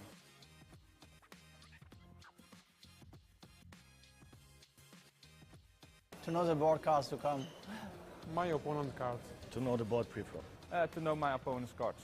I don't want any superpower. Being bullied. To be the bully. Being bullied. I don't like bullies, so I'm a gentleman. I don't like any of them.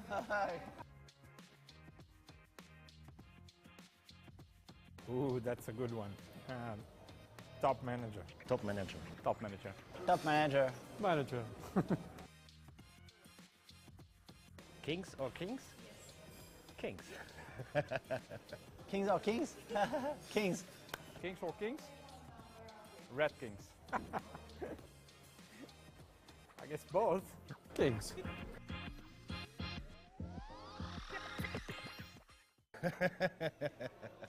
Of course, 1 year without poker. Okay. That's a trick question. Clearly 1 year without poker. No, both every day, if it's possible.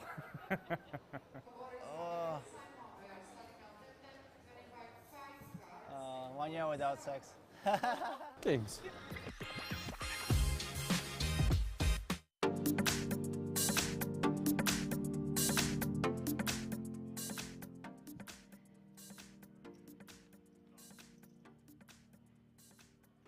see Sergey stack there. Just over a big blind. I mean, all he needs, winning one all in would have him up to 5 big blinds more, something like that. Maybe less, 4.5. I think we'd both like to see him mount this comeback. For sure.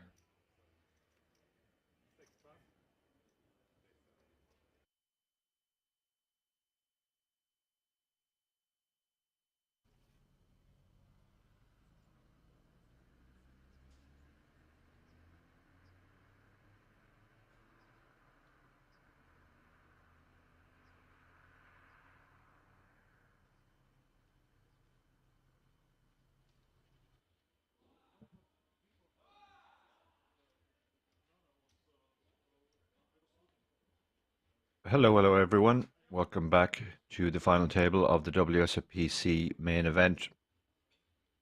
My name is David Lappin. No, wait, I'm the other one. My name is Darrow Carney, and we will be resuming. Still 8 players remain. You see from the chip counts there, Beznik has been very aggressive recently. He has actually drifted back a bit, but he's still top of the charts. Tom Cohen second. He's been the most active player at the table.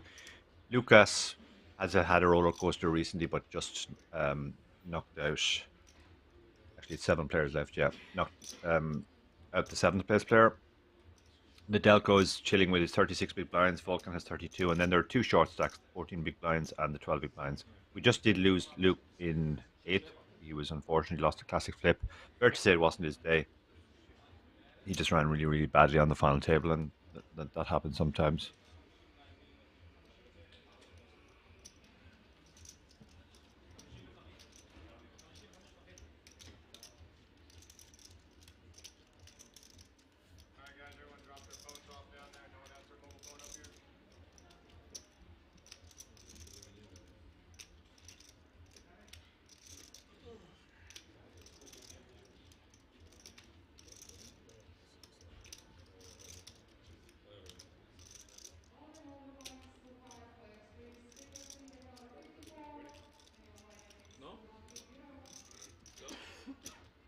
Troszkę słabsze. Ano.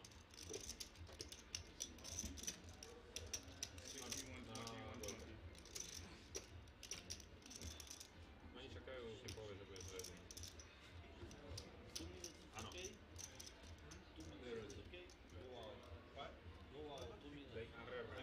can leave anytime you want.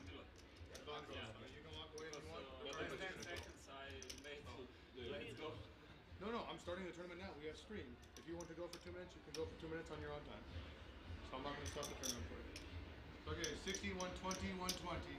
Good luck, gentlemen. Shuffle up and deal.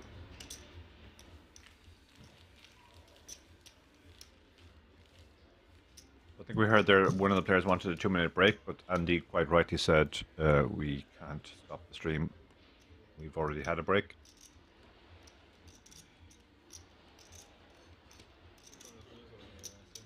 7 players remaining. They're all guaranteed €26,300 now, but they'll all be hoping for that first prize of €160,500. To Mandruli in the chat. Hello again today, sir.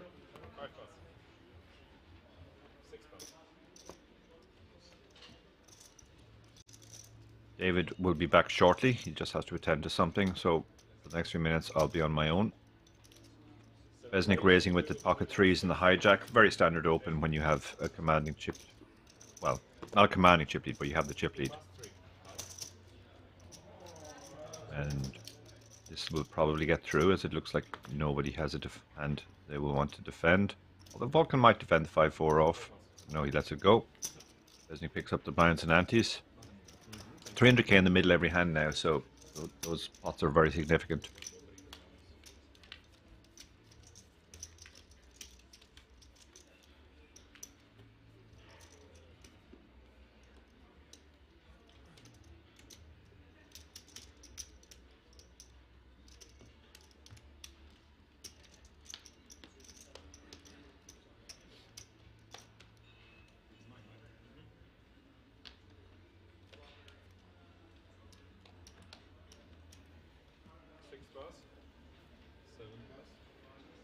I'm at folds. He's really just drifted back. He has been pretty card dead, but he hasn't really gotten involved too much.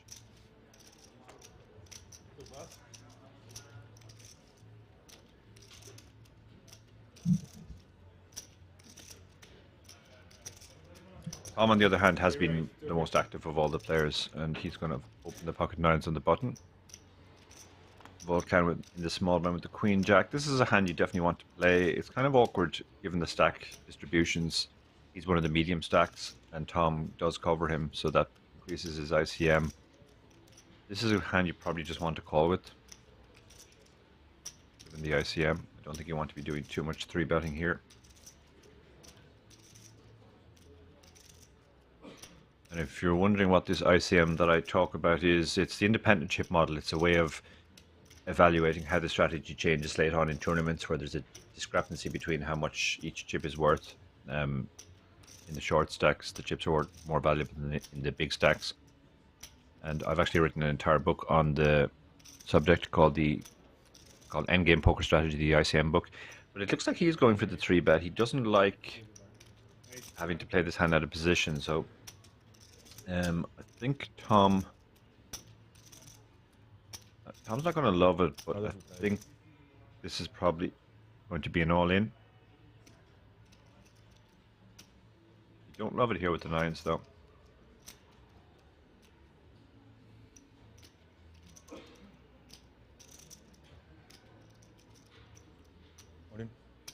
Yeah, he has moved all in. That's pretty standard. And now the Queen Jack has to fold, and he really regrets the fact that he decided to 3-bet this hand, I think.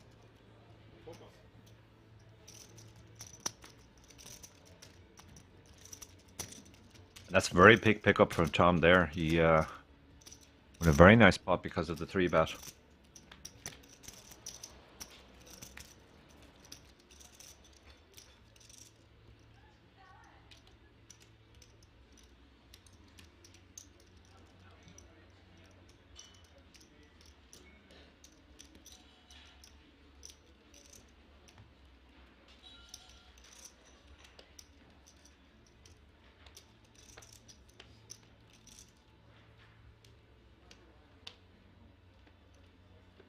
Beznik, he can certainly open this hand. Suited kings make reasonable opens, but it looks like he's going to let this one go. As a chip leader, you've earned the right to open those hands even early position. Question from Costas in the chat: is it ending today or tomorrow? It ends today. We're playing down to a winner tonight. I probably won't be here with you all the way to the finish. Finn and Gavin will be That was the hand where I subbing opened, in. While I go off and do another commentary gig.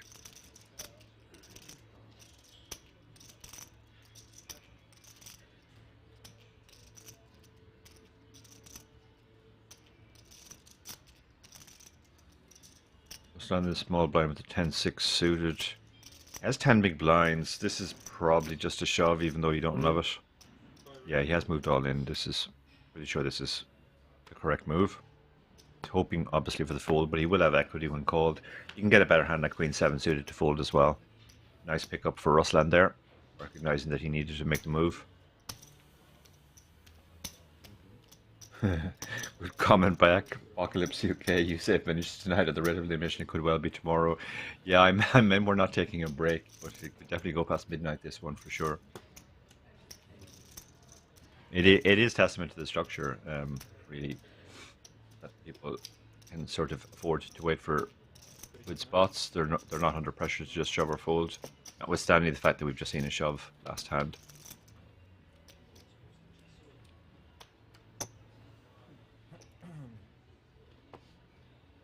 Lucas in early position. A lot of raggy hand. 2 raggy hands are going to be in the muck. Table has generally been playing very tight, which is kind of optimal, to be honest, in this situation. So it's getting folded around to late position quite a lot. Volkan, King Queen offsuit, good hand to open. Having Beznik in the big blind, 10-2. I mean, you're going to want to defend close to 100%, but this one is just a little bit too weak, so he's going to let that one go.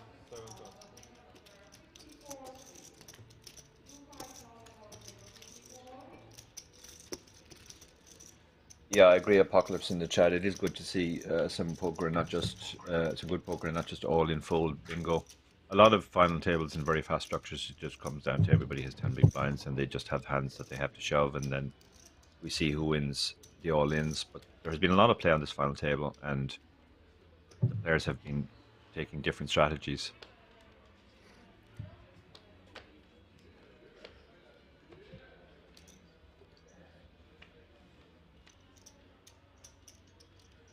I'm back, Ace Dara. Jack. Oh, excellent. David's back to bring the energy. Are you snuffling like me? I just made a lem sip. Yeah, I'm stuffling a bit. I'm hoping it's just tiredness and maybe a bit of... Well, it's hay fever even a thing at this time of year. I guess it is. Yeah. So, Ace Jack against Ace Jack here. Beznik are electing to just call from the small blind. You can see under the gun raise.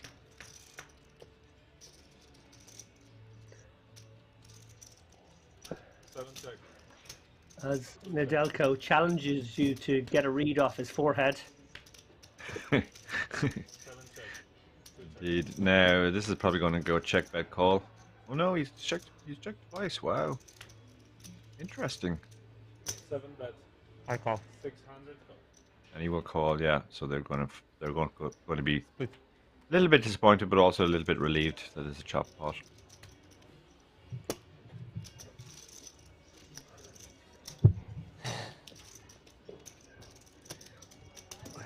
Uzeo sam blind, dobre. There's a catchphrase that somebody has about chop bots, but we would never sink so low as to have catchphrases there. Absolutely, yeah. Catchphrases, they're the low-hanging fruit of commentary and podcasting in general. Don't really understand how those people were awarded with a GPI award, but...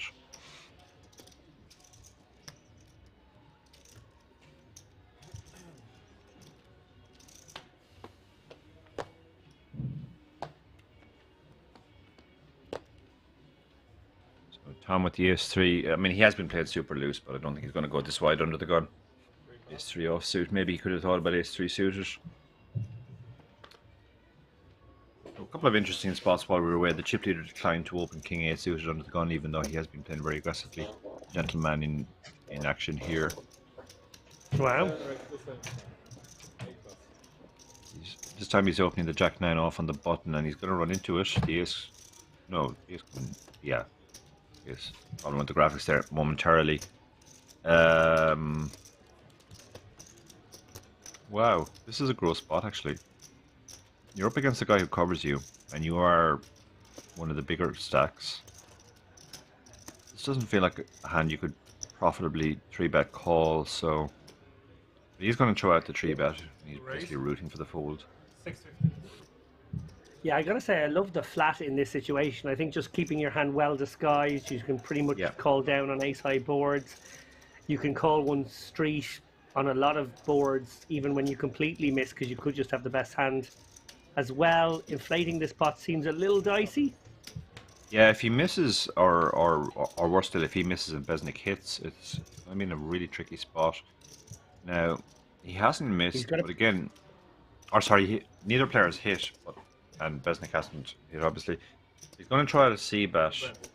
Beznik floated here.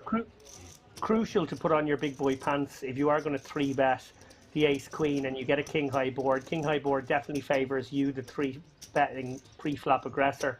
So I think you have to just sort of, you know, throw out what I guess is sort of a probing bet, really, out of position here.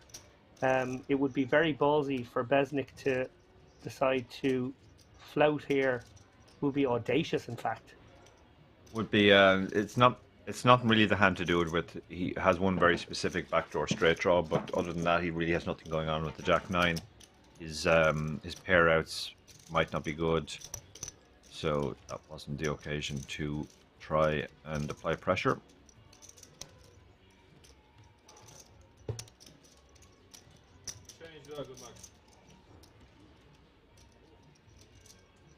The tunes are playing in the background of King's Casino and Rozvadov. Girls just want to have fun. Well, these boys are trying to have their own variety of fun here now. Some more than others. 64 big blinds for Tom Cohen. Much happier than the 11 big blinds of Rama Moulaj. What a segue that Did you like was. that segue, Darren? Was that a clumsy What a segue? Do you segue like that was, segue? yeah. Let us know in the Yeah. chat how bad or good you felt that segue was, or how forced. Yeah. Yeah, Sorry, I'm just a segue Cyndi was. Lauper fan. What can I say? Yeah, you wanted to. Well, it's probably one of the few pop songs that you actually recognize, so you wanted to alert everybody to the fact that you recognize the song. Hold it to Lucas on button. He's got the ace-5 off. This is going to be an open, one imagines.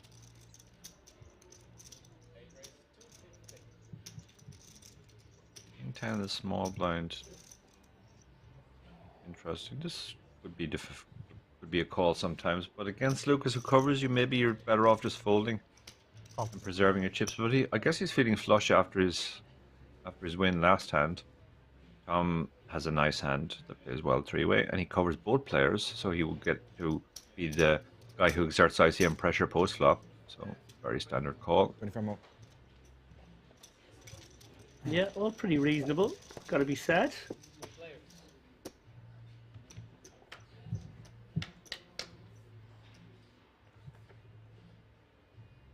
Okay, so nobody has a heart. Nedelko and Tom have both flopped a pair.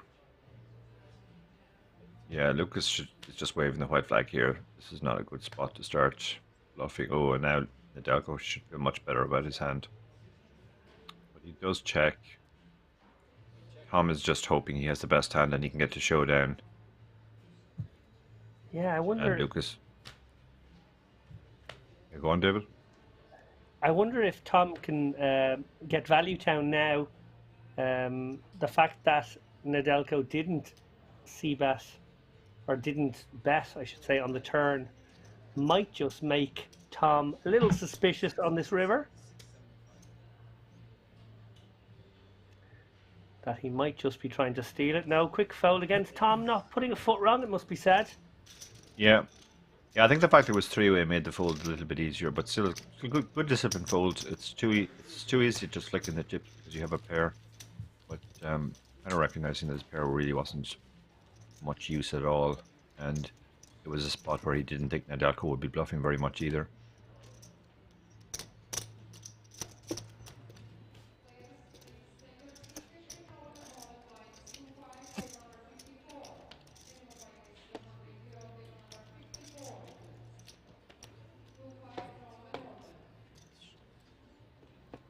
Ruslan still hanging in there.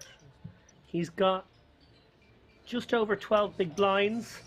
Big blind is going to get him next hand, so he will be sub 10 big blinds for the next orbit should he not find a spot in the big blind.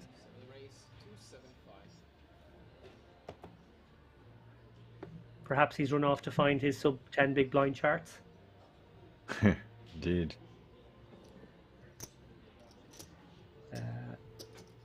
Action folds to Beznik here, who opens things up with the King 7 suited. Perfectly reasonable.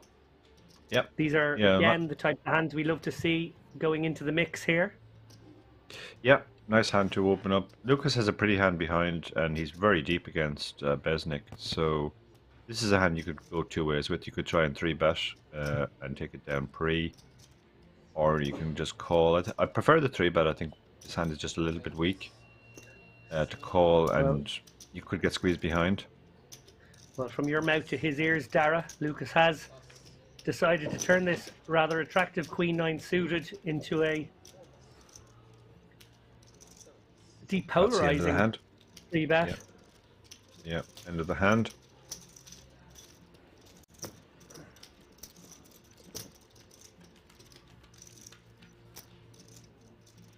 I think that's the spot where you can properly depolarize your 3-betting range, because you're not going to have as many flats there as you would have on the button or in the blinds. So it makes sense to, 3-bet your really strong hands for value, and then maybe you have some flats but not too many, and then 3-bet the hands just below that as your bluffs. But you also want to have some hands that flop pretty well, because if your 3-bet gets called, you would like to be able to flop equity.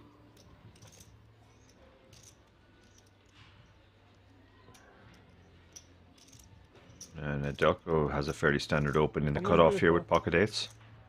Looking at the stacks behind.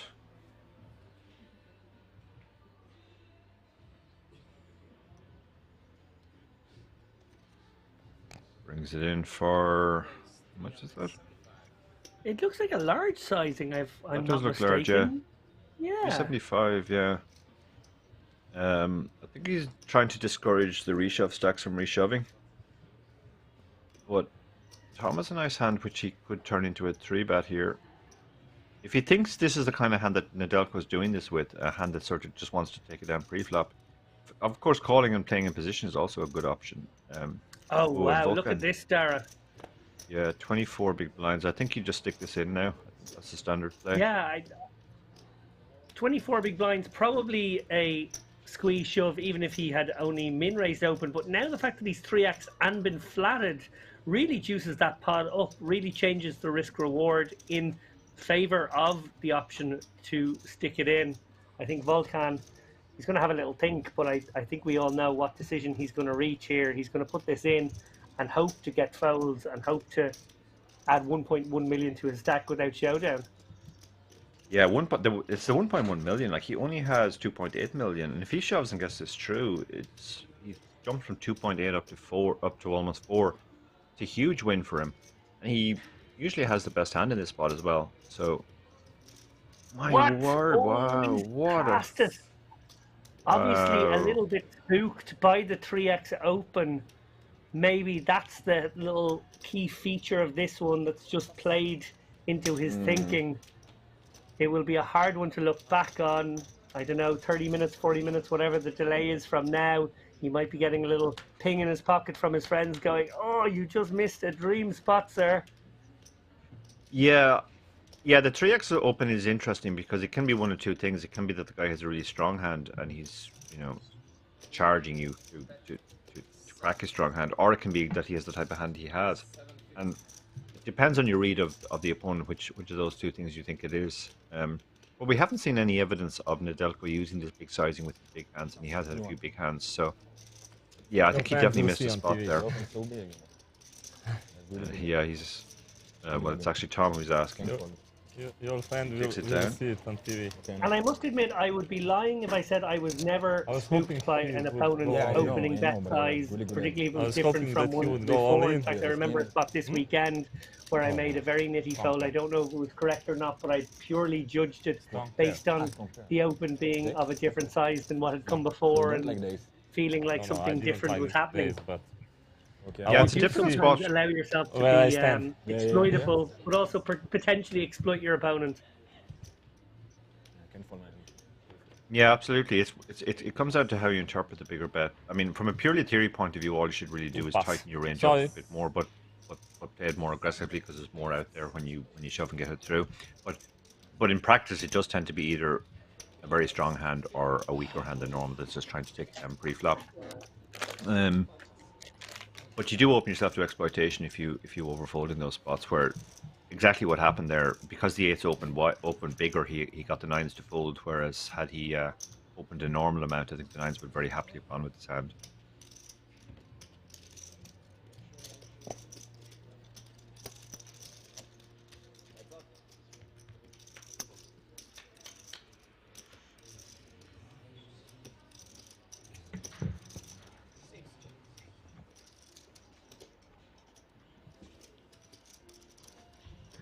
Well, Ramamulaj with maybe a check shove situation here. He's obviously called to flop equity. He's got the gutter, the over, the backdoor flush. Yeah, this is an interesting call. I don't feel like he's deep enough to play it like this, unless he has plans on the turn. Oh, well, I guess if your plan can be to hit the king. Oh, I think you should have checked. Well, I really think you should have checked. Now.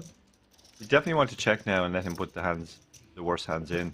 I mean, he just drove away his customer there. Yeah, and every reason to believe his opponent would have perceived the king as a great card to fire twice on. Yeah. Would have really put pressure on the 10 or the 8-9 to fold.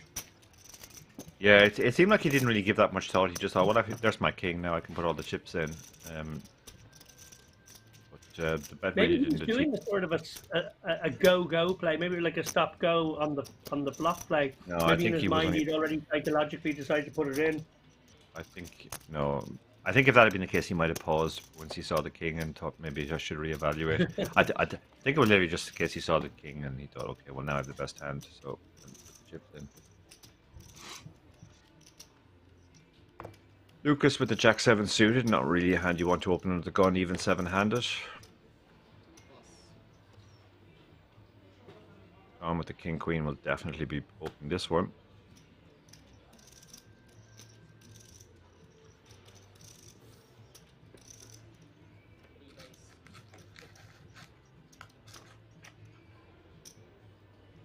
And with the Ace-4 suited, he's the gentleman who folded the 9s, so what's he going to do with the Ace-4 suited here?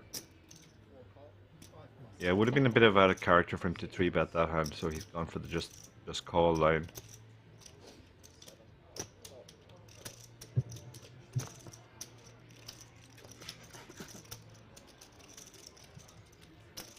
Big blind is in as well, the 8-6 off. Fine hand, getting such a good price. Type of hand that shouldn't really get him into trouble.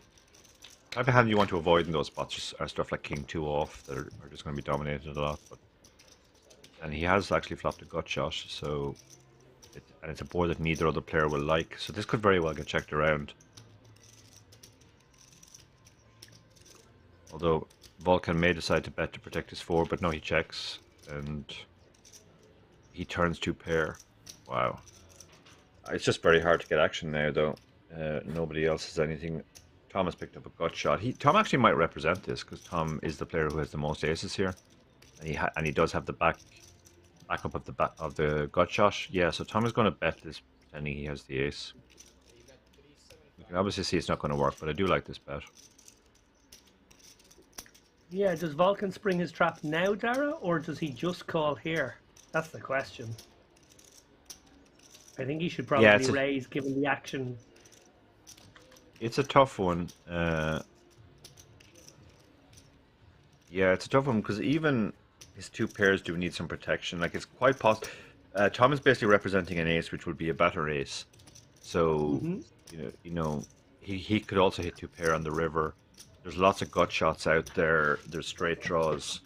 The 10 or the 9 counterfeit. Yeah, you can get counterfeited as well. So he has decided to just call. And Tom is not the type of player to just fire off indiscriminately either. So, but he might. Okay, so if he bet here, what's he trying to fold? Yeah, it does feel very like Vulcan has an ace of some description. Yeah, he recognized that. He just thought, okay, well, he nearly always has an ace here. I can't really get much to fold. I like that check from Tom. A lot of players get to the river and they think, well, the only way I can bet is to bluff. But you really have to ask yourself whether you think your bluff is going to work, and that comes down to what kind of hand you think your opponent probably has. In this case, it feels like Vulcan at the very least has an ace.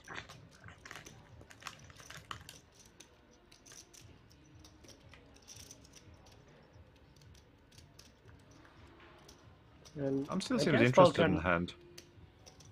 Yeah, go on, David. Vulcan, obviously, you know, deciding what size to go for. I guess he has to sort of decide on a target hand, and the appropriate target hand is probably ace, jack, ace, queen. That's the kind of hand he wants to basically be the price he wants to set that they have to call. Yeah, that makes sense. That makes sense for sure. And really quick fold from Tom there. Like, I like the fact he didn't really posture there. Just get on to the next hand.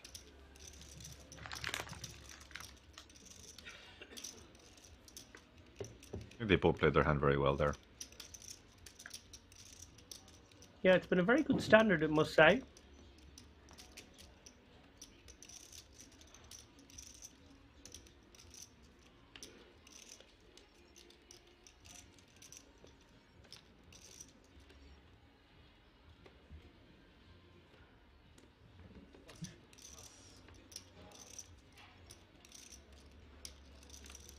So, hold it around. Jack 10 off in the cutoff. Ooh, that might be a shove. But the King 9 suited on the button. I mean, yeah, this is an open. Rama has been definitely the tightest player on the table as well. Beznik calls. Oh, Ooh, wow. and Lucas has picked up aces. Oh my goodness, and he's super deep against Beznik. So I think you want to maybe. Now, Yeah, go on, David. No, this is a situation. Had the small blind not come in, I love just flatting as a trap because obviously moulage is quite short, and you'd want to sort of, you know, just call here and hope that your opponent picks up a pair and is willing to go with it on the flop. But when there's 3 in the hand, and as you say, Dara, very, very deep with Beznik, he does have to define his hand here. I think he has to sort of put out not just a 3-bet, but actually a reasonably chunky one. Yeah, I might go the other way as well and make a small 3-bet and try and induce Rama to get it in. But now Rama's going to fold. And Beznik. Well, 670 to call, but the pot's already 1.67 million, so getting over 2-1 with a fairly pretty hand. He does just about cover Lucas. Oh, and it looks like he is going to get sticky here, Dara. We're about to see a very, very interesting hand play out That's here. huge now. This is the other 2.2 million in the middle. Stack to pot ratio less than 2. between the two biggest stacks at the table, I think. So this is this is the other downside Sorry, to the really correcting big guys, less than 3. I apologize. Yeah, this is the other downside to the really big squeeze. You make the pot, basically bloat the pot. Now should be okay on this flop. This is a very safe flop for the aces, unless Beznik decides to get creative. He does have backdoors. He has all the backdoors. Backdoor straight draw. 5-7, 7-9. Yeah, at this stack depth, it would be very ballsy to decide to float your opponent here out of position. But we've seen Beznik show some creativity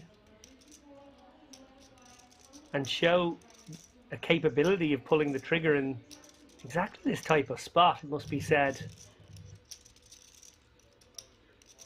You know, his opponent could have ace-king, ace-queen, ace-jack with this 3-bet pre, in which case, if he continues here, he could force his opponent to be very honest on later streets. He could be considering the raise. The raise probably is a better play, given that he really does just have backdoors and he's out of position. Yeah. But he's looking honestly, a fold is the best play. A fold is definitely the best play, because even though he covers, this is the one stack that can really, really damage him. But it looks like he's not considering the fold. No. And if we see if we see a raise and a call, which may well be what we do see, and then the turn comes a club, a queen, a 9, a 7, this could get very egregious very quickly.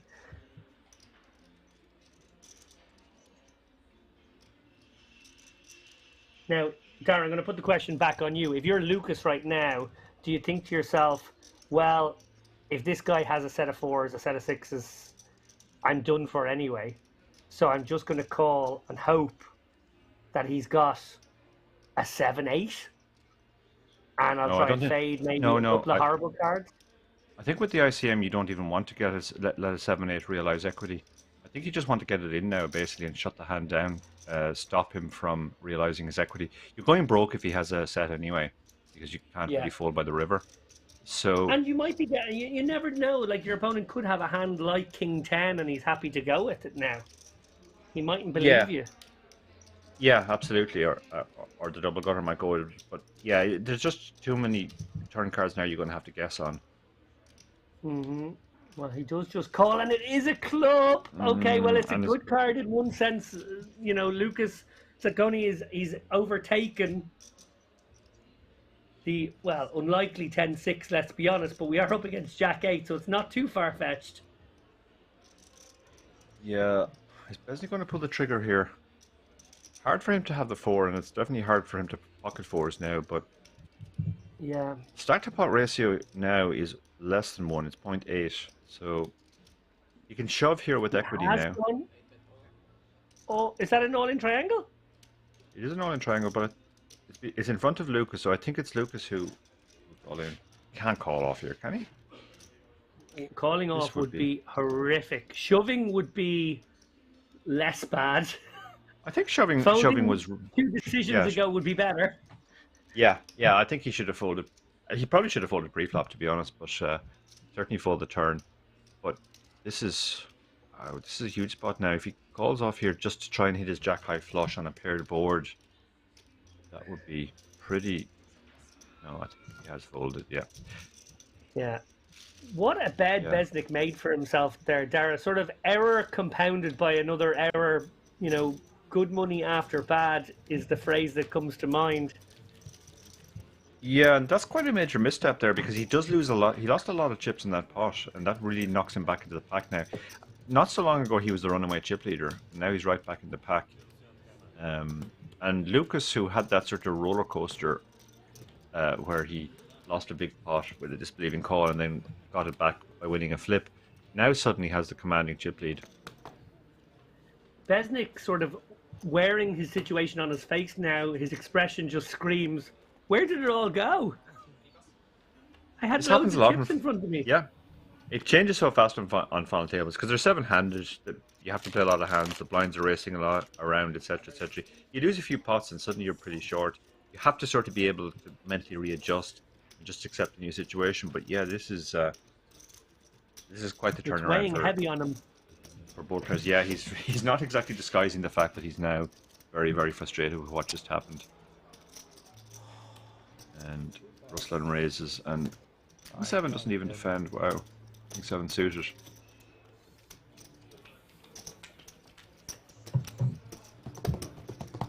Well, I just wonder if something is about to pop here in the mind of Beznik. He doesn't seem to be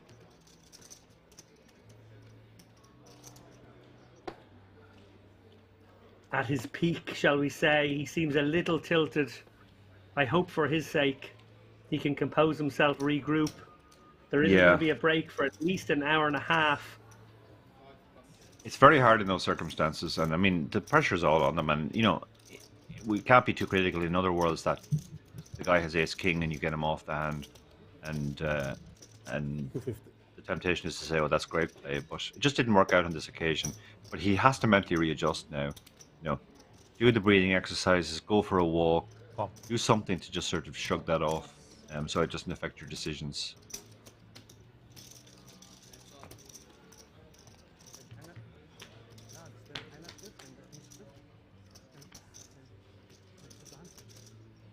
We have small blind versus button. Queen 10 has flopped, got shot. The ace 4. This is not a board you'd necessarily want to auto c-bet, but he is going to fire at the c-bet with his ace high. This shouldn't get the job done because of the gut shot, and it doesn't. And it's the world's slowest call ever.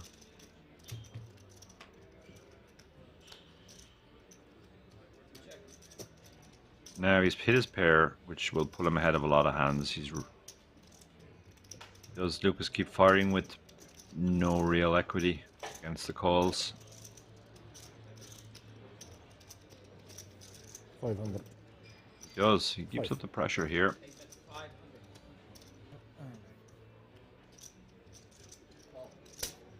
Very quick call. Now the question is, does Lucas, who is the new chip leader at the table, does he keep the pressure on the river? That is a scary... Oh, looks like Nedelko's going to come out betting here. Okay, it's a little bit back to front, but it's sort of a blocker, but a big-sized blocker. Yeah. Yeah, this is going to work when the guy has a worse hand, and when the guy has a better hand, you're just going to have to speed off some more chips. So, on this occasion... I told you I get you. He turned his 10 into a flush draw representation there that got there. Yeah, Very interesting strange line.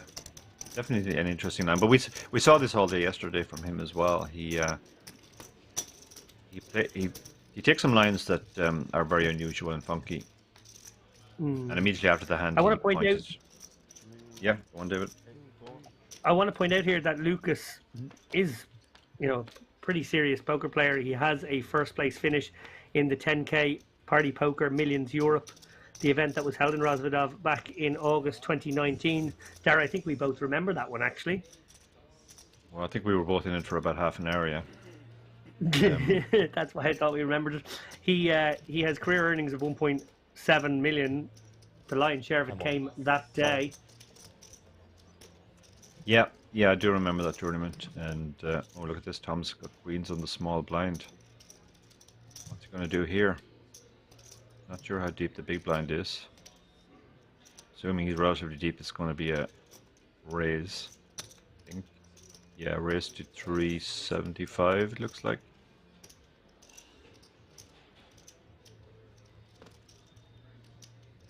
$375 and Volcan. Yeah, this is the kind of hand you could definitely call in position. You couldn't fault the call here.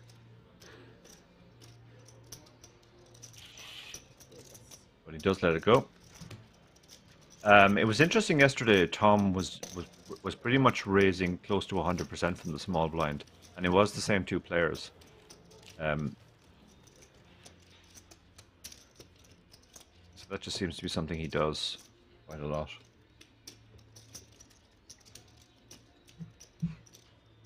Usually he was doing it with stuff like 6-3 suited, but on this occasion he had the goods, he had the queens.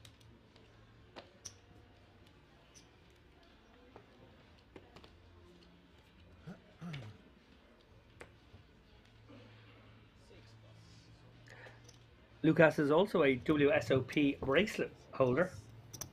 He won the PLO event in the 2K PLO back in 2017 in Rozvadov again. So clearly a regular of this casino. His property has been kind to him down the years.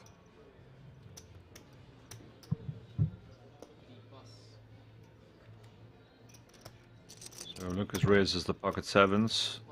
Vulcan decides not to get involved with the king 3 suited, but Ruslan has ace king and just over 10 big blinds. This is going in. We're almost certainly going to see a flip. He does shove. Sevens are going to call. Čekněte mi to pro jistotu, ale budu skoro určitě callovat. Asking for a count, but I think he will call it off here. You're usually flipping, but you can also do very good chip against lower players. Seems pretty good. Let's call. So off to the races.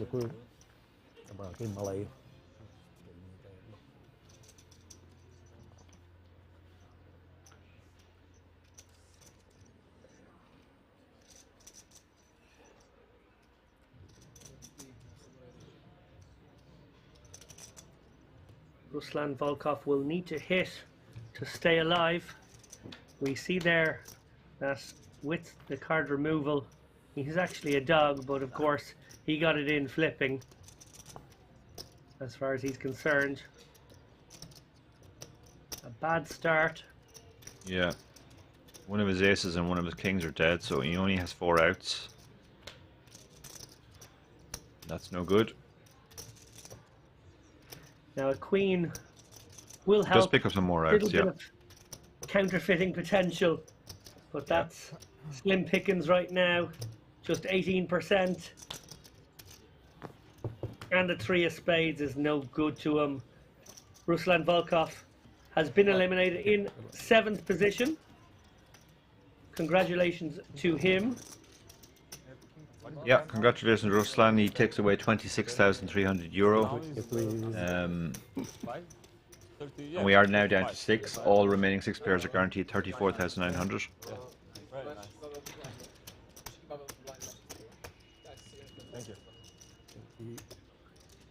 Yeah, this is already going to be Tom Cohen's second biggest score. Should he go a little bit further, he probably needs top 3 for his biggest score. Yeah, good research by Dave there. I'm quite surprised because Tom has played superbly, and I assumed he was a regular on the scene, but don't know how old he is. He might have just only started recently. Yeah, also the possibility that he's an online player. He may have some earnings on the virtual felt. Yeah, Beznik has gone back into his shell now. Yeah, Beznik's back in his shell Head now. across to our sideline reporter. He declines the ace-4 suited open there, and Nedelka will be opening the ace-queen in the cutoff. Yeah, just getting information there that Ruslan decided not to do an exit interview, so we won't be hearing from Ruslan. I'm Just gutted. concentrate. You love those exit interviews, I know. I'm out of here. That's the only reason I'm You're sticking here. around for these exit You were looking interviews. yeah, you were promised 5 more exit interviews and not to be. One of those is gone.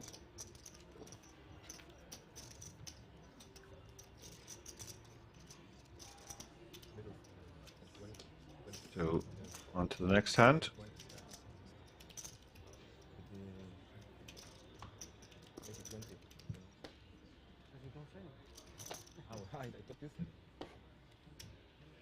I'm kind of glad to see a player refuse the exit interview because I think I'd be that player, and I don't want to think I'm the only person in the world who's such a bad loser that I won't do an exit interview. I feel like I have company now.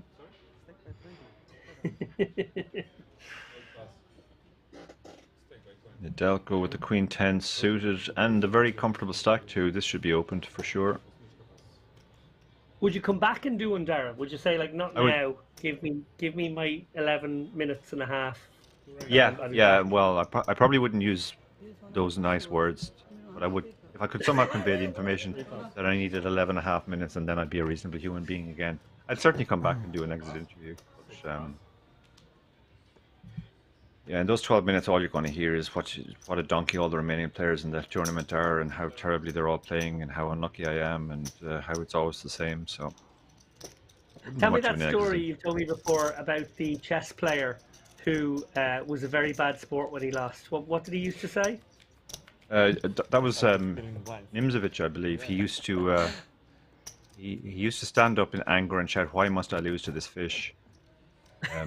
That was and he had some other tricks as well. One thing he did was when he knew he was lost, but he would just prolong the game as long as possible. This is something you could probably relate to. He'd stall and just take as long as possible over his move, and he would smoke a cigar and blow the smoke aggressively into his opponent's face, just to make the victory that little bit less sweet. And he was also famous for disappearing off to the toilet and just never returning.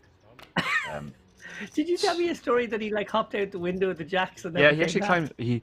He allegedly climbed out the window once because he obviously became famous for he goes to the toilet and he doesn't come back. So if he goes to the toilet, just watch, and when you see him come out and slink out the door, you know that he's effectively resigned the game. But apparently he did climb out the bathroom window once just to cut that off. Yeah, man after my own heart, Nimzovich.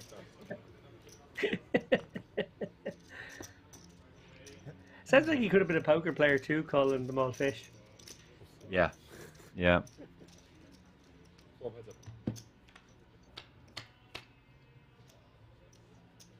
So Volkan has opened the 8 ace suited, got called by the ace jack suited.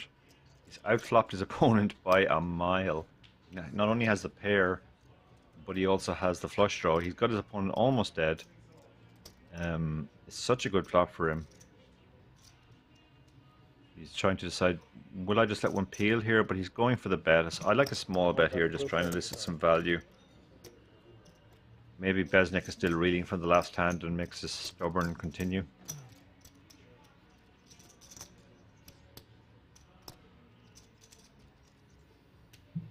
But no. Keeps his discipline.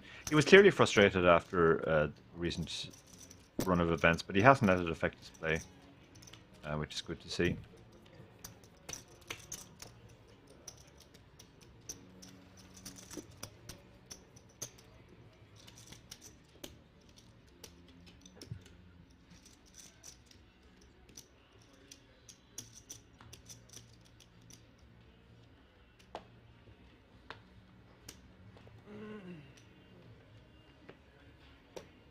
We talked about how the introduction of the big blind ante helped the speed of play.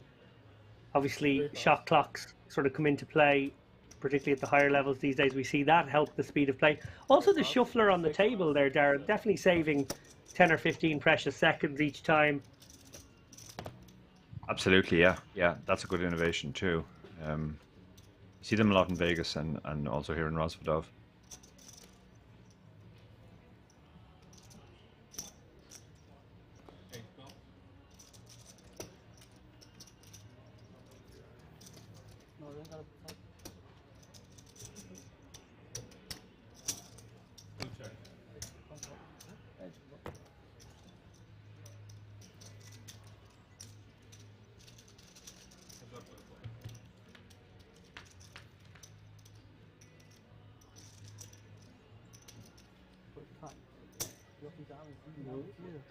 Lucas has flopped best, but Nedelko has a piece.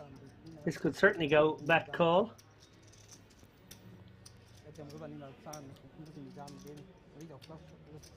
8-bet, 180.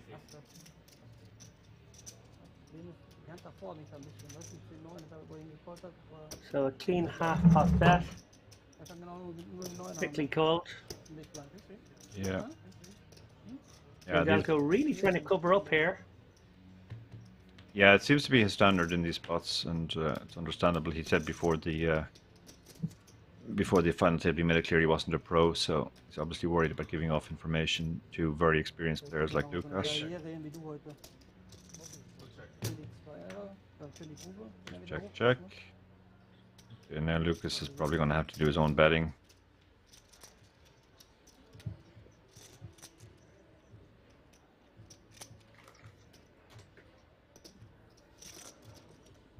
Yeah, and tricky enough for Nedelko. He obviously only has bottom pair, but it's not easy. Oh, well, apparently it is easy. It's not folded, yeah.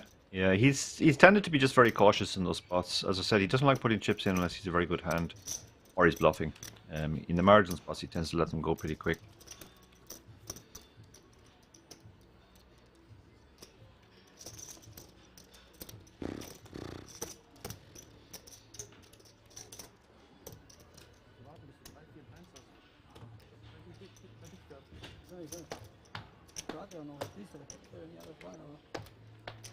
What time is your stream tonight, Dara? What time will you be departing? I will. My stream starts in an hour, I believe, so I will probably leave here in about 15-20 minutes. I believe Fenton is on the way to replace me. Excellent stuff. So we'll be competing with you at that point, will we? Yeah, you and Fenton against me and Kevin. So if we see a flood of our viewers leave, we know that basically they didn't come for me. Let's be honest. yeah. If we get to the end of the stream and Kevin is finishing up, I might try and encourage him to raid you guys.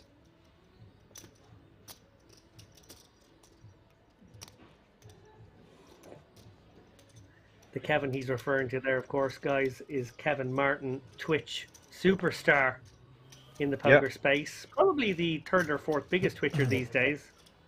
Yeah, he's right up there. He's my personal favorite, along with Sven, who I commentated with yesterday. He's sponsored by GG, obviously, who also are involved in this event. So we're not exactly competition, more like friendly associates, I guess.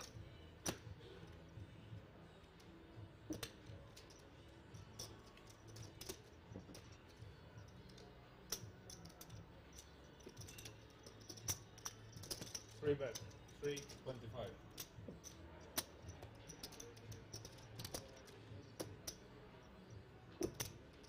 Tom will look to protect his 5 here and also extract some value from a curious King 10. Yeah, there's a lot of worse hands I can call him, even stuff like King 10, but all of the draws. It also probably, well, it's out of position. I don't know if it gets into check. Oh, of course, he's hit 2 pair now, so he's actually not thinking about checking anymore. Now he's thinking, how much value can I get from the hands that call the turn? What are those hands? They're probably not very strong hands. So we either bet small here or check and try and get a... We probably bet small here because Lucas hasn't bluffed yet. Maybe he's going big. Maybe he's getting greedy here. Going big and targeting, I guess, a 9. Yeah, possibly. 1.3 million. Like yeah, this is big. Bet. Full pot bet. Yeah, it's hard to know what the target hand is here.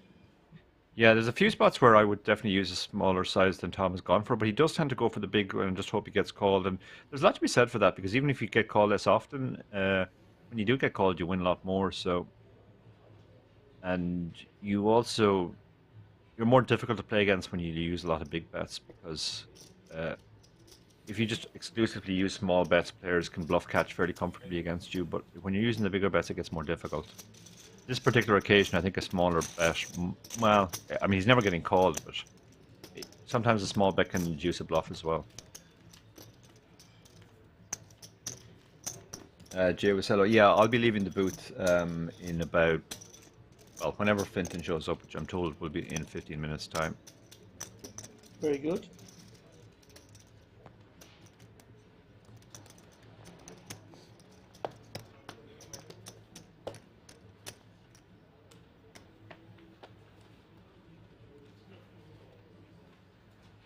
Yeah, I just got a text from him saying 15 minutes.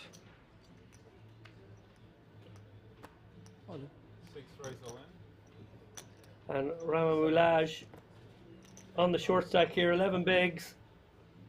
Happy to get it in, happy to find a spot under the gun. Starr mentioned earlier, the big blind ante, you know, that first big blind is just dead money next hand. Basically vanishes off your stack.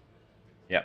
You start playing a shallower stack. So if you can find a spot under the gun, it's This is a actually very nice a hand. much Yeah.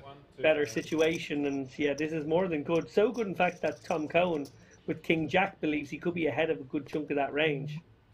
Yeah, because of this dynamic of, you know, you should go wider under the gun, that changes things dramatically. And suddenly King Jack becomes quite an attractive hand. I think the one thing which persuaded him to fold in the end is that Rama really has been the tightest player so far on the table. Yeah. Apart from that one big out of character shove, 18 big blinds, I think it was, with ace 8 off in relatively early position. He's played very, very few hands, and now a lot of that is down to he's just been card dead. It's not like he's been folding monsters or anything, but when you're sitting at the table and you see a guy fold, and then he shoves under the gun, and even if you know he's supposed to be shoving wide because of the big blind ante, you're still going to give him a bit more respect. 7 plus.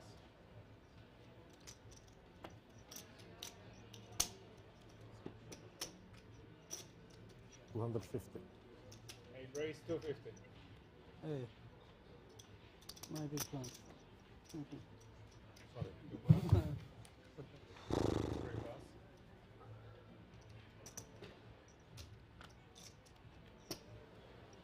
Raise and take it for Lucas. But I promise. Nuts.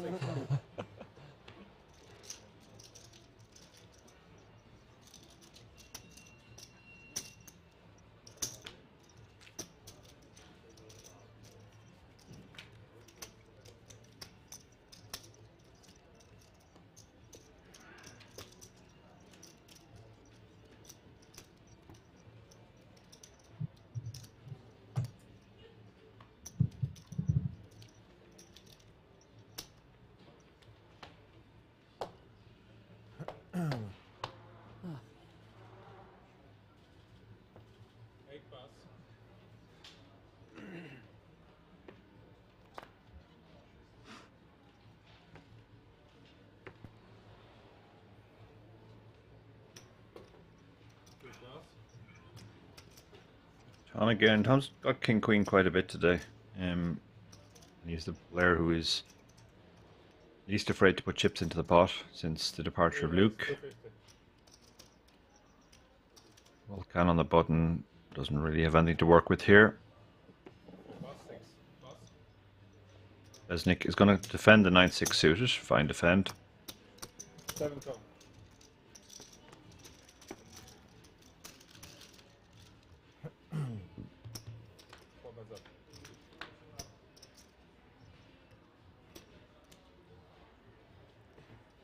The ace 4-3.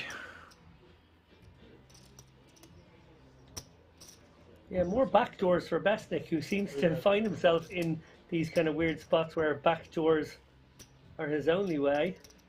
Yeah, against the late position raise, you could definitely go for a check raise here because you'll knock out almost everything that isn't an ace.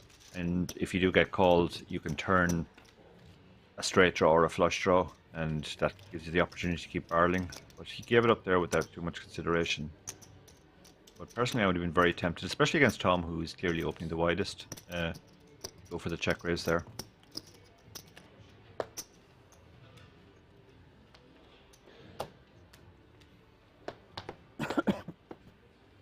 Tom's playing very well, but it's also fair to say he's running very well. I mean, that's another way of running well. When you get that flop, which your opponent is just going to give up on, even though you only have king high, that's a form of run good as well.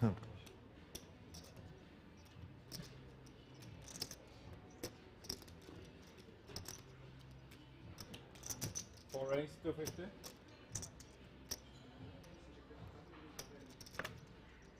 6 pass, 7 pass.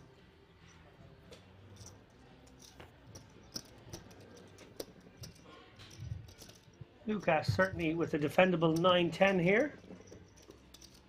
Yeah. Yeah, and still the chip leader, so he gets to defend a lot more and apply a lot more pressure post flop than the other players. Now, Alcan is certainly one of the players with the most vulnerable stack to a light 3-bet there, 30 bigs, always very easy to leverage, but not the right hand selection, definitely much more of a calling hand. Mm-hmm. Okay, the ace is probably good news. This is good flop for him because Lucas would have 3-bet a lot of the hands that hit this board. He does have the nut no pair though, so that always makes a reasonable check back. His hand is either very far ahead or very far behind. And he might encourage Lucas to start bluffing now. And that's exactly what's going to happen. This is a no equity bluff. It shouldn't work to a single bet, but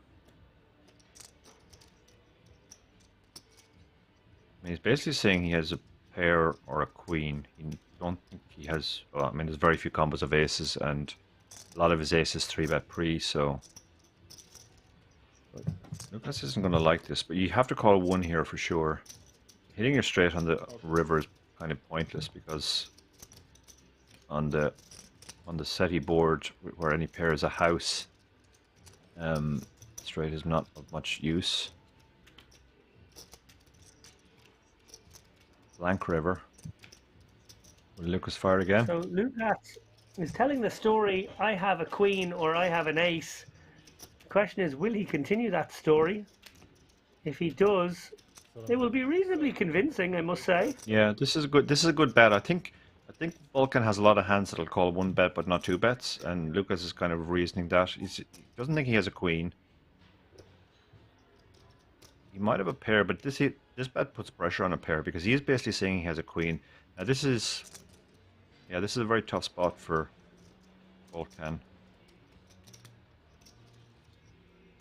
Believable size as well. He's gone just over half pot, so it looks like he's trying to get value for his queen.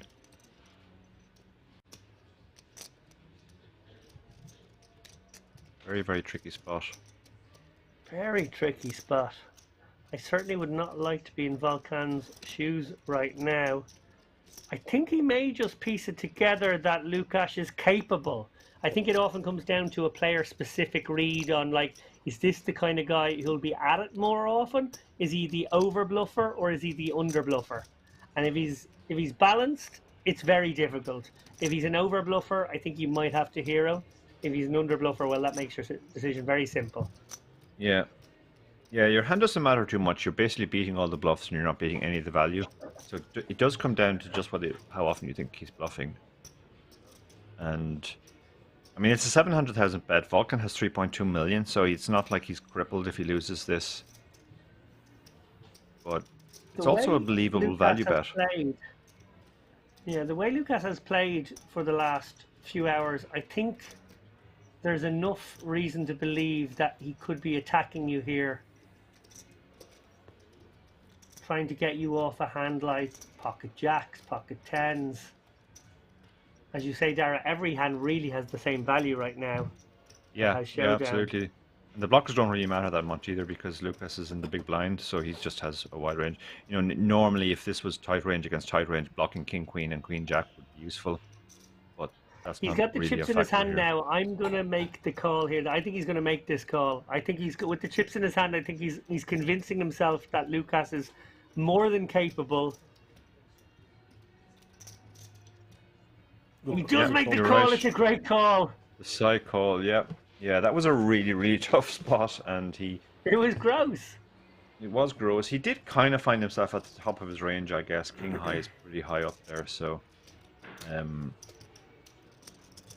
he's probably exploitable if he folds the nut no pair. But Again, very, very Tom tough Cohen spot. with the kudos on his right side. Yeah. Yeah, there Always seems good to to be be right to the guy on your left, isn't that right, Dara? You want to get into It is, hassle yeah, with but that I think guy. there is genuine respect between those two guys. They seem to rate each other. 81, 61, 60.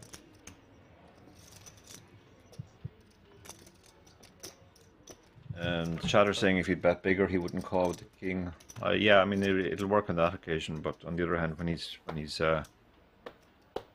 pot controlling a pair that he's going to call, you'll lose more. I quite like the sizing. It was believable that he was trying to get value with the queen, and I think it would work often enough. It didn't work on this occasion, but he wasn't to know that his opponent had king high.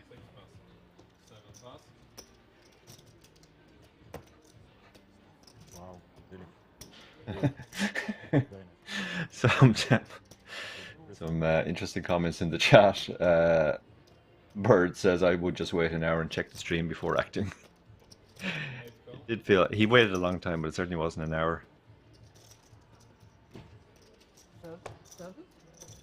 Service? 2 checks.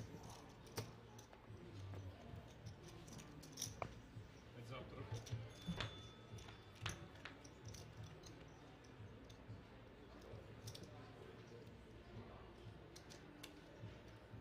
Battle of the Blinds. Lucas ace high. Any reason to bet here, Darrell? I guess just fold out equity. Recognize you usually have the best hand, and you just want to fold out the kind of hand he has that actually had 29% equity against him. Yeah, it certainly feels like you can't be far wrong with the sort of one big blind bet.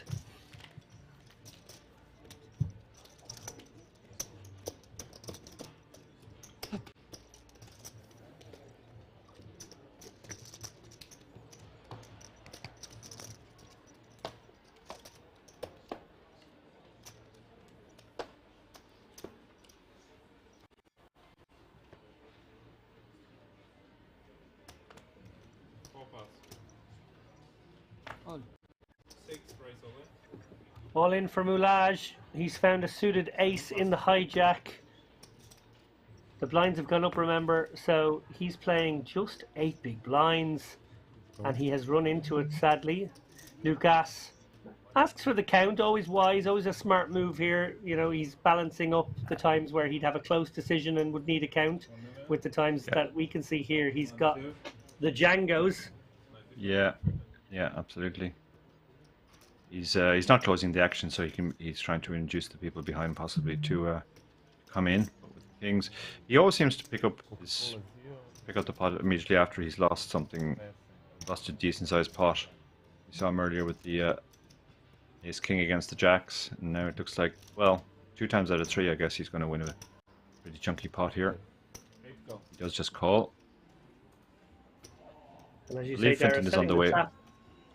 Yeah, I believe Finton is on the way, so possibly after this hand I'll be subbing out and Finton will be coming in, but let's see what happens. This is a classic flip. Well, sorry, this is not a classic flip. This is a classic 64-36. But he still has a suited ace. That gives him a little bit of extra equity. Better than 2-1.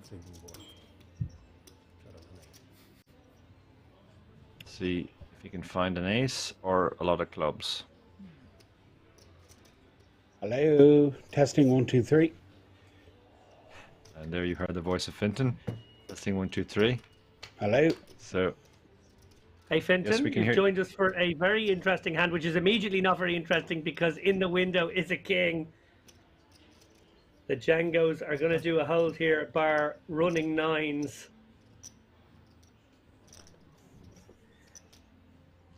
Can you hear me? We can hear you, Finton. Yeah, we can hear you, Finton. I think this is when you want to get it over with quickly. Thank you. Moulage is gone. We will hope to have a post-match interview with him. In the meantime, I will do my exit interview and say goodbye to you guys. Finton and David will take you through to a winner. Thank you very much for everyone who hung out. Thanks to everybody in Twitch chat, and yeah, enjoy the rest of the stream. Good luck, guys. Thank you so much, Darrell. We've really enjoyed your company for the last 3.5, 4 hours. Best of luck with your own stream tonight. As he mentioned, he's doing a stream with Kevin Martin later on.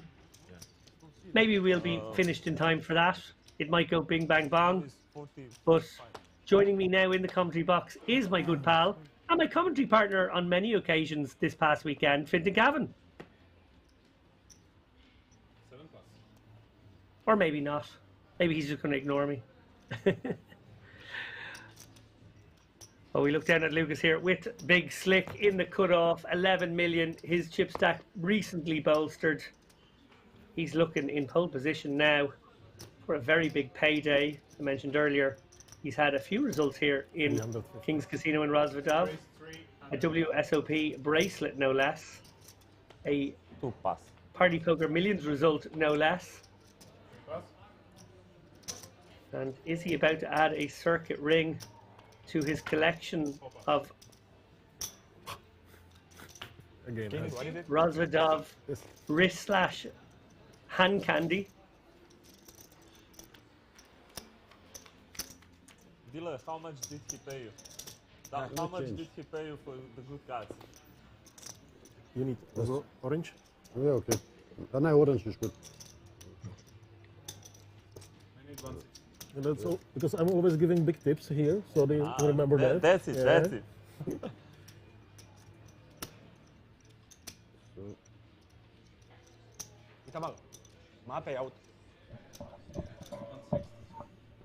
If you leave big tip from every tournament, you will have the same. I'm first time here. First time in Rozvadov. Really? Yeah. I'm going to be very upset if we don't have a post-out interview for the second time in a row. I hope it's coming. Slovenia. Good coaching in Slovenia? Oh, I'm not professional. I'm not pro player. I play this for fun.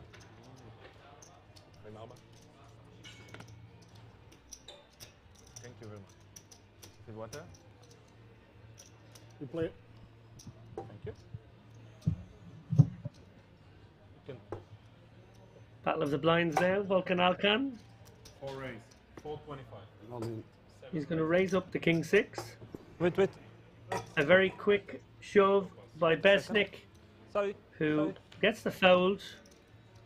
Beznik, he's only shoving 22 bigs now. Obviously the blinds have crept up on him. He was in such a good position a little while ago. Bit of bad fortune and a misstep, it must be said as well. No, Put him I back play in the only pack. live games. Only live? Yeah. Not online. Pardon. Jasný. Live. Change deal, good luck. Okay. How much you playing? 10 million. I think more. No. You have more than 10? Yeah. Yeah? Thanks. Slightly, like 10.6 or something. We are going to 10.6, have something that like post-out interview now. Hello, Rama. Unfortunately, you busted with ace-9 and 6BB, which is unfortunate, but it was a really good run and it's your biggest cash. How do you feel today? Ich fühle mich normal. Es ist, ja, was soll ich sagen? Schade, dass ich rausgeflogen bin, wäre gerne weitergekommen, aber so ist das halt. Hatte 6 BB noch und die musste ich reinstellen. Noch 300.000 nächste Runde weg, dann das war die beste Hand, die ich in den letzten Händen hatte. Da habe ich so all hingestellt. Are you happy with your run overall in the tournament? Ja, schon, natürlich, aber nach dem Tag heute, wo ich eigentlich fett in den Chips war am Anfang, wäre ich gerne auch noch weitergekommen.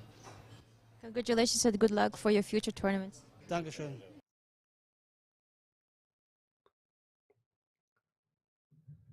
Yeah, 5. Okay. And with that, we are down to 5. We rejoin the action mid-hand. Tom Cohn has opened things up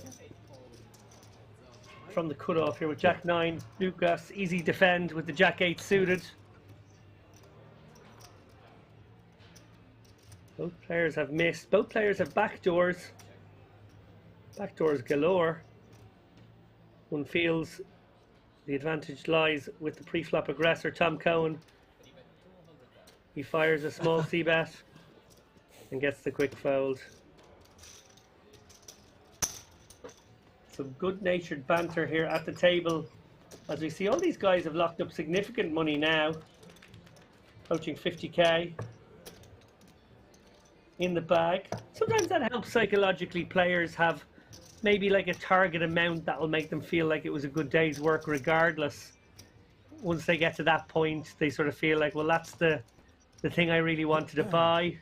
That's the bankroll booster. That's the buy-ins for the next 6 months covered.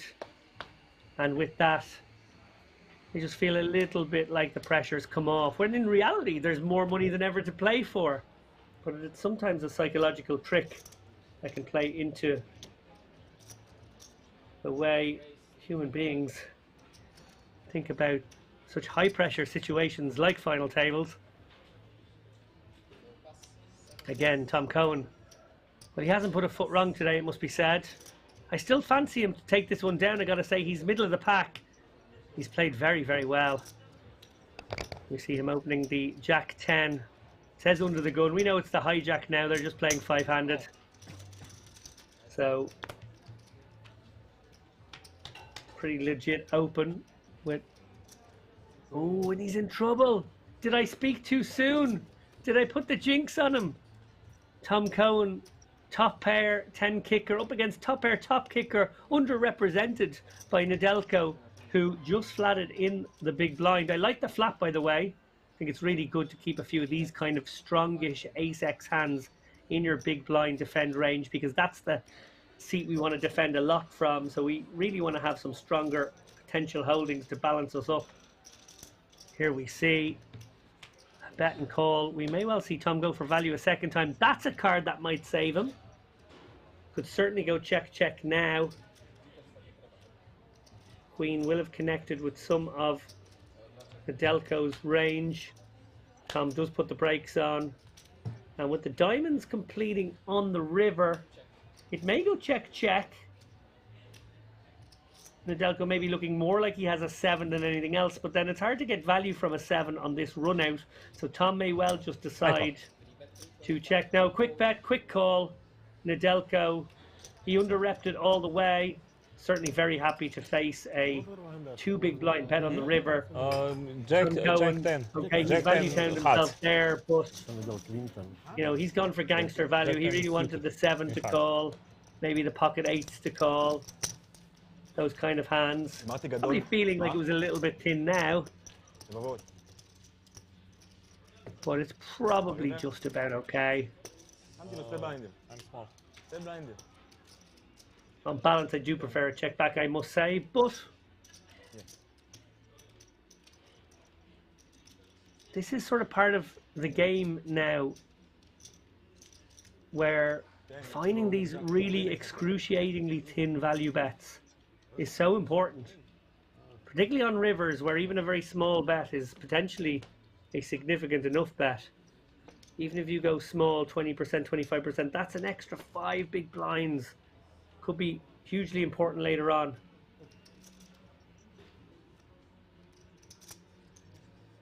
In this instance, probably a little too thin.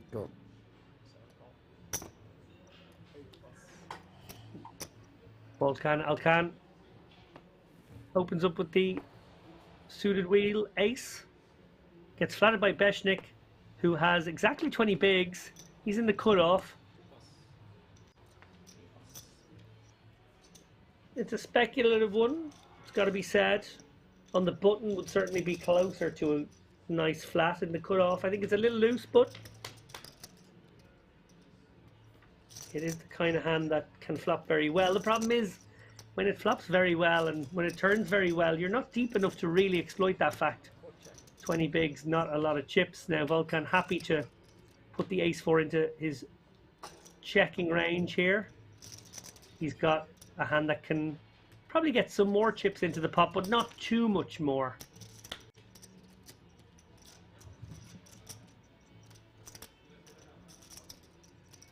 I'm delighted to say that we are now actually being joined by the man, the myth, the legend, my good pal and my co-commentator for many parts of the last weekend and maybe even Thursday and Friday last. Fintan Gavin. Fintan, welcome to the booth.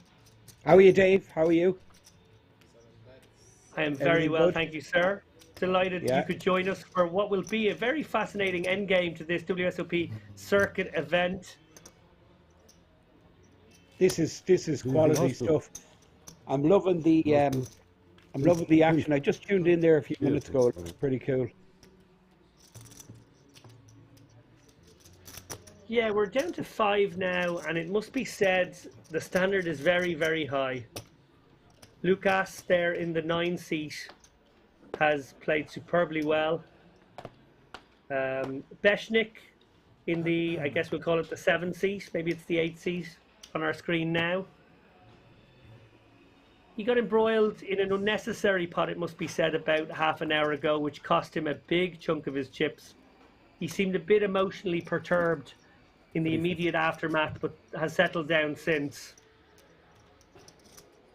Well, there's big money at stake here. I mean, if I'm looking at this right, there's 160k. Is that correct, or am I misreading that? No, you're absolutely right. They've all banked up the 10k WSOP Europe main event seat, and yes, on top of that, 160k for first. This guy, Tom Cohen, we have featured him a few times on the King stream. He's one of the regs here in the resort. He plays, he's part of the Kenta poker community. Okay. Well, I have to be honest, I didn't know that ahead of time, but having watched him for the last 4 hours, that does not surprise me at all. He has played superbly well.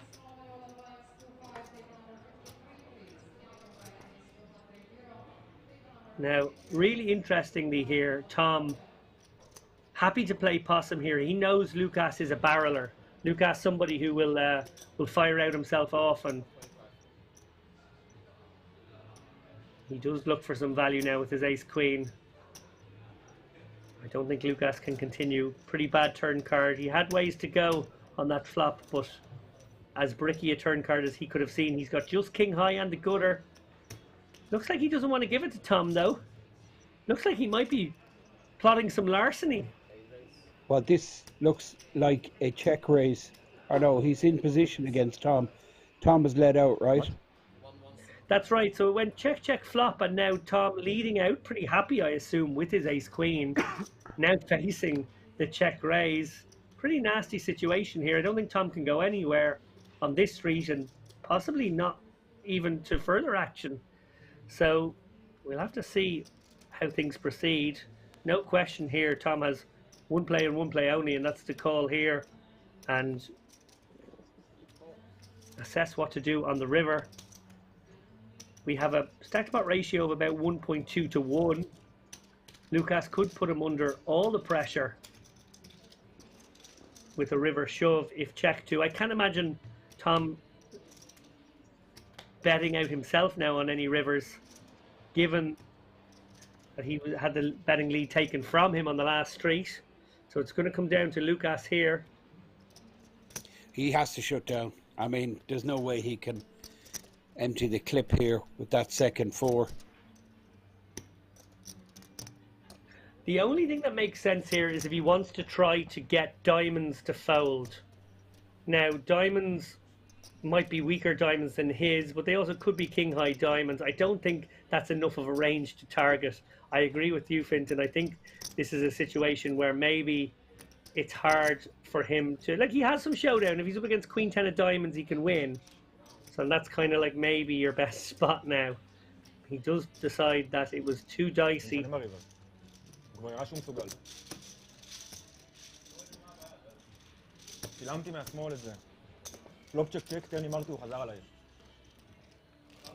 to give you my congratulations, Fintan. I tuned in the taxi to the airport just after I got through security, just before I got on the plane. I thoroughly enjoyed your coverage yesterday. Yeah, I mean, I was really bitterly disappointed to miss this, the build up to this final table. I mean, I love the 3-day stream for the World Series circuit, because you really get an idea. You get the background story to what's going on, and you kind of have some idea how these guys got here, like, you know. So I'm kind of coming in from the cold, but I mean, it's pretty exciting to see Tom Cohen. He won a major event here. I think last year it was the Dutch Classics. 80, You're absolutely right, he did. I have it in front of me here. Yeah, that was for 83,000, just a 200 quid buy-in, so that's a seriously big runner field.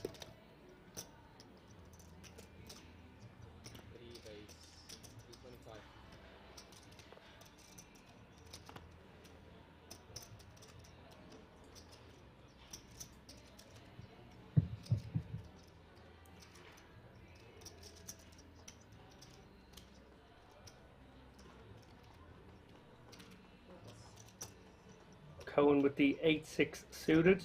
Gets it in his eye from Beznik, who, let's be honest, is not to be trifled with anymore. He's not going to do this in a tippy-tappy, nerdly way. I'm not quite sure why Tom's getting the countdown here. But anyway, I don't mind players. I didn't play. I don't mind players taking that opportunity, even though they know they're not calling, Dave. That they, you know, it is a spot where they can get an absolute clarity of what kind of chip stack size they're up against. Sure. The live, of course, completely different to the online, where in the online you get like an accurate description every hand, which, you know, makes life way more uncomplicated. But in the live scenario, these chip stacks are going up and down every hand, and it's easy to lose track where you're at. Let me go one level deeper with you. Do you ever think that guys are thinking on the level of, let me ask for the count now, let me watch the guy as he puts his chips out and see how he feels. In an hour from now, I might find out what hand it was, whether it was the strong part of the range or the weak, and maybe you've picked up something physical. I mean, that's pretty high level stuff, I'll be honest. And as someone who's a big believer in live tells, I mean, that's real high level stuff. I mean, what I see, or what I think I see, when players ask for a count, they're asking for this count not only for their benefit, but they want the other players to know as well, particularly with a short stack rip, you know, like we've seen Beznik there, the last couple of hands. Like when Tom was asking for the count there, he wants the other guys to know exactly how short he is, you know? 160. Yeah, it's a great point. It is one of the challenges of live poker, as you say, not having the information crystal clear on screen and having to sort of constantly be updating and re-updating your awareness of what everyone's sitting at. It's useful enough to get those reminders.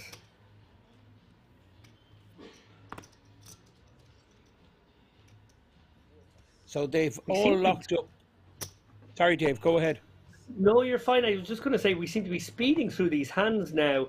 Since getting five-handed, the action is thick and fast. 400? Oh. It's great to see a poker game where all the players have a kind of a pace of play that's just, you know, expediting things tremendously for the audience as well. I think Beznik might get paid on one street here. Queen Jack with one heart. I think it's worth sticking about. Yeah, I think you're absolutely right.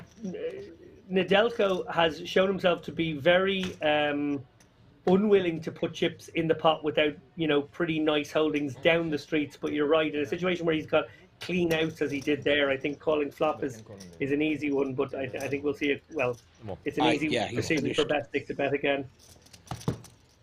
The bunch of cards that could have really improved his hand didn't appear in the turn, but it did help Beznik. It gave him a little bit of confidence that his kicker problems went out the window.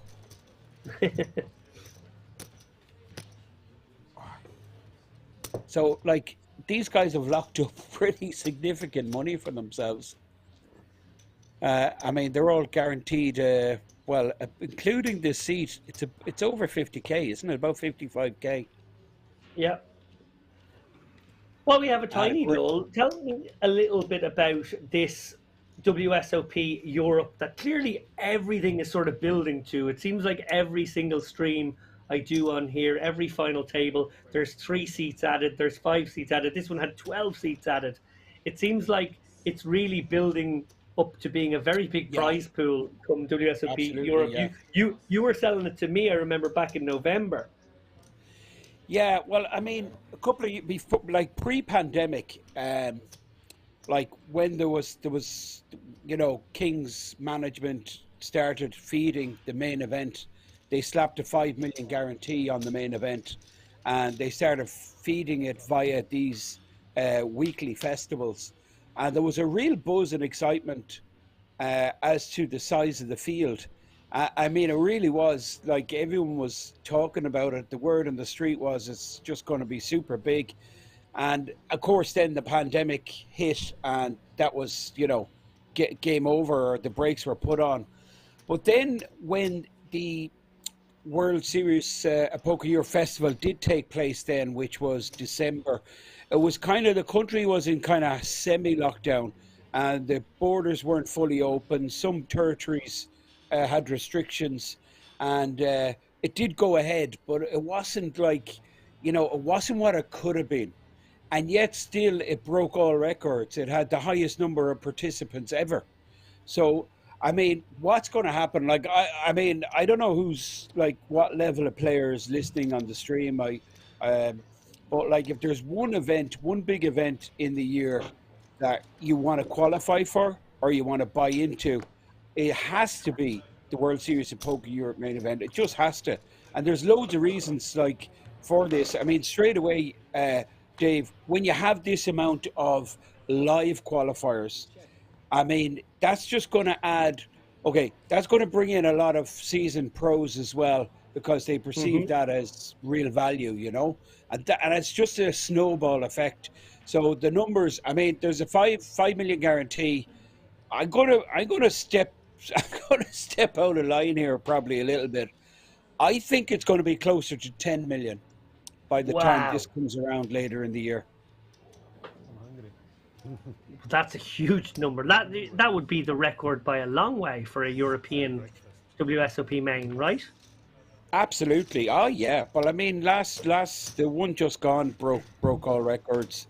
I mean, but like, with the resort closed during lockdown, and then when the festival did take place with the restrictions in different territories, I mean, it just didn't perform to its potential, So, yeah. I mean, all of these weekly events, they're producing qualifiers week in, week out, and like the buy-in this week is huge. Like, this is a 1,700 buy-in. Normally, we're anything like Kings are specialists at the kind of small to mid-range buy-in. That's what they do. That's their formula. They give a massive guarantee for a smallish buy-in, and like these small buy-ins, yourself, they're just littered with recreational players. Like, they're coming to play poker and enjoy themselves. That's what Kings do, and out of these prize pools, then you get certain percentage of seats. So all of these players will return to the resort for that 10K buy-in, which is pretty cool, I think. It's very cool, and it's a lovely innovation as well, as you say, giving these guys not just a big payday today, but this sort of hope in the future that they could have a life-changing payday. Yeah, I mean, that's what it was for me when I started. I don't know about yourself, Dave. What was your attraction to starting to play live poker? But one of the things for me was just the opportunity to get on a stage like we're seeing now, just to get into a big, massive event and have the chance to play with top players and a crack at that big, huge, life-changing money. Yeah, I gotta agree with you. I was an online grinder for several years before really venturing out of the house. I think I probably very inaccurately didn't perceive the value of live, just thought grinding away online was the clever way to do things. Never really fully understood how much value is out there. Always looked at things like the overheads, the expenses, the hotel rooms, the flights, and thought, oh, well, why would you do all that when you could sit at your computer? But in reality, the ROIs you can make in these live fields, as you say, that are full of recreational players there to have a good time, and they're having a good time, but, much more beatable fields, even if they are big fields, and an opportunity to win big money. So this is button versus small blind. Interesting spot here, and this is a little bit on the tight side, Dave. Yeah, I would agree with you there.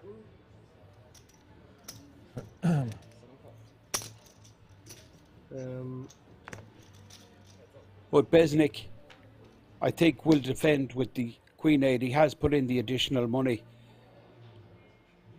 And he's a battler. He does not want to Yeah. concede an inch. He will turn, good shots and backdoors into something. So he's an interesting character, I have to say.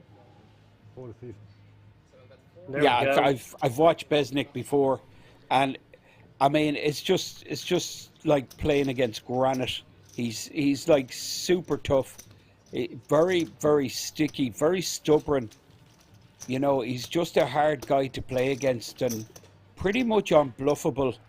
And it looks like he's 40 bigs here, which seems to be the average stack with the big blind at 160. Yeah, look how compacted they all are there. 32 bigs, the short stack, 50 for the big. One hand can completely flip everything. We do not have a runaway chip leader today. We actually have a battle, all 5 guys very much in contention for this one. Oh, and straight away Ned looks down at the queens. Well, I sort of alluded to you there just as you were coming in on comms, Finton, that Ned may be the tightest guy at the table, although you might argue Volkan's a little on the nitty side as well. It might well be a battle of these two guys. I can't see Volkan passing the ace-queen. This is a big situation. Ace-queen suited, we're 5-handed. Now, it really depends on his perception of Nedelko, right? Whether he 3-bets or flats. He's certainly not folding, we know that. Yeah, and look at the sizing from Nedelko as well. He hasn't quite 3x'd, but he's more than 2.5x'd. And, that's a sort of a larger sizing. Kind of a smart strategy. If you're going to play tighter, it's actually a good strategy to charge your opponents to try and outdraw your probably better hands more often than not. So he's gone for this larger sizing, which may just convince Volkan just to take a flop in position with a very nice hand. Looks like that is what he's opted to do. Not ideal that there is an ace being folded by Beznik. No, certainly not. The nice thing about flattening the ace-queen suited here is that there are a lot of boards where you will, have equity. A lot of boards where you'll have backdoor flush draws. A lot of boards where you can just be sticky at least one street because your ace-high can be good on its own. You might well be ahead of the range. Interesting here on the king-high board. Nedelko's never been one to shy away from a c-bet, but maybe more likely to shy away from firing multiple street. So we'll have to see how this proceeds. Volkan may very well not give up to 1 bet here. Of course, he does have that good shot, and it's about him believing, is his ace good if he connects? And he believes it's not. He could be up against ace-king. King's not out of the question also, so he just decides to keep his life more simple and just get rid of that hand. I'm big blind. Yeah, I feel like that was very player specific. I think against other opponents he might have felt compelled to hang on in there, certainly against someone like Tom or Beznik or Lucas. I think players who maybe would be starting off that hand with a much lighter range, but against Ned he just thought, do you know what, I'm not feeling this spot here. He's almost 3x pre, he's fired on the king high. I don't think I can be sticky with my gutter and over, and actually it was a great decision. I just got up the results there of the main event, the 10K main event for the WSOPE. So the total amount of entries was, just looking here now, was 589 plus 99 re-entries. So 688 total entries. 688. So I think you're right in that case. 10 million does not seem like... I won't be. I was going to say I'll guarantee it, but I'm not going to guarantee you 10 million. The Bank of Gavin. No. Yeah, 10 million, yeah. But I would do a small wager. Right, 1.6 million. This is Beznik with the kings. And Lucas has stepped in it here. And it looks like he's got a very big sizing too. Yes, he's 4x the open. Yeah. Wow, this is a very big sizing. Beznik obviously delighted to get it in. Quick fold we'll see from Lucas. Bad timing, unfortunately. Yeah, he throws a wry smile either to his opponent or to the camera there. Either way, a funny expression. Caught with his hand in the cookie jar. Don't mind the play to 3-bet in that spot, but don't like the sizing. I think he can get away with making it at least 300k less and achieve the same result. Figure out where he's at. Yeah, of course. Saves himself a couple of blinds, which, I mean, 2 blinds mightn't sound much, but that 2 blinds, I mean, if you're versus an all-in doubling through someone, that's 4 blinds, and then, you know, in further hands, it could be worth multiple times that. So, you know, every blind is so precious. Another absolute super premium here, Dave. Yeah, the guys are taking their turns being card racks right now. What? Oh, sorry. Okay. It's the next. Little an attempt there to be to be quite casual about it. So I like it. Beznik is snapped called here with the A7, and he'll be looking to not so much. Well, he'll think his ace is good, but the heart's, of course, keeping him interested. 7 high board would cost him. It would certainly be problems. But he's the big stack by Beznik, it looks like, and he does have position here. That's pretty horrible board for Beznik. I don't think Volkan will be too excited about it either, given that he doesn't have the ace of diamonds. Definitely not. Oh, wow. So this could get very interesting here if Beznik continues his story. Obviously, we know. I think so.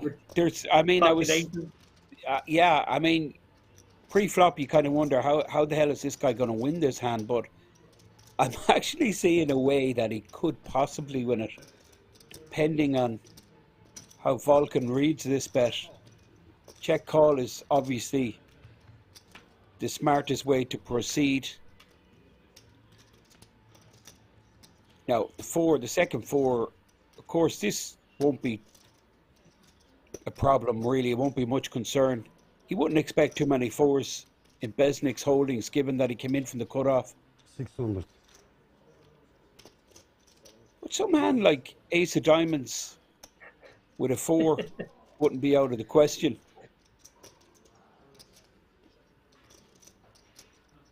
So what's going on, Dave? Is he really concerned here, or is Volkan just completely deceiving Beznik with the strength of his hand?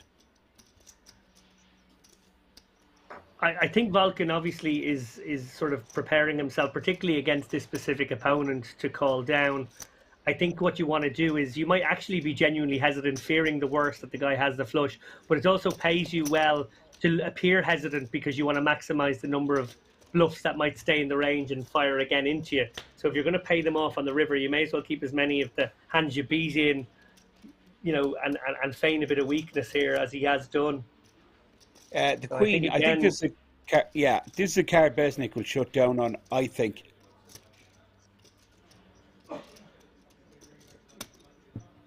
Having said that, he knows there's... You read it right, Finton. He did not have the conviction to really tell that story, and he fortunately didn't, because I don't think he was getting it through there. I think... Minimum. Check call. Check call. Yeah, just confirming the action there. Tom wanting to know how that hand was played out. An interesting spot. Yeah, and an interesting remark from a player. He's tuned in, this guy, Tom Cohen. He really is. He doesn't want to miss anything. This, of course, is the graphic showing exactly what the state of play is. The Delco and Beznik both joined. I mean, there's nothing in this, Dave. No, it's incredibly condensed. It was actually even more condensed. Oh my God, look at that! 13 big blinds between top and bottom. My goodness. Yeah, they may as well be starting a 5-person sit and go right now. Yeah, sit and go with like same starting stacks and bang away, lads. Reset. 400. Of course, no deals allowed in these World Series of Poker festivals, which I like. What's your opinion on that, Finton? Obviously, that is a feature of all WSOP events. It always has been. Now, maybe people might do their own handshake deals themselves, and that's their business if they do. And I think do you that's think fine. it's a good thing, or do you think it's I something think it's a that brilliant thing because I think that's what you're paying for. I think the player is paying for a tournament, and I think like the responsibility of the organisers obviously is to collect the money, create the prize pool, and describe and pay out the prize pool. That I think that's the number one priority for the tournament organizer. And like if it's players, if it's going to be swapped and changed and chopped and whatever, that's fair enough if they want to do that themselves, But I think it's a competition. They've collected X amount of money. This is the payout, and I think that's the way it should be.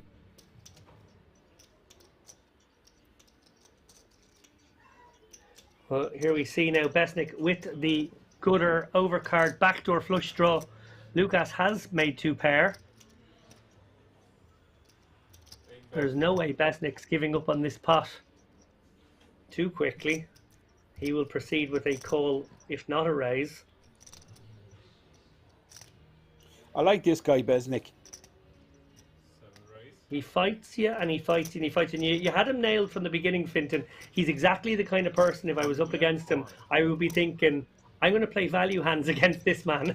Absolutely, yeah. You'll probably you'll get paid, but I mean he's not an ideal customer to have in your table, and you certainly don't want to be bluffing him too often.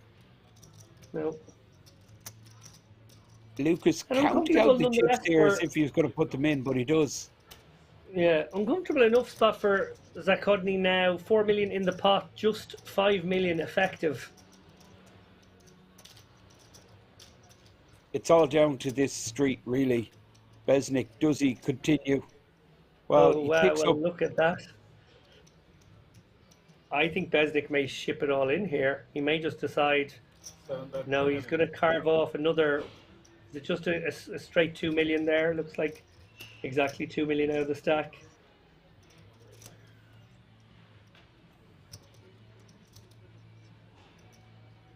Tough situation for Lucas. He's obviously in big trouble against any 8 now. He knows he's in serious trouble there, but he could be up against 9-10. He could be up against Queen 10. He could be up against maybe a 9-7, particularly a 9-7 of spades. 9-7 of hearts makes sense. 9-7 of diamonds. They're the kinds of combos that he'll be trying to figure out. If there's too many of those in Beznik's range, if he's not balancing correctly and he has too many bluffs, then this leans him towards call. But the king is another problem card because, again, against a man who is capable of over bluffing, he may also be turning a hand like king queen into a bluff there, maybe. Who knows? Easy. My chips back. Wow. It's lucky. Oh, bully boy poker from Beznik. Yeah, Gavin. He's shown for me, just from the short session I've seen so far. For me, he's shown greater ambition. He's not locking up. He's not afraid of these. He's not like nervous about these pay jumps. He's out there playing.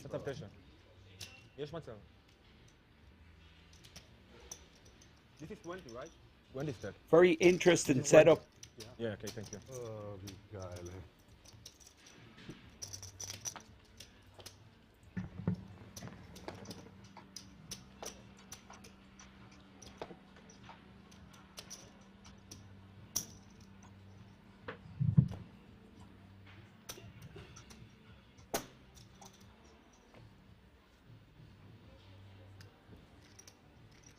So with that pot, Beznik back to roughly where he was 2 or 3 hours ago after an unfortunate hand and a misstep. But he is here to fight. In fact, shirt off, guns out. He's going to let these guys know they're in for a fight if they want to take down this WSOP circuit ring.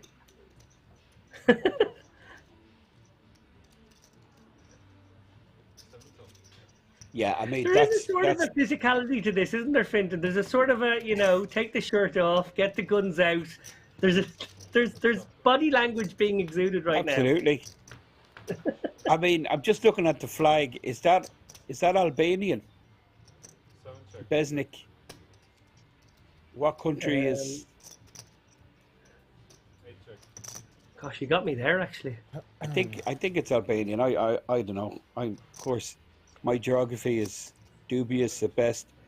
But yeah, you find that like I visited a few of the countries there nearby: Czech Republic, Slovakia, Austria.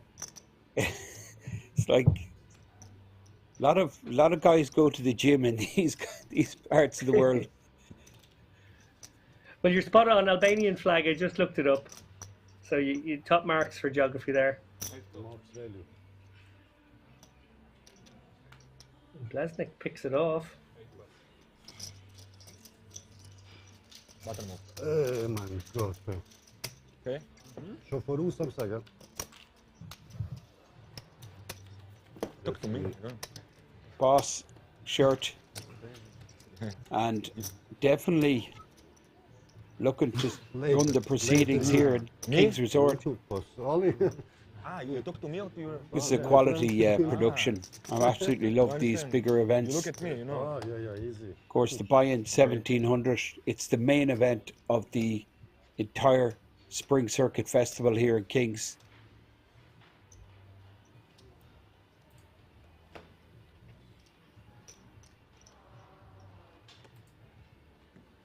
To race, 350, 3 pass. 4 pass. 3. Start normally medallion. Carded. No, it's my friend. Okay, sorry. Well, there probably aren't too many two-card combinations that Beznik doesn't like the look of right now. Jack 9 suited more than qualifies. He makes the call. The tightest player on the table, perhaps Ned with the open under the gun here at Ace 10 suited. Lucas defends his big blind with Jack 10. Beznik pretty much involved in everything. And this is an action board. I mean, all these players are kind of blocking each other, and there's going to be money going in here. Check back from the Delco. Yeah, interesting there that everybody with the piece, but everyone recognizing that everyone else could easily have a piece and not wanting to bloat this pot. Lucas obviously with top 2 on the flop. That's middle 2 now. His bet flushes out Ned, but Beznik, he's open-ended. He's looking for a queen or a 7 here. Oh wow! Well, a jack is very interesting. Yeah.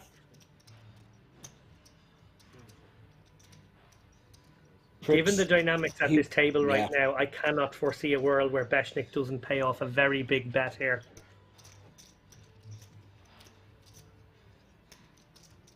Lucas carving out, looks like exactly half pot. Quick call. Horrible card on the river for Beznik. Made trips.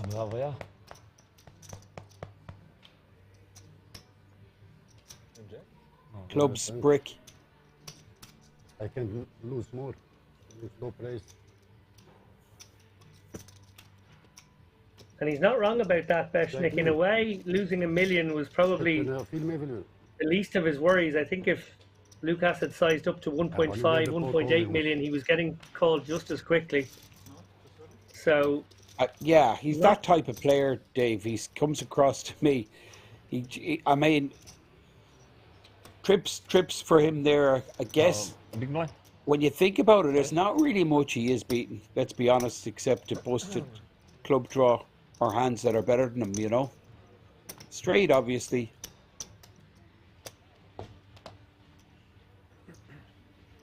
Is a big concern, but he snapped him off, and I think you're right. He would have snapped off a bigger bet. Tom Cohen has been rather quiet the last couple of orbits. Card distribution has been a little unkind. Yeah, and I think that happens with these tables. I mean, you know, it goes in swings.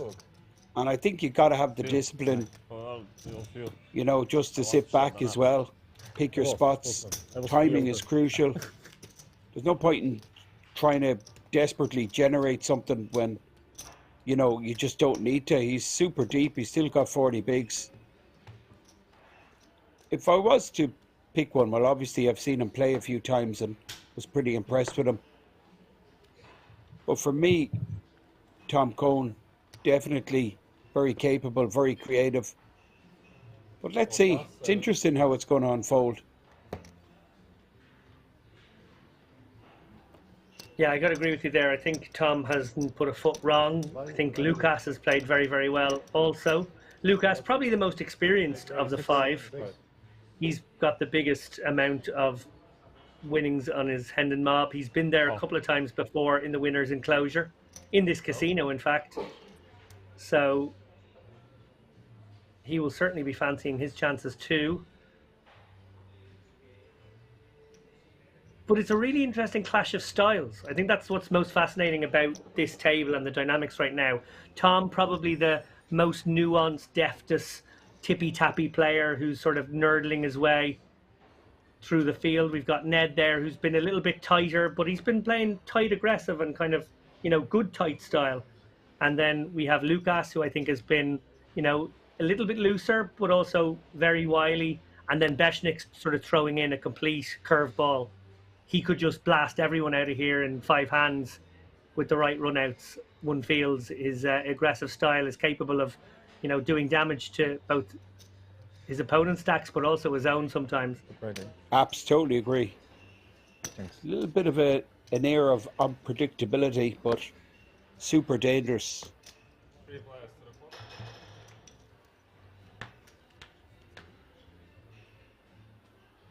Now that 9 is interesting. Well, this is brutal. This is brutal for Lucas. Does have Tom covered, 1.1 million in the pot. I mean, this is just a dream flop if you have a 9 in your holding, and unfortunately for Lucas, he's got serious kicker problems. The only thing that could save Lucas in a way is if he thinks he has too much of the board right now that he checks back. And he checks back, yeah. But he's not going to give the guys an opportunity to catch up. Nedelko gets out of the way with his backdoors, but Tom Cohn obviously in just dreamland here. He's just loving this situation. He's hoping he's up against something like kings or queens or something. Yeah, and Tom's flat here sort of, you know, can be 9x of course, but he also is representing hands like very small pairs that might have just flatted. He might have, you know, an ace high with some backdoors, maybe like an ace deuce of spades, an ace 5 of spades. This is a great card for him, Dave, this 2 of hearts. He's going to check, and Lucas, I think, may size up a little bit given that the second, well, this is interesting. He's going to lead out. He's concerned that he might miss value, so he's going to try and build this pot up as quick as possible. 750,000.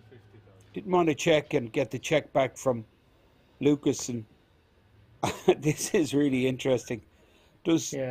I mean, is there any type of alarm going off for Lucas now at this stage? I'm wondering.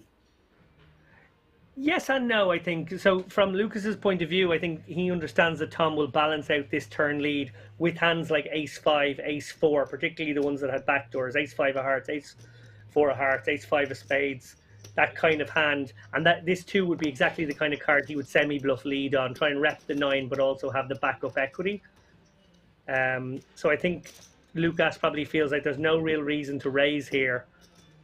He's behind a lot of 9s for value. He's beaten 8, 9, 7, 9. They're possibly out there. And with the 3 and the 2 out there, the 10 would play. But equally, it could be king 9, ace 9. As we see, it is one of those this time. And now Tom Cohn, very likely, because he set it up perfectly for an exactly pot shove. And there's no way Lucas can get away. This is a fait accompli.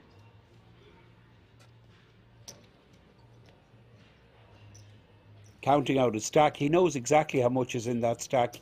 He knows how much is in the pot. That getting called on the turn, it is perfect scenario. Tom Don't tell me Cohn, that you have pocket juice or pocket freeze. yeah, he's putting him on a full boat. That's one of the hands that, not out of the question, but if you're folding trips with the fear of your opponent flopping a boat every time, well, you're never going to win a tournament, are you? You're just going to be over folding.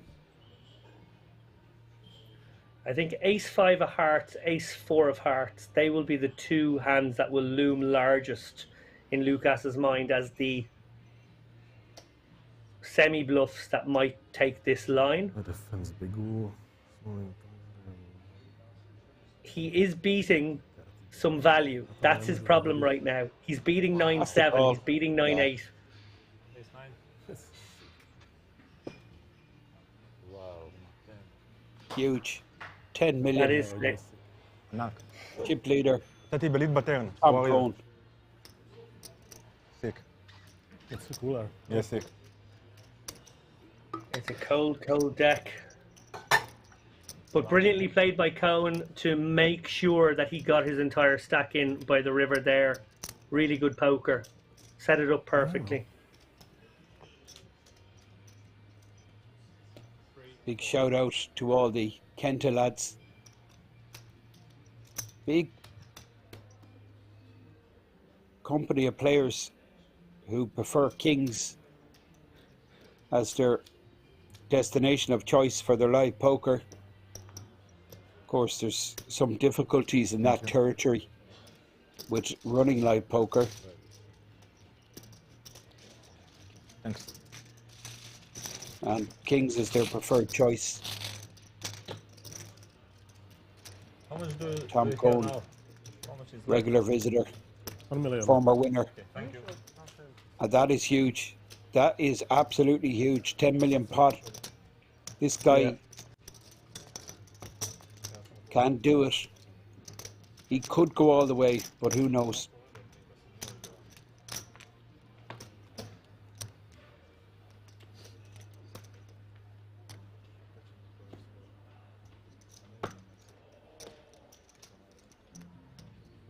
Yes, without 10,000. 900. 7 raise 400. Beznik, active, continually We'll have a break after this. firing. 2 pass. Nedelko folding an ace on the button. 4. But Tom Cohn here with the goods of the small blind. And given his wealth and how deep he is, he could have chosen to 3-bet here from out of the small blind, Tom Cohn. Yeah. I think again these guys probably recognizing that Beznik, if you do flop well, you can just buckle up and hang on and he'll do the betting for you. And interesting flop here with Beznik, probably the kind of person who won't check second pair and will actually bet it and figure out where he's at. Cohen playing possum with ace queen. You have 3 stacks of hundreds? Yeah. 3 stacks of hundreds is 6 million. Thank you. That's what Tom wants to know. Yeah, and the kind of question you would ask if you were drawing here to a flush. So a clever way to balance again. He has some of these live tricks up his sleeve. You see it, Tom? Well, a virtual lock on the hand now for Tom. Goes check, check. He's going to have to do the betting himself here, even though that spade has come, and he won't love that spade. He has to target some weak ace-x hands, maybe some king jacks, king tens. Is that a chip or cards that were... I think it was No, a quick fold. fold from Beznik, who really did quickly all right. figure out where he was at there. Okay, if I keep it here. Sure, what's happening here, Dave? Looks like a break, perhaps. Yeah, Lucas very short now, just 9 big blinds. He'll be coming back looking to get his engines roaring again. Tom Cohen has taken a considerable lead at the top after that huge clash between the two boys. 12 million now. He's in the box seat in what we're calling a 5-handed sit and go to win a WSOP circuit event ring. Fintan Gavin, you and I will be back in, I'm going to guess, 10 to 12 minutes. Enjoy your break, Perfect. everyone.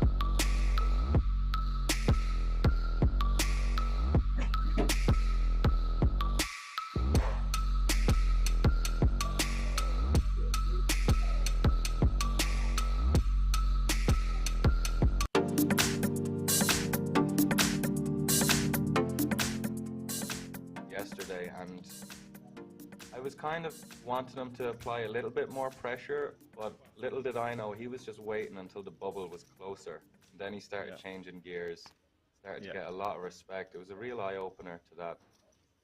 Really timing it right can make it much more effective. As we see Jan, the man with the aces in the hijack. Let's go. Oh, look at this. Oh, God. Aces against wow, aces. That's crazy. We're going to see... Are we going to see Alfredo bump it up to 200k here? Or what? I'd like to see the best disappointment on their face when they're all in and cold and they show aces and they're not. Yeah. They're not afraid Yeah, to the win. disappointment. They're gonna be, oh damn.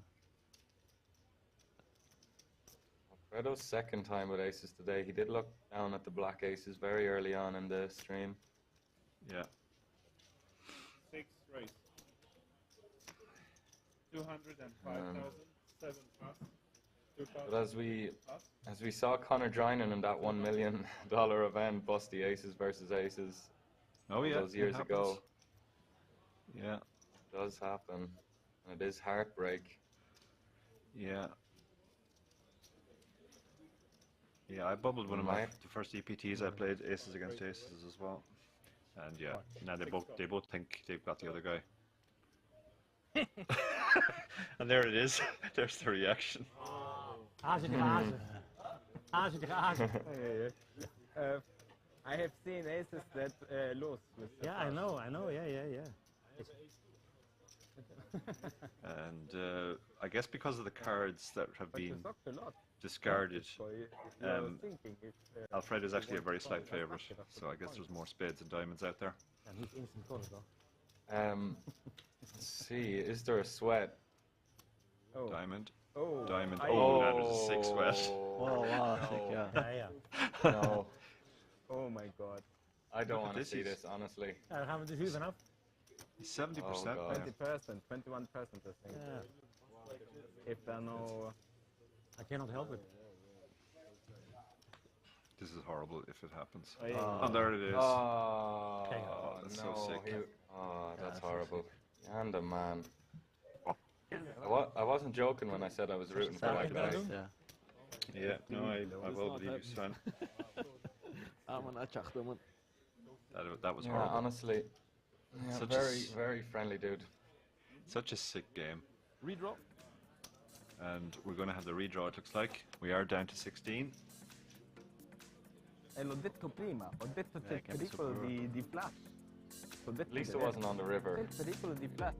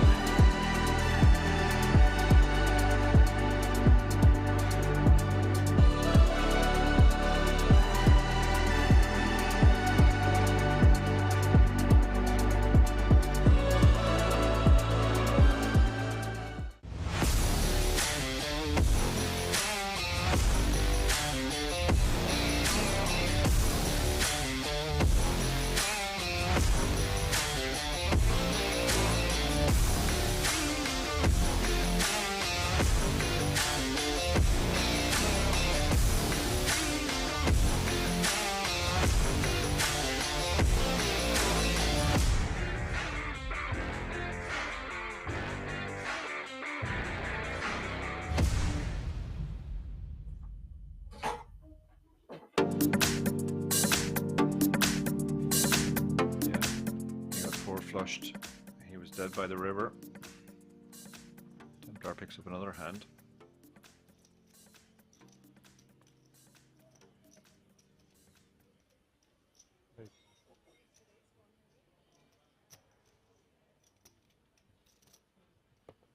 Brings it in for a min raise.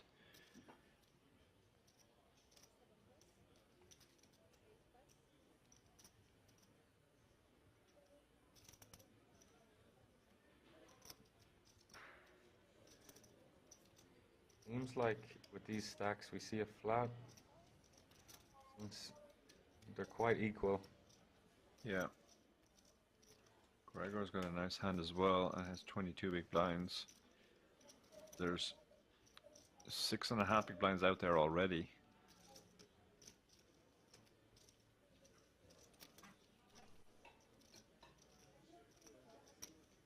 He does decide to call in position. Oh wow! Look at this! What a Look spot! at What a this. spot! Oh my God! All in. He's moved. Yeah. Okay. Yeah. All I had a in. feeling he was going to do that quickly. Ace King covers everybody else, so he moves all in as well. I think.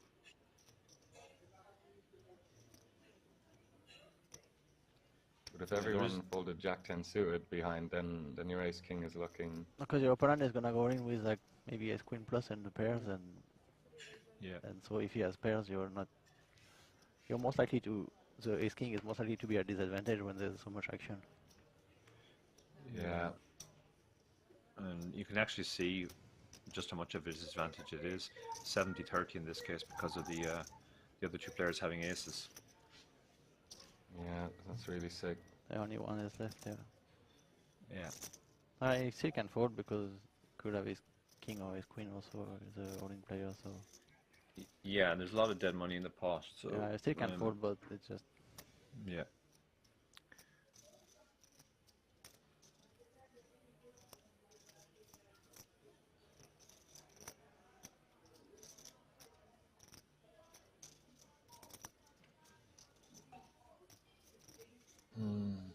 Templar hating life right now. Thinks he's got 6 outs. We know he's only got 3 outs. Yeah.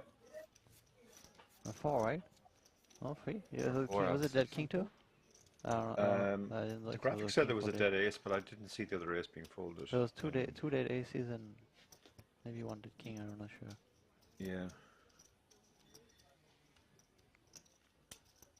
Quite unfortunate for Templar. He's been playing quite solid. Not really any mistakes. As what? Yeah. And then this. 1,285,000. 1,285. 85.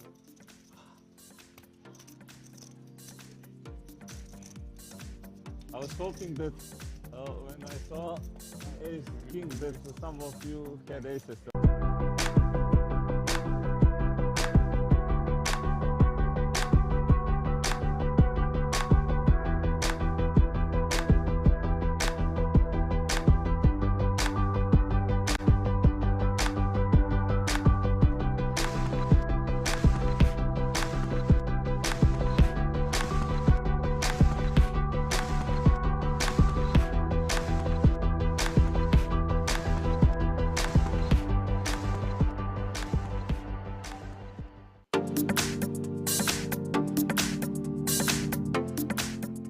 Yeah. You sometimes see it online too. On sites where HUDs are allowed, like Stars, I will look at people's flop c-bet percentages and then their turn c-bet percentages, and sometimes you see a really severe drop-off, like they over c-bet the flop and they under c-bet the turn. Okay. And then if they also have a high fold to bet river percentage, that's somebody who's really good to use that line against check call and then go check check and then bet river.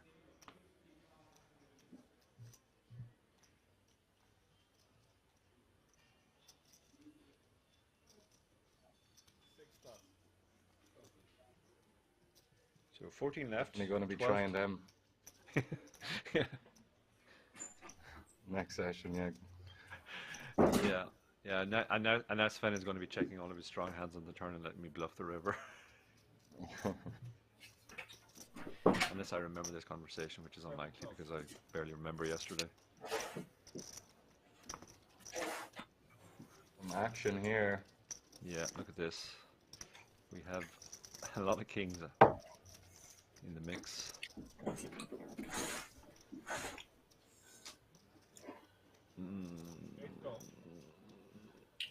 I'm not sure about this. I think your hand is going to be... It just doesn't play very well three-way. I think if I'm going to play the hand, I would have three-bet. Yeah, I can't fault him though because I used to do a lot of this even with like a king jack off overcalling the button, and I did Yeah. learn only recently that it's even like a king jack off is a pure fold in this spot on the button. Yeah, it's I just imagine. three-way. A lot of hands which are fine heads up suddenly become much worse because they're just dominated by one of the kings. Suddenly it's a lot muckier because you're just dominated. You're dominated twice as often basically. Yeah, and you're basically never when the cooler happens with top pair, you're just on the back. Here we do see the one flop where Lucas can climb ahead. Yeah, because we see 66% equity for him now. Yeah, he's in great shape here, and it's still three-way, but he has top pair. He put a lot of chips in, but it's actually just a call because they're all 25s. So three-way to the turn. This pot's very big already now. Look at this, 1.3 million. Lucas only has 1.1 behind. Those 12 10K tickets. Oh wow. This is sick. King Queen now has and even the king jack. If we're going to see a brick on the river, because I imagine this one checks through.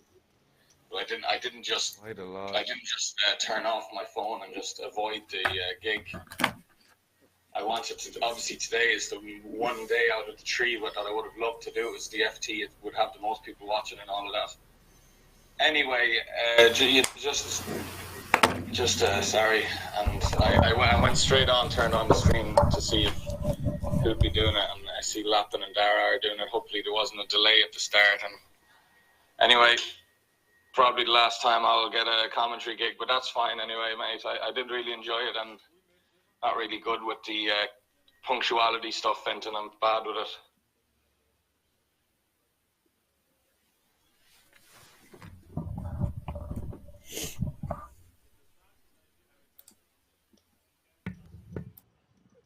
Welcome back, guys. We are here for the five-handed now. Very exciting final table of the WSOP Circuit event in Rozvadov Spring Series. It implies there will be more of these, as I hope there will be, because they're very popular indeed. 650 plus entrants into this one. 1,700 quid buy-in, and we can see there Tom Cohen, top of the pack, 58 big blinds right now, 12 million. He has pulled away from what was a very condensed field only half an hour ago or so. He took a big pot off Lucas Saskodny, who is now pulling up the rear, 4 big blinds. He's going to need to make something happen, and right away. I am joined by Fintan Gavin in the booth. Yeah, that was a big hit for Lucas. I mean, I can't really see how he could have got away, to be perfectly honest. I think it's just a setup.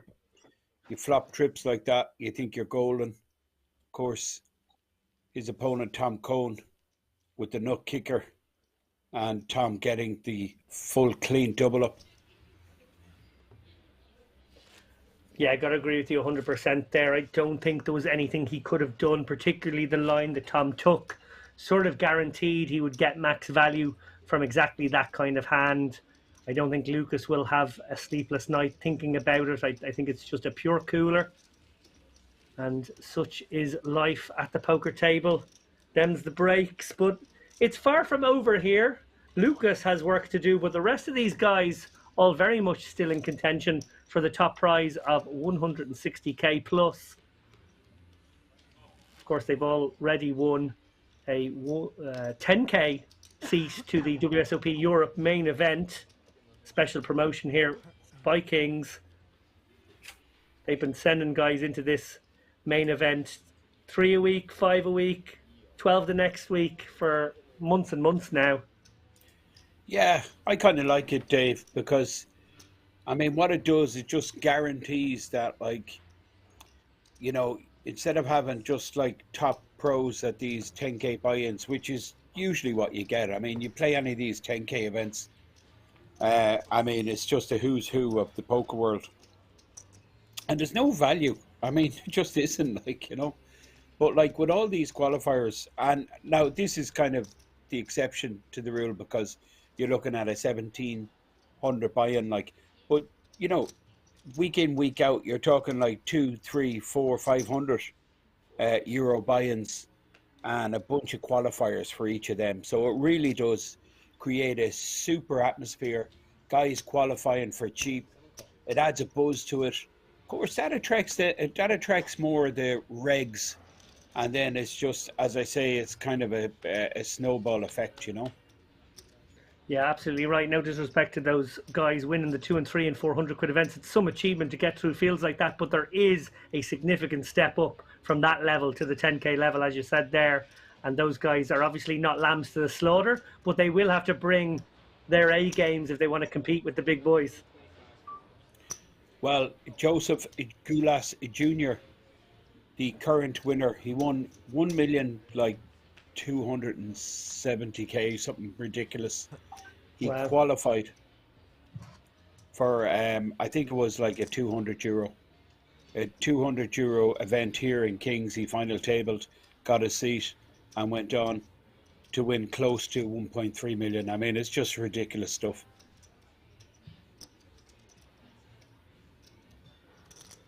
Yeah, that is life-changing money. There's no two ways of putting it. That is not just one house, that's 2 houses. It is where I live anyway.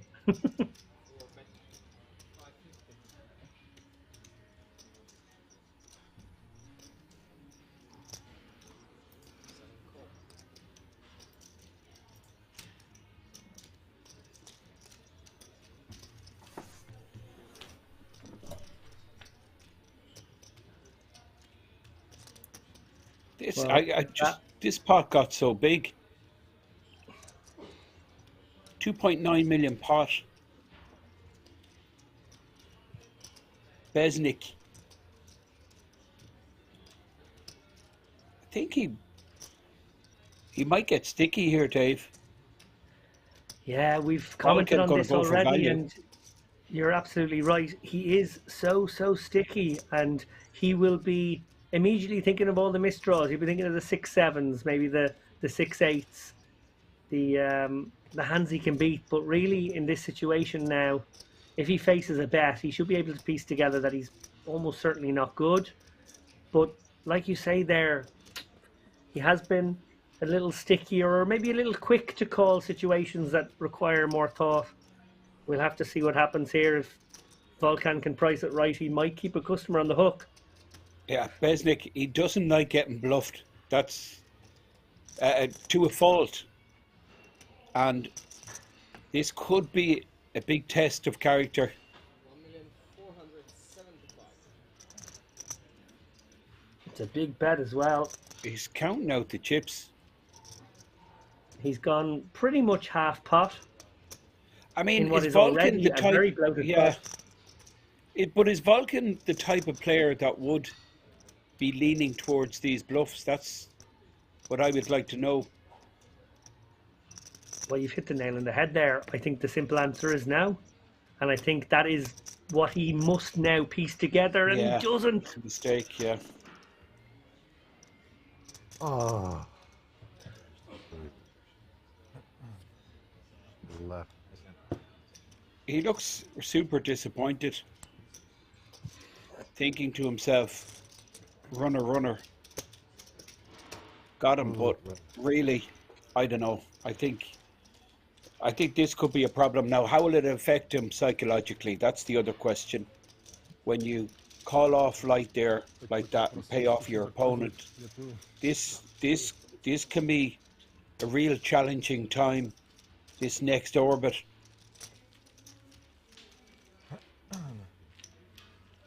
Pick your objective. Yeah, I think you're absolutely right. I think for a lot of players, the wheels can come off altogether in this situation. The crucial thing, and we saw him do it once before. He took a body blow earlier on in a big hand against Lucas, and he did seem to regather himself. He seemed to be steaming a couple of hands. Fortunately, maybe for him, he didn't wake up with anything even marginal for a few hands, by which time he had sort of regathered himself. But yeah, so important now, maybe even more important now, short-handed, that he finds his equilibrium again.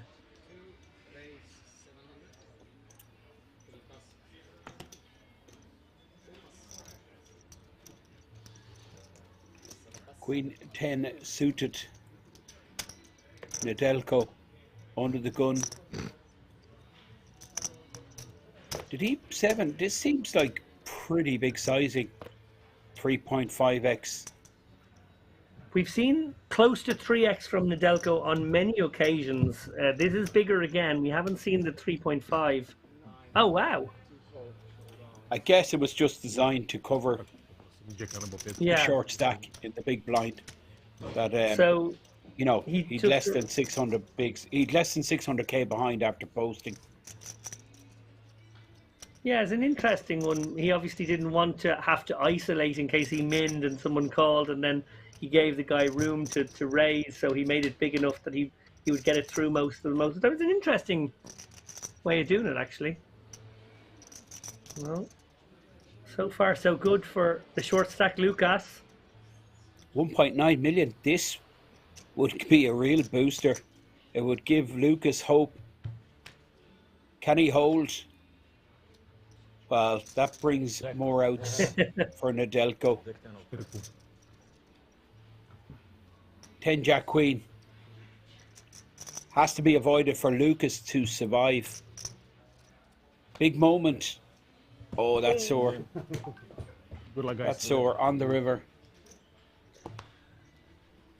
Well, hats off, I have to say, to Lucas there. I hope we get a bust-out interview with him. He has been fantastic on this table. He played so well.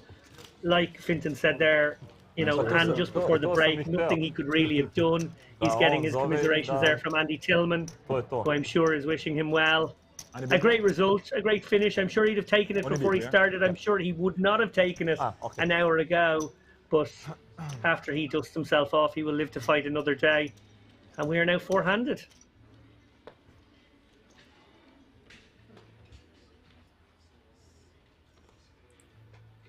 Have you seen any of these bust-out interviews, Fintan? They're very good. No.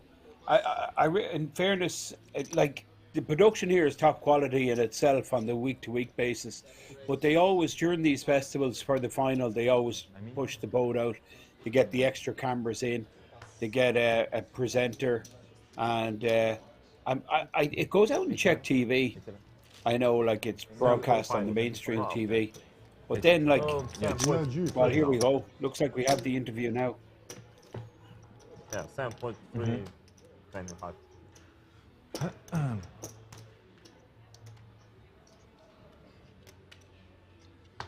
Now get another hand in. I think they're lined up for the interview. 4 million, 4.5. 4.5. Yeah. Okay. So,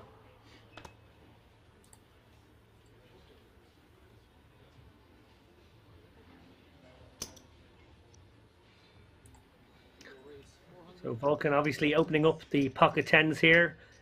Graphic says under the gun. We're four-handed now, so that is the cutoff.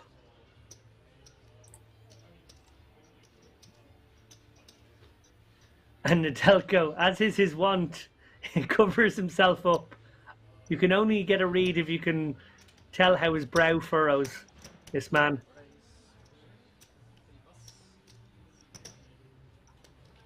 He's 3-bet to $1 million. This is very out of character, and this will certainly give Vulcan pause for thought.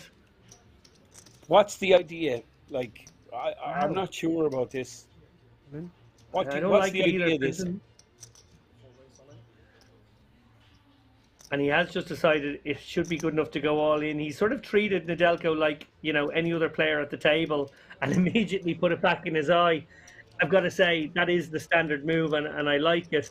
What I would have been worried about was Ned has been the tightest player at the table. I've been a little bit scared of the small 3-bet from him, but now he's just doing a bit of Hollywood. Maybe, as you said there, he heard you, Fintan. He heard you say that it goes out and check TV. He's trying to get a bit of extra camera time. Probably, yeah. I mean, these 3-bets from the small blind, I mean, ideally you want some kind of high card, some premium card in your holding. Well, here's the interview, and we'll go back to that 3-bet afterwards. Hi, we have one of the best Czech players here, Lukas Zashkodny. Unfortunately, he's out now. What happened today? Why did you bust now? The most important hand was exactly before the break, when I flopped trips of nines. against better trips of 9. So that's it. That's the story. And I wasn't able to fold on the river, so that's why. That was super unfortunate. And how do you feel overall about this tournament so far? It was fine. I enjoy it. It's a nice tournament with great structure, so you can play. I mean, I really enjoy it, and 5 places okay. And what is your plans for the future, for your future tournaments? Where are you going to play? Next tournament probably is going to be EPT in Monte Carlo. And good luck in Monte Carlo, and we hope to see more results for the Czech Republic. Okay, thank you very much. Lovely attitude Nice. from him there, Fintan. Great to see a man smiling and taking it well. Yeah, well, I mean, I think I'd be smiling as well with this kind of cash out. I'm okay, yeah, of course. You're bitterly disappointed. You want to go all the way. You want the gold ring. That gold ring is precious. The money comes and goes. But it's always nice to go to your home game with the lads on a Saturday night, crack open the beer and put your hand on the table with the gold ring on their finger and say, how'd your week go, boys? Of course, the beautiful Mika carrying out the interviews. It's great production, absolutely top class. And I mean, this is streamed, of course, free of charge to the viewers. It's part of the marketing for Kings to promote the resort. But you do have to commend them for putting a decent budget behind it. It's pretty slick. Oh, it's fantastic. It's wonderful to have all the camera angles, like you said. This is a no expense spared production. There's a lot of people in the background. We're obviously at the front of it right now, Fintan, you and I, but the amount of people in the team as well that, you know, help bring this thing together, it's fantastic. Yeah, this is it. I mean, you see what you see here in your screen. I mean, it's not like just dished up overnight. Like, this is huge planning and a huge amount of professionals who are top of their game that work really hard to produce this. Interesting hand here. We have Nedelko, who has a piece of this, has the pair, 2-pair draw, trip draw, but Falcon with the pair of 8s in the lead. And he checked. Well, Yeah, Falcon let's just find let it. out So- his first act, yeah. So coming back to that last hand, Fintan, because you were about to give a beautiful piece of analysis, I know, just before we had to cut to the interview. He chose the 4 deuce offsuit, not a very Yeah. good candidate, no blockers. Whereas had he chosen maybe like even a king deuce suited, something like that, Course. suddenly a lot more to do, you know, a lot more blockability, a lot more playability if flatted as well. So yeah, it was a strange selection. I told you. Absolutely. I mean, I know things are evolving, things are changing, but I mean, when I started playing poker first, it was like, you know, ace rag, king rag. These were kind of like, these were described as like the worst hands. Do you know what I mean? And you know, don't get involved. Why play them? And if you connect, you could be in trouble. Just as we're describing all this, we have Beznik with the king 5, but big problems, unfortunately, for him. He made a move, but he's after getting snapped off, and he's a big underdog here, Dave. Yeah, 20 big blinds. There's a phrase popularised by a couple of the Irish poker players, no need for it. He could have waited for a better spot. A little bit of impatience, it must be said. But this is a man who came to fight, and he wants to get himself back to 40 big blinds and tussle with the chip leaders again. He's in no mood to, you know, ladder with that short stack. Oh, and straight that's away he hits the 5. Huge. Massive. That could be worth multiple of tens of thousands hitting this card. Beznik back in business, 8.5 million pot. that's it. End of hand. Now, Vulcan, this hurts quite a lot. Can you translate, Dave? I don't think I can.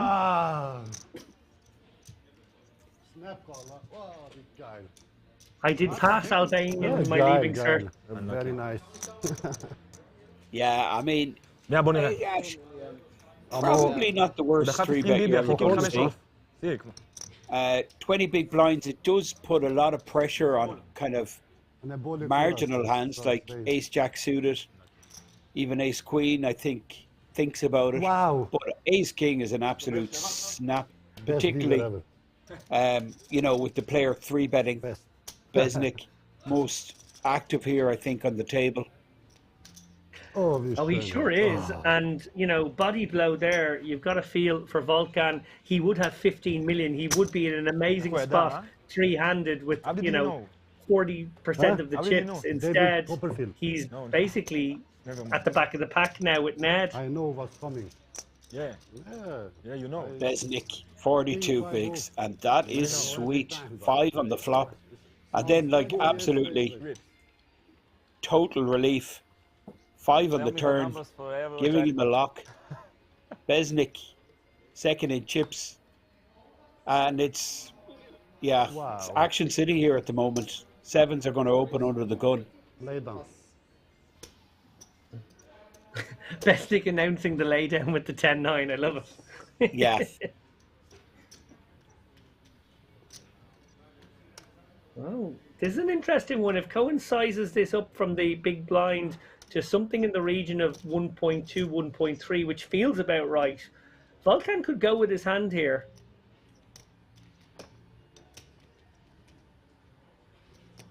We might have an all-in showdown. Volkan won't want to call, even though he would be in position. Calling with a hand like 7s is very murky. There will be a lot of boards he will not feel good about continuing on. In fact, Tom Cohen has sized up even more. I said 1.3, he's gone to 1.5. So he has basically said to Volkan, He's put it moved all in. in or You got it fold. spot on, Dave. I felt they were way too deep for this. I thought Volkan's stack was too deep to rip These the guys have button. been very friendly all day to one another. A lot of fist bumps, a lot of complimenting each other's play when each has had a good hand. But now it's the two friends Thinking to block. are going to war here. Whoa. 14 million pot. Massive. Biggest pot I've seen.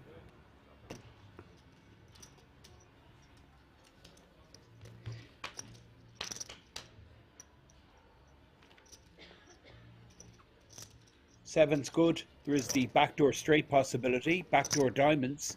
Obviously, ace or king would work also for Tom Cohen.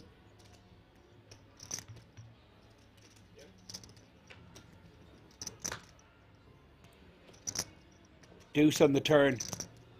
River. Volkan in the lead. 88%. Can he hold? And he does. Much? 7s. Double true. The ace king. Tom Cohen now the shorty. Yeah, and nothing I feel either player could do in that situation. I think, you know, we're playing short-handed poker. Pocket pairs, the value relatively goes way, way up in this situation. You face a 3-bet, you're basically going to have to decide, do I go with my pocket pair or do I not? He felt like yes. I don't think the previous hand will have played into this. He obviously took a body blow, a big bad beat the last hand. I don't think this was in discipline. I think 7s is exactly the kind of hand you might just have to get in, particularly against a capable opponent like Cohen, who could well have some light 3-bets in his range. Well, it was the perfect scenario. He was in a flip situation and won the flip. That's what it's about. He gets the double, the dealer counting. The chips, taking them out of Tom Cohen's stack, and they're going right next door into the stack of Volkan.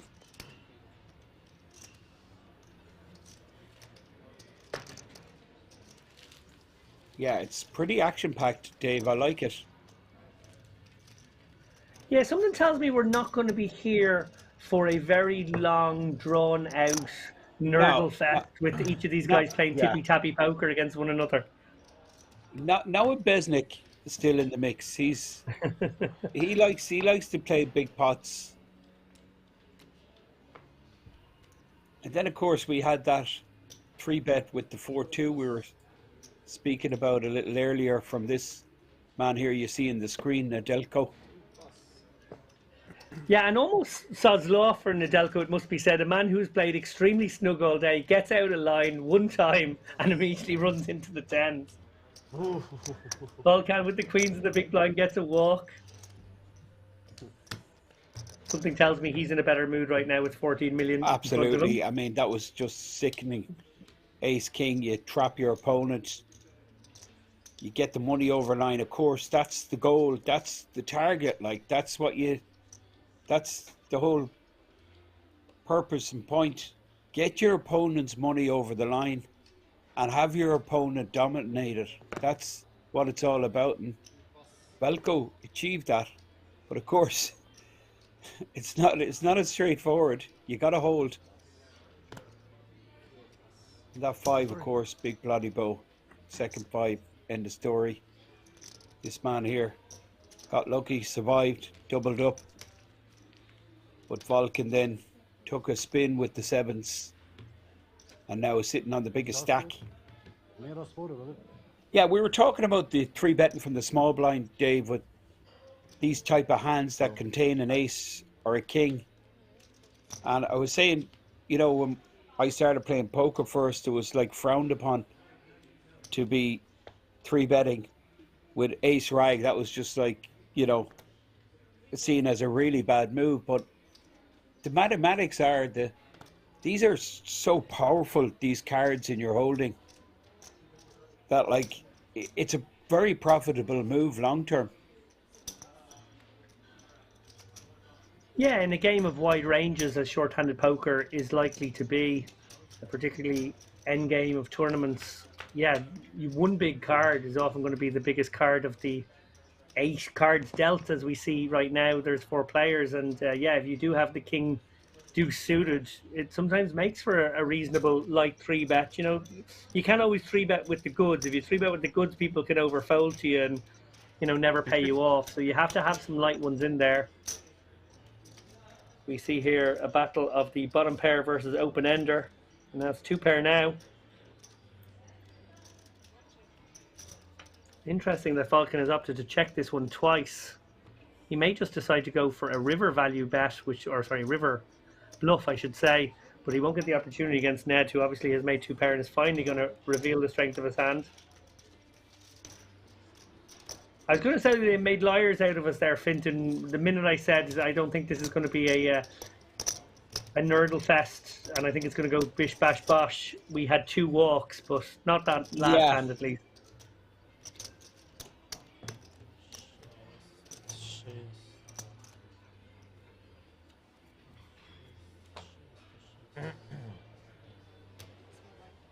Sorry.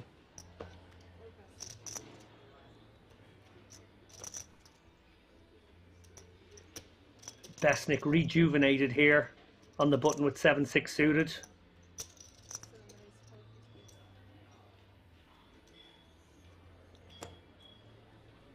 He is the man whose stack has swung around the most during this final table. He started with a big stack. He was down at 300 or 400k. He got it back up to about 8 or 9. And he blasted off again, was back down to 300 or 400 and now back to 8.59. Yeah, something tells me that Beznik, he's used to that happening. Even in his local comp, in his local casino, I'd say he's that type of player. He's involved quite a lot, up and down. But in fairness to him, he's been up for the task here. And I mean, it's hard to pick a winner. Tom Cohn, obviously, I picked out early. But he took a massive hit there, losing that big flip, ace king versus 7s. He's playing that little bit more kind of snug than the other 3 on the table. He's been very selective when entering pots.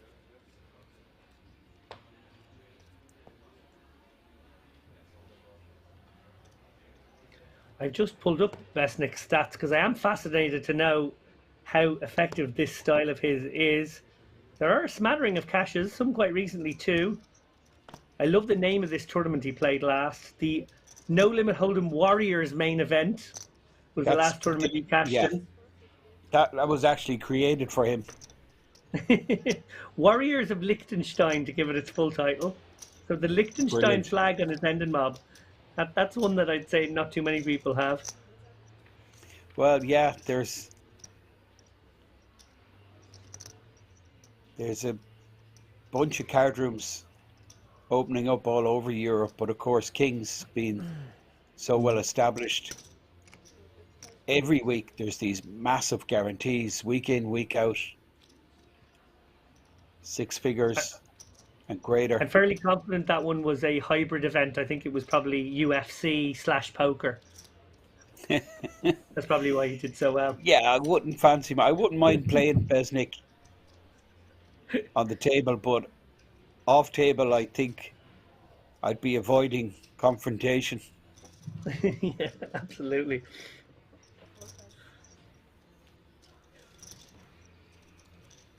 $10 million stack now for Beznik with the big blind at 200k. That's pretty deep. 50 bigs. This is super deep. Of course, it's a 1 hour clock and has been right through. Guarantee was met, which is great to see, considering like since territories have opened up, there's just been a blast of events, like a load of events that should have been played out in the last 6 months or a year. They're all being squashed in now, and like players have a real choice every week where to go. So great to make the guarantee here, the 1 million guarantee. 650 odd players, and of course that huge first place payout, which is equivalent to about 170,000. 16 בליינדים, 3,200. You stayed in the resort in Rozvadov many times, I know, Finton. What are the perks of going to Rozvadov if you fancy sort of a poker break where you want to do maybe a week, a series, maybe across 10 days? I know there's a really nice spa I know the guys talk about. Yeah, well, that's the game changer, really. I mean, it's so much better in more recent times because of the new casino and the new 5-star resort hotel that does have the spa, swimming pool. It's class. I've gone up to the barber on the top floor a few times. It really is nice. There's a new bar there. There's 2 restaurants. There's the main buffet that's open pretty much 24/7 at weekends. I think maybe midweek or early in the week when it's quiet, it kind of closes at like 3 or 4 or whatever. And then you have the casino restaurant that is 24/7. That's really nice. But it's poker, really. You're not going to be sightseeing around Rozvadov. If you want to go on field trips and that, it's not the place to go. Although there is loads of kind of cultural things to do if you're here for a while. I stayed in Rozvadov for like 5-6 weeks on a couple of occasions. Oh wow, that's a good stint. Yeah, pretty miz. Yeah, so there's a few towns nearby you can go shopping, etc. But really, I think King's MO is like poker 24/7. I think that's really the main characteristic and the most attractive feature, like that. Every day of the year, like bar none, they have live poker and cash games, tournaments. They're brilliant with tournaments. You get a lot of casinos, even casinos that you and I might have visited, Dave, over the years, for certain festivals or whatever, and they're running a brilliant schedule of tournaments.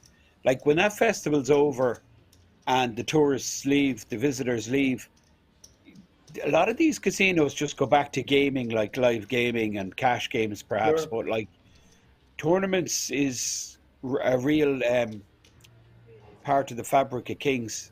Every day, at least one tournament. Yeah, that's phenomenal. There's pretty much nowhere else. I'm sure local casinos in various different cities in the world will put on a small 50 quid nightly game or something like that, but to actually have No, the proper tournament experience is a different gravy altogether. Tom, we see small here blind Tom Cohen ripping here. all in. I can't see the King size. five Is that seems a little 3.1? low. Is it? Yeah, so he's shoving 15.5 bigs. I think King 5 becomes a call when you have around 10 bigs. I think it's not a call in this situation. In fact, if you put ICM into it, you might actually need to have, it might be like an 8 bigs, 8.5 bigs call. It mightn't even be a 10 bigs call anymore with ICM. So I'm not sure why he's mulling this one as long as he is. Most of these guys experienced enough to have their ranges fairly nailed on, I would have thought. We're not dealing with some, bowl comp warriors here. We're dealing with some, hardened pros who have been playing for many, many years and have worked their way up to this level where they're playing $1,700 WSOP circuit events and higher, I'm sure, lots of them too. So maybe a bit of that one, like you said earlier, Finton, where he's just trying to gauge the guy's stack and just thought, well, this is as good a time as any to reset those numbers in my mind. Yeah, of course, he's going to be expecting Cohn to be shoving into him quite a lot when it's folded around to Cohn blind and blind. So perhaps, just like you're saying, Dave, he wants to just put him through the ringer a bit and show him that, look, he is willing to make a call quite wide. Of course, Tom, he might be going with this. Pocket fives, 17 yeah, bigs. This seems like a perfect reshove. And it should work as well. He's got enough bigs now, 17.5 bigs, that he should be able to get a King Jack to fold. I think a King Queen suited becomes close. I think, certainly an Ace Jack and Ace 10 are callable, but actually I think this should work. Unless, of course, somebody wakes up behind. Tom has the ideal scenario here. If Nedelko gets stubborn, King Jack in the bin. Wow, he called, Dave. Oh, what? I'm surprised. Wow. I'm surprised. So just a gambling spot here. Nedelko deciding, let's just run it. Tom doesn't look too pleased. And he's just saying to the rail, this guy's called me with King Jack off. Yeah. Why is he doing this? Why has he done this to me? Why is he doing this to me? Like, it turns out to be, like, from a results-based point of view, it turns out to be the correct decision, but on balance, I don't think this will be a good decision in the long run, I will say. However, Ned may perceive the other players to be a little stronger than him and just fancy a gambling spot. I think that's his best chance. Tom Cohn in great shape. Needs to avoid, of course, King or Jack. There's a backdoor possibility of a straight also for Nedelko.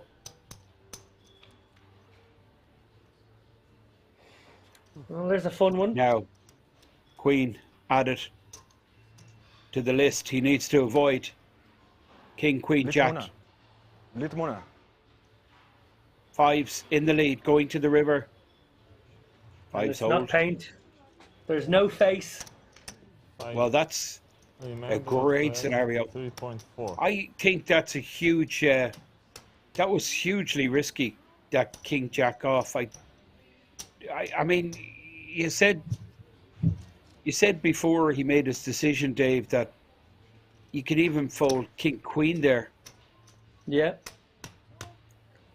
I'll be honest, I'd written it off as a hand. I thought it wasn't just a pip or two below what you needed, but maybe even 3 or 4 pips. So didn't even think for a moment he was ever inducing with the King Jack in that spot. A pure gambling spot for Ned, which makes me feel like maybe he thinks he's up against better competition. That would certainly be the one adjustment to make a play like that more reasonable. I still don't like it, I'll be honest, but I think if he thinks that the other guys are tougher, and certainly Tom is tougher, certainly Vulcan is tougher, certainly Beznik can put you in the bin sometimes, maybe he felt like he needed to gamble his way. Not a lover of that play, I'll be honest. He did have a flip in the end. Yeah, he's just gone from 30 big blinds down to less than 12 bigs. Cohn under the gun. Well, this is a bit of a heater now for Tom Cohn. He shoved blind and blind, got it through. He got a soft double up, in my opinion, last hand, and now He's going to open again with eights. And look who's in the big blind on the very left-hand side. It's the short stack. But first of all, there's Vulcan on the button and Beznik. Vulcan, 10 jack suited. He'd love to see a flop, but I think this is a fold given that he's not closing the action. It's really close. I think it comes down to what the tendencies of the players behind. I think with Beznik behind, I would be inclined to, or less inclined to flat it. I think on balance, I might the short choose to bounce stack flat it. that's could rip quite light here. I mean, I really don't like that Jack 10 call. I'll be honest. Well, this is Tom. It's just he doesn't have a concern about the short stack rip. He's snap calling that if he's closing the action, but he's a problem here with Vulcan, who's just smooth called on the button. So he's deciding whether to isolate. That's what he does. מיניות אז 5. מיניות. Well, Well, you read there's it a very bonus well in there, the pot. Vincent. There's a 400k bonus in the pot for whoever wins this with that call with the Jack 10. And it looks like Tom Cohn, big favourite, 2-1 favourite, almost ace 5 against the eights. Well, Perrin, good shot. Always wet.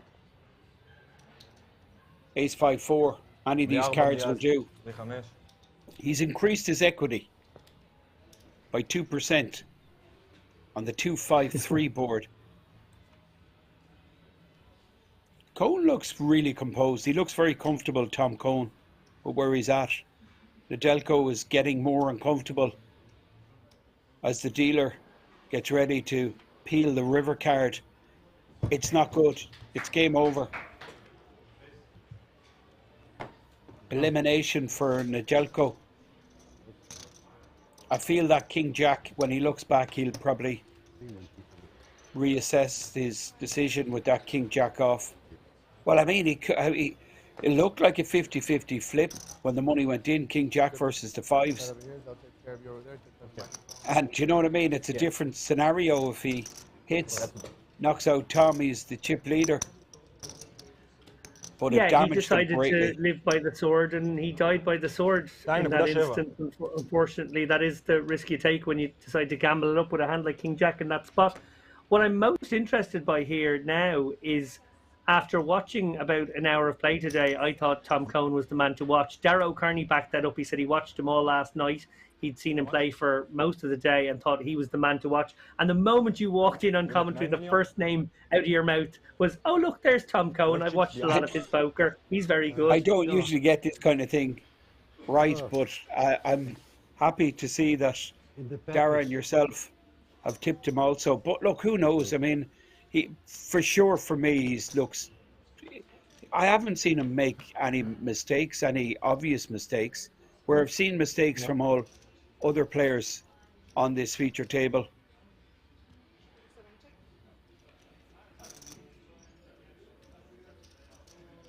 Tom connects on the turn, gives him. Interesting whether he decides to bet or not against someone like Beznik, who may do a lot of his own betting for you. Of course, he might do some of the calling with hands he shouldn't as well. This is really interesting that he would call this. It really is. Perhaps This to is set like something up. no hand, no draw. 2 overs. Great spot for Cohen to check. And probably have to pick one off. I think he'll just have to ascertain that Beznik has far too many bluffs in his range. No, he's going to go for value, okay. Yeah, I get this. Against someone like Beznik, who's completely unpredictable. Beznik could really put you in all kinds of pain if you were to check to him, open the door to all kinds of, big sizings that would, put a lot of pressure on your one pair. Is it possible the door is still open? It's brilliant. This guy Beznik, he's actually thinking his queen No, he high couldn't could be be good. considering a queen high call here. Surely not. What are we that's so- watching? Incredible, incredible. What are we watching? That's pretty incredible. So basically, when you see that information, right, you just cannot bluff Beznik whatsoever. You just like, no matter how I'm trying much to work out sense a it hand that he makes. beat. Yeah, we're going to go for a quick interview and then we'll come back to that. So we have Crazy hand. Nedelko here. He's out now in the 4th place, and your payout is around 60,000 euros, right? How do you feel? You just played for fun, and now you're having such a great payout. It's nice when you enjoy and you get such a payout. It's always good. So, what can I say? It's good. We'll see in October, November. Who knows? Maybe on main event also final table. So. Amazing. So, what is your plans for poker now after this tournament? Same as now. I'm not professional player, like I said. I'm enjoying. I like to play, but I'll still work and still live my life like I lived it as for now. Okay. So we wish you more fun playing, and then also earning so much money while playing for fun. Thank you very much. Lovely to Another see pretty a recreational player acknowledge that he's a recreational player who has to go back to work tomorrow probably, but will enjoy a 50 or 60k boost to his bankroll, maybe if he considers himself to have a poker bankroll, or maybe a few holidays for himself and the family. Pretty cool interview that. I really liked it. He comes across as such a nice guy. It's lovely to see people who are unafraid of acknowledging that they play poker for fun. I think there's always a culture maybe in poker that even the recreational guys almost feel like they have to convince you that they're kind of pro or semi-pro. I love to hear someone just go, no, I do it for fun. And this is great that I had a result. I think that's changing too, Dave. You know, in recent times where they're actually creating tournaments now, these bigger buy-in tournaments just for recreational players. Yeah. And they're like, you can't even get in unless you're invited if you're regarded as a full-time player. So yeah, no, it's totally, I really thought that interview was cool. Just a really nice guy. Comes across, you know. He has his job. Poker is his thing for fun. And it's nice to have a hobby that pays off 60 odd grand at the weekend. Indeed it is. Can we return to what Beznik hoped that his opponent had that Queen 10 could beat? Because I can only think of about 3 other hands, and none of them would have played that way. It was bizarre. He's like, I mean, we've called it, like, he's stubborn. He don't like getting bluffed. That's one thing. And that's, you know, this works for him, depending on what type of game you're in and what type of players you're against. This could be hugely profitable, what this guy is doing here, you know. And, you know, I mean, Queen High, it did look against, particularly against Tom Cohen, who's just, for me, he's super solid. He's not betting there again without it. And given the size of the bet and everything, I mean, I don't know how often he bluffs there. Well, it was just that the straight got there, the flush got there. All the cards that would have been draws made a pair at least. So I couldn't figure out what was left. Even some of his bluffs with Ace High and King High get there, are ahead, should I say. Are ahead, yeah. I keep you on too. Yeah, okay. Now, Vulcan, Vulcan, good news. Real hand here. Ace King suited, mandatory, compulsory, absolute must open here on the button. Snap fold from Beznik. Tom Cohn. Big blind. Oh, well, wow. I mean, look at this. 2 big stacks. Wow. Too big. They're too big to get it in, of course. I mean, well, 60 bigs. They may or may not be.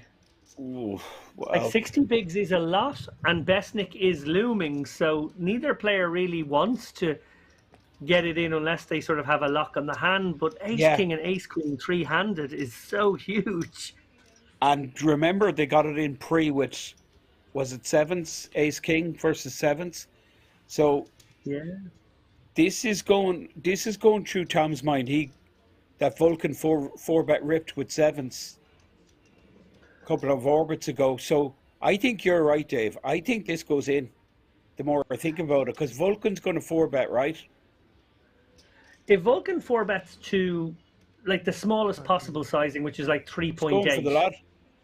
Yeah, no. it makes sense because with Tom sizing up the way he did, he sort of makes it more so that you have to take it on this way. If Tom makes it like 12, then he has room to make it 3. But when Tom makes it 16, then he'd have to make it like 4.5, which means he's already putting too much in. He may as well stick in the 12. And now Tom in a spot where he'd be folding away a lot of equity if there's a lot of pairs in Vulcan's range. It does go in. A cooler of sorts. Beznik is the real winner here. He gets to... I know Beznik's sitting back going, what's going on? He's just like earning multiple thousands of euro by these two guys clashing. And look at the size of the stacks. It's crazy. 24 million. I think Beznik has about 7 or 8 million. Is that correct? Yeah. So Beznik, the huge winner out of this situation, regardless of what happens, it's either going to be a bust out or somebody absolutely crippled. Tom Cohen. Absolutely fixed on the cards the dealer's bringing out. The club on the flop gives a little glimmer of hope. Obviously a queen to take command. 8 of hearts, no help. It's down to a queen. Queen and queen only to save his tournament. This is huge. That's a Vulcan. Getting it in good. Ace King versus Ace Queen.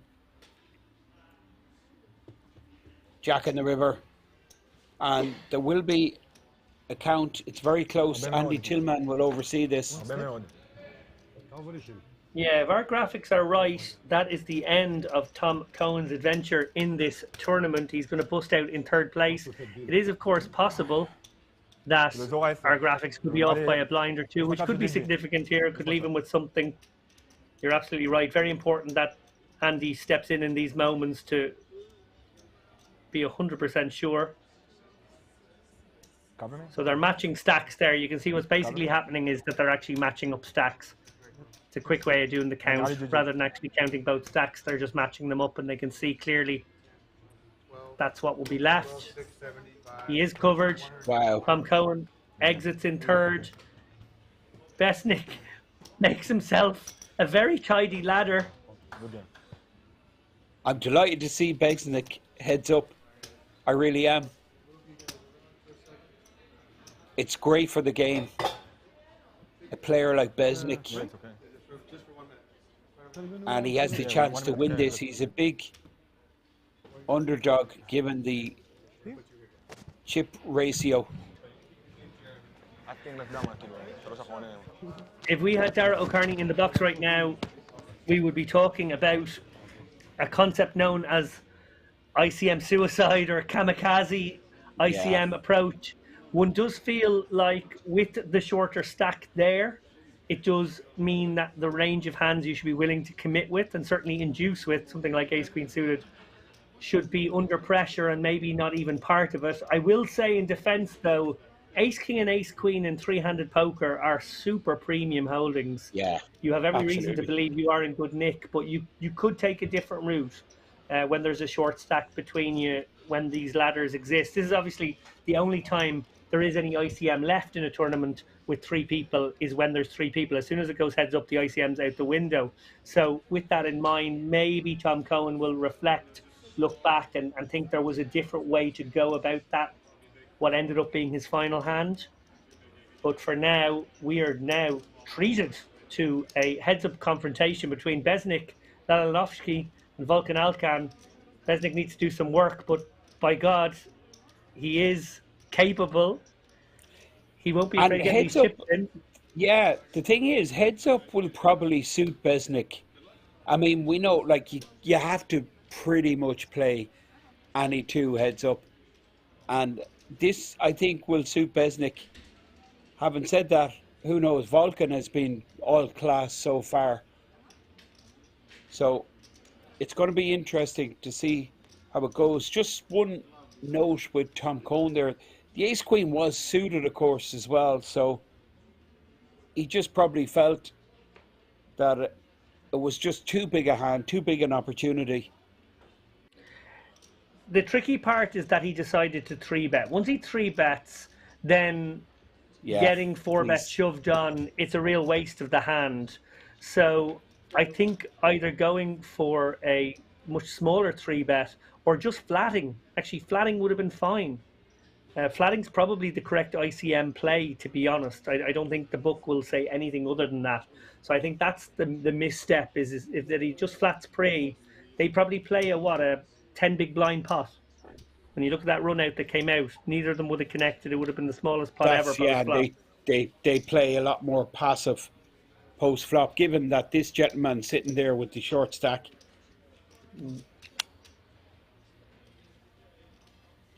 But once he makes the 3-bet, particularly the large 3-bet sizing and sizes in such a way that his opponent sort of feels like he has to 4-bet shove, then you're potentially giving away a lot of equity against all those pairs. Maybe even an ace-jack might be in there that 4-bet shoves on you.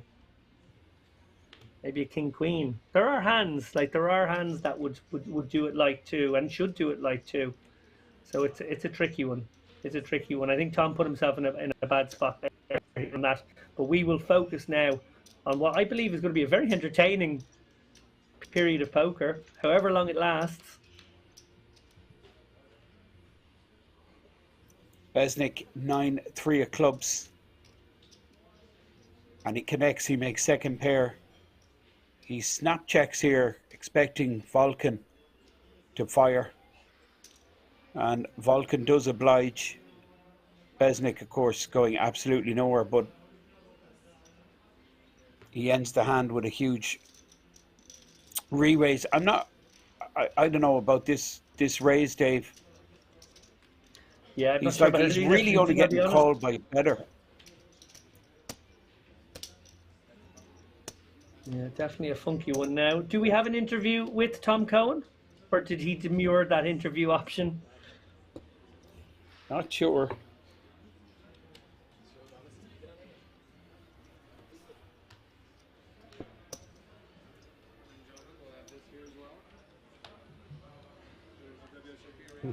Andy Tillman, your TD, in charge of proceedings, and you can see the beautiful set here in King's Resort. This is Rozvadov on the Czech-German border, and that's the gold ring these guys are playing for. It's gold ring number 11 of this World Series Spring Circuit Festival. One of these guys will win that ring. What a buzz, what an opportunity. This is Vulcan, massive chip advantage, big favourite. But of course, Beznik will have ideas himself. Beznik, I mean, he really is a handful, Beznik. He's the kind of guy I wouldn't like at my table, that's for sure. Vulcan, you can see in your screen here on the button with a suited ace. And Beznik decides 9 deuce, not playable.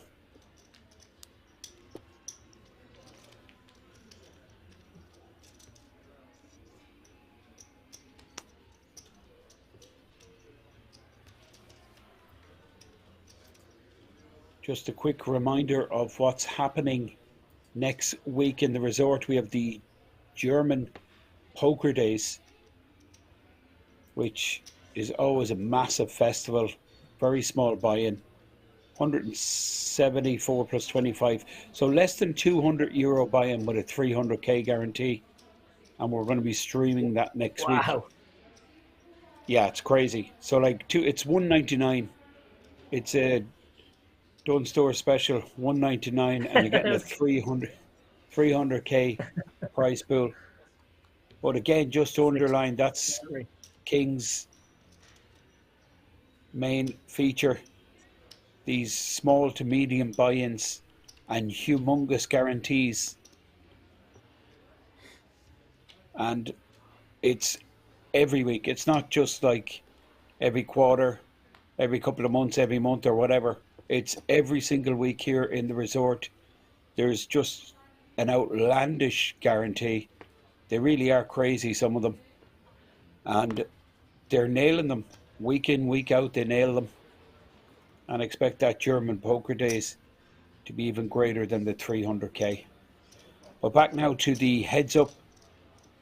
This is for serious dough, of course. The winner getting the ring and the main event seat for the World Series of Poker Europe later in the year. So good shot versus 2 pair. We know Beznik is not going anywhere with a good shot. Yeah, this could get big quickly.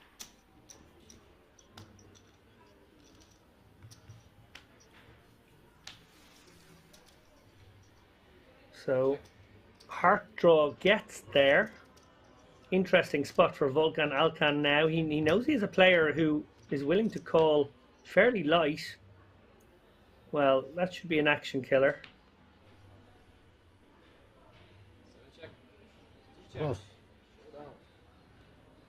Beznik made it Beznik straight. obviously gets there, but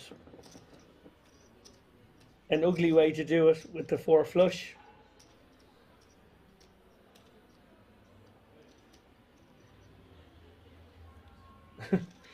Falcon taking a moment, maybe not seeing the straight.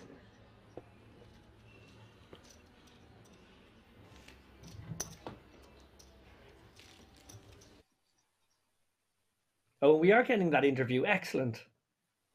So here we have Tom. He's eliminated now in the 3rd place, and so far you have been a success at Kings. Last year you won the Dutch Classics main event, and now you're 3rd in the WSOP circuit main event. How do you feel right now? Yeah, I feel very thankful. It was a very experienced, very nice run. Very enjoyed this. That's it.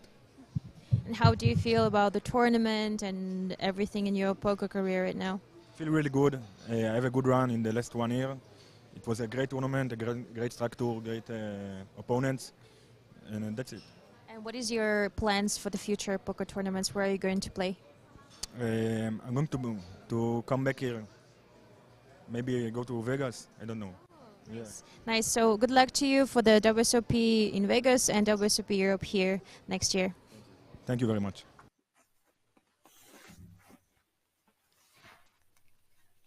I think Mika has a career in broadcasting. Absolutely. Pretty cool interview again. Nice lad, Tom. Great result.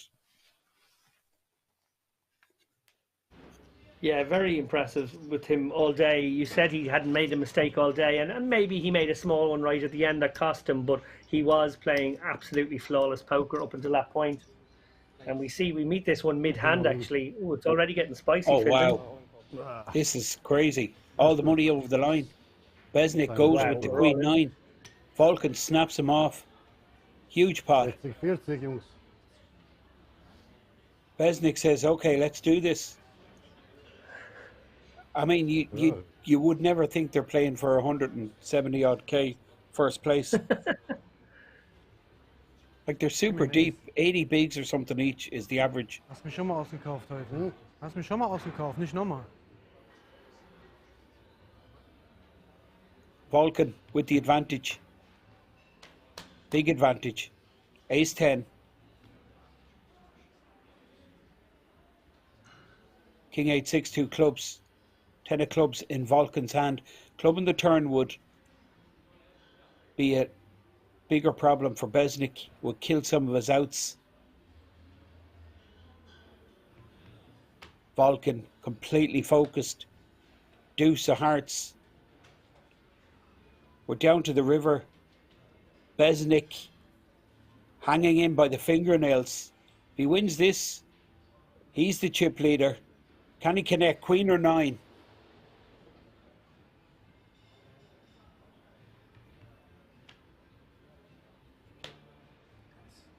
Doesn't happen. It's over, Dave. We have a winner. Volkan Alkan, he came in to this final table, middle of the pack. He played superb poker all day, it must be said. In short-handed play, He obviously ran quite well with the showdowns. Spare a thought for Beznik there. He kept us entertained all the way through. Some creative poker, it must be said. Some aggressive poker. As you said, Finton, certainly a man you don't want on your left at the poker table to make life very difficult for you. But there is our champion, centre of your picture. Ankan Volkan. Remember that name, guys. He'll be back here for the WSOP Europe main event, as will the top 12 finishers in this event. And he will also be slipping on that beautiful gold ring, WSOP circuit ring. Fintan Gavin, it's been a pleasure to commentate with you once again. We're making a habit of this. Yes, Dave. Who would ever have thought that we'd be in each other's company for so long? You can answer in German. Only in your worst nightmare, sir. It's brilliant. It's a great moment, this. Like, I mean, winning any tournament is such a buzz, like, but one as prestigious as this, and with the, like, that first place payout is, I mean, it's huge, like, 170. I don't care who you are, what kind of bankroll you play off. This is a substantial win, a life-changing moment, perhaps. And you can see Volkan just getting ready for his interview. I believe that's the Czech TV interview. Background, they're just setting up the winner's shot. What a set, Dave. Isn't that quality, that? Oh, really is. That whole... Do you get to keep that briefcase all the money's in? I like that too. Yeah, it's a bit of a tale walking through the car park. Going out to the local pub to celebrate with the briefcase. Well, look, I just took this opportunity to glance at Volkan's Hendon Mob here. His previous biggest result was 15,000. That means he basically came into the day knowing this would be his biggest ever score. Little did he know then he would finish with the lion's share of the money, 170k, plus that seat. My goodness, what a result. Yeah, it's brilliant. And pressure off. It's kind of a weird moment when you get a result like this. You kind of, you've been in the zone for so long. You've been focused. You've been concentrating. You're just floating. You don't really know what's going on at the moment. You're just going with it. It's pretty cool, though. Dealers here, of course, the best in the business, and I mean it. They're top quality. Great for players that they can go to these massive events with such big fields, and everything it's just run like clockwork, and they have that assurance of professionalism. Of course, Andy Tillman helps out for the WSOP big events, and great to have his presence here. You can see the background graphic. Congratulations to Volkan Alkan, winner of the World Series of Poker Circuit 2022 Spring Edition. And thank you. It's going to be a goodbye from me, and I'll leave it over to you, Dave. Oh, it's just been such a pleasure spending the afternoon watching all of these guys play phenomenal poker. A very deserving winner in the end. Volkan Alkan with his greatest ever poker result, besting his previous best by a factor of 10, taking home that briefcase full of €100 notes, that beautiful gold ring, the title of WSOP Circuit Champion. And he's going to have a nice winner's photo with all the money momentarily.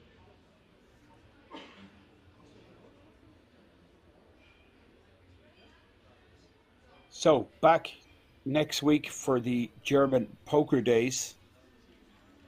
One-day stream next Sunday. And then after the German Poker Days, we move into the next festival, which is the Polish Poker Festival, ZTO. Again, another huge guaranteed prize pool for the ZTO 300k for just €230.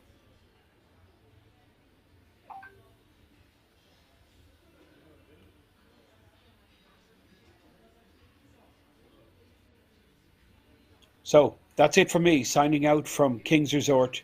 Thanks for tuning in. I'll be back at some stage, as will my partner, Dahi Lappin. Yes, indeed. I will be more than happy to join you on a future stream. I look forward to that occasion. And thanks also to Dara O'Carney, who started off the stream today. Go check out him now. I think he's streaming with Kevin Martin as we speak. But he put in a good stint earlier on, and I hope you enjoyed his analysis as well. From me, David Lappin, from Fintan Gavin, from King's Casino in Rozvadov. Take care, everyone. Ciao.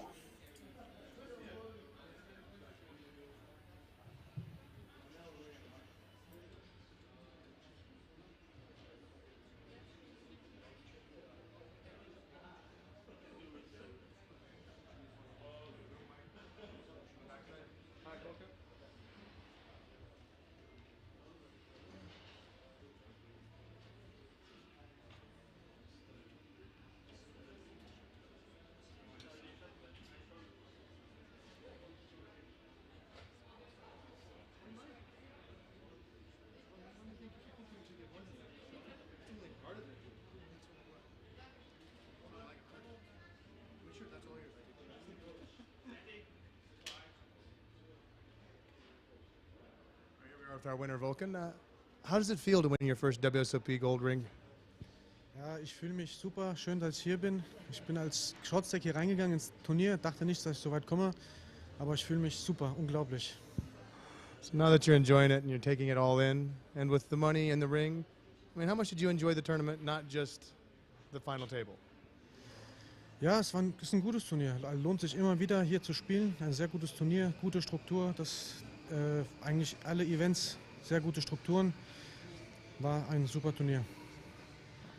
We like to hear that, and I mean, congratulations. You came in as the short stack to the final table, and now you have all the chips. So congratulations, and hopefully you enjoy this tonight. Congratulations again, Vulcan. Thank you very much. You're welcome. You're welcome, Vulcan.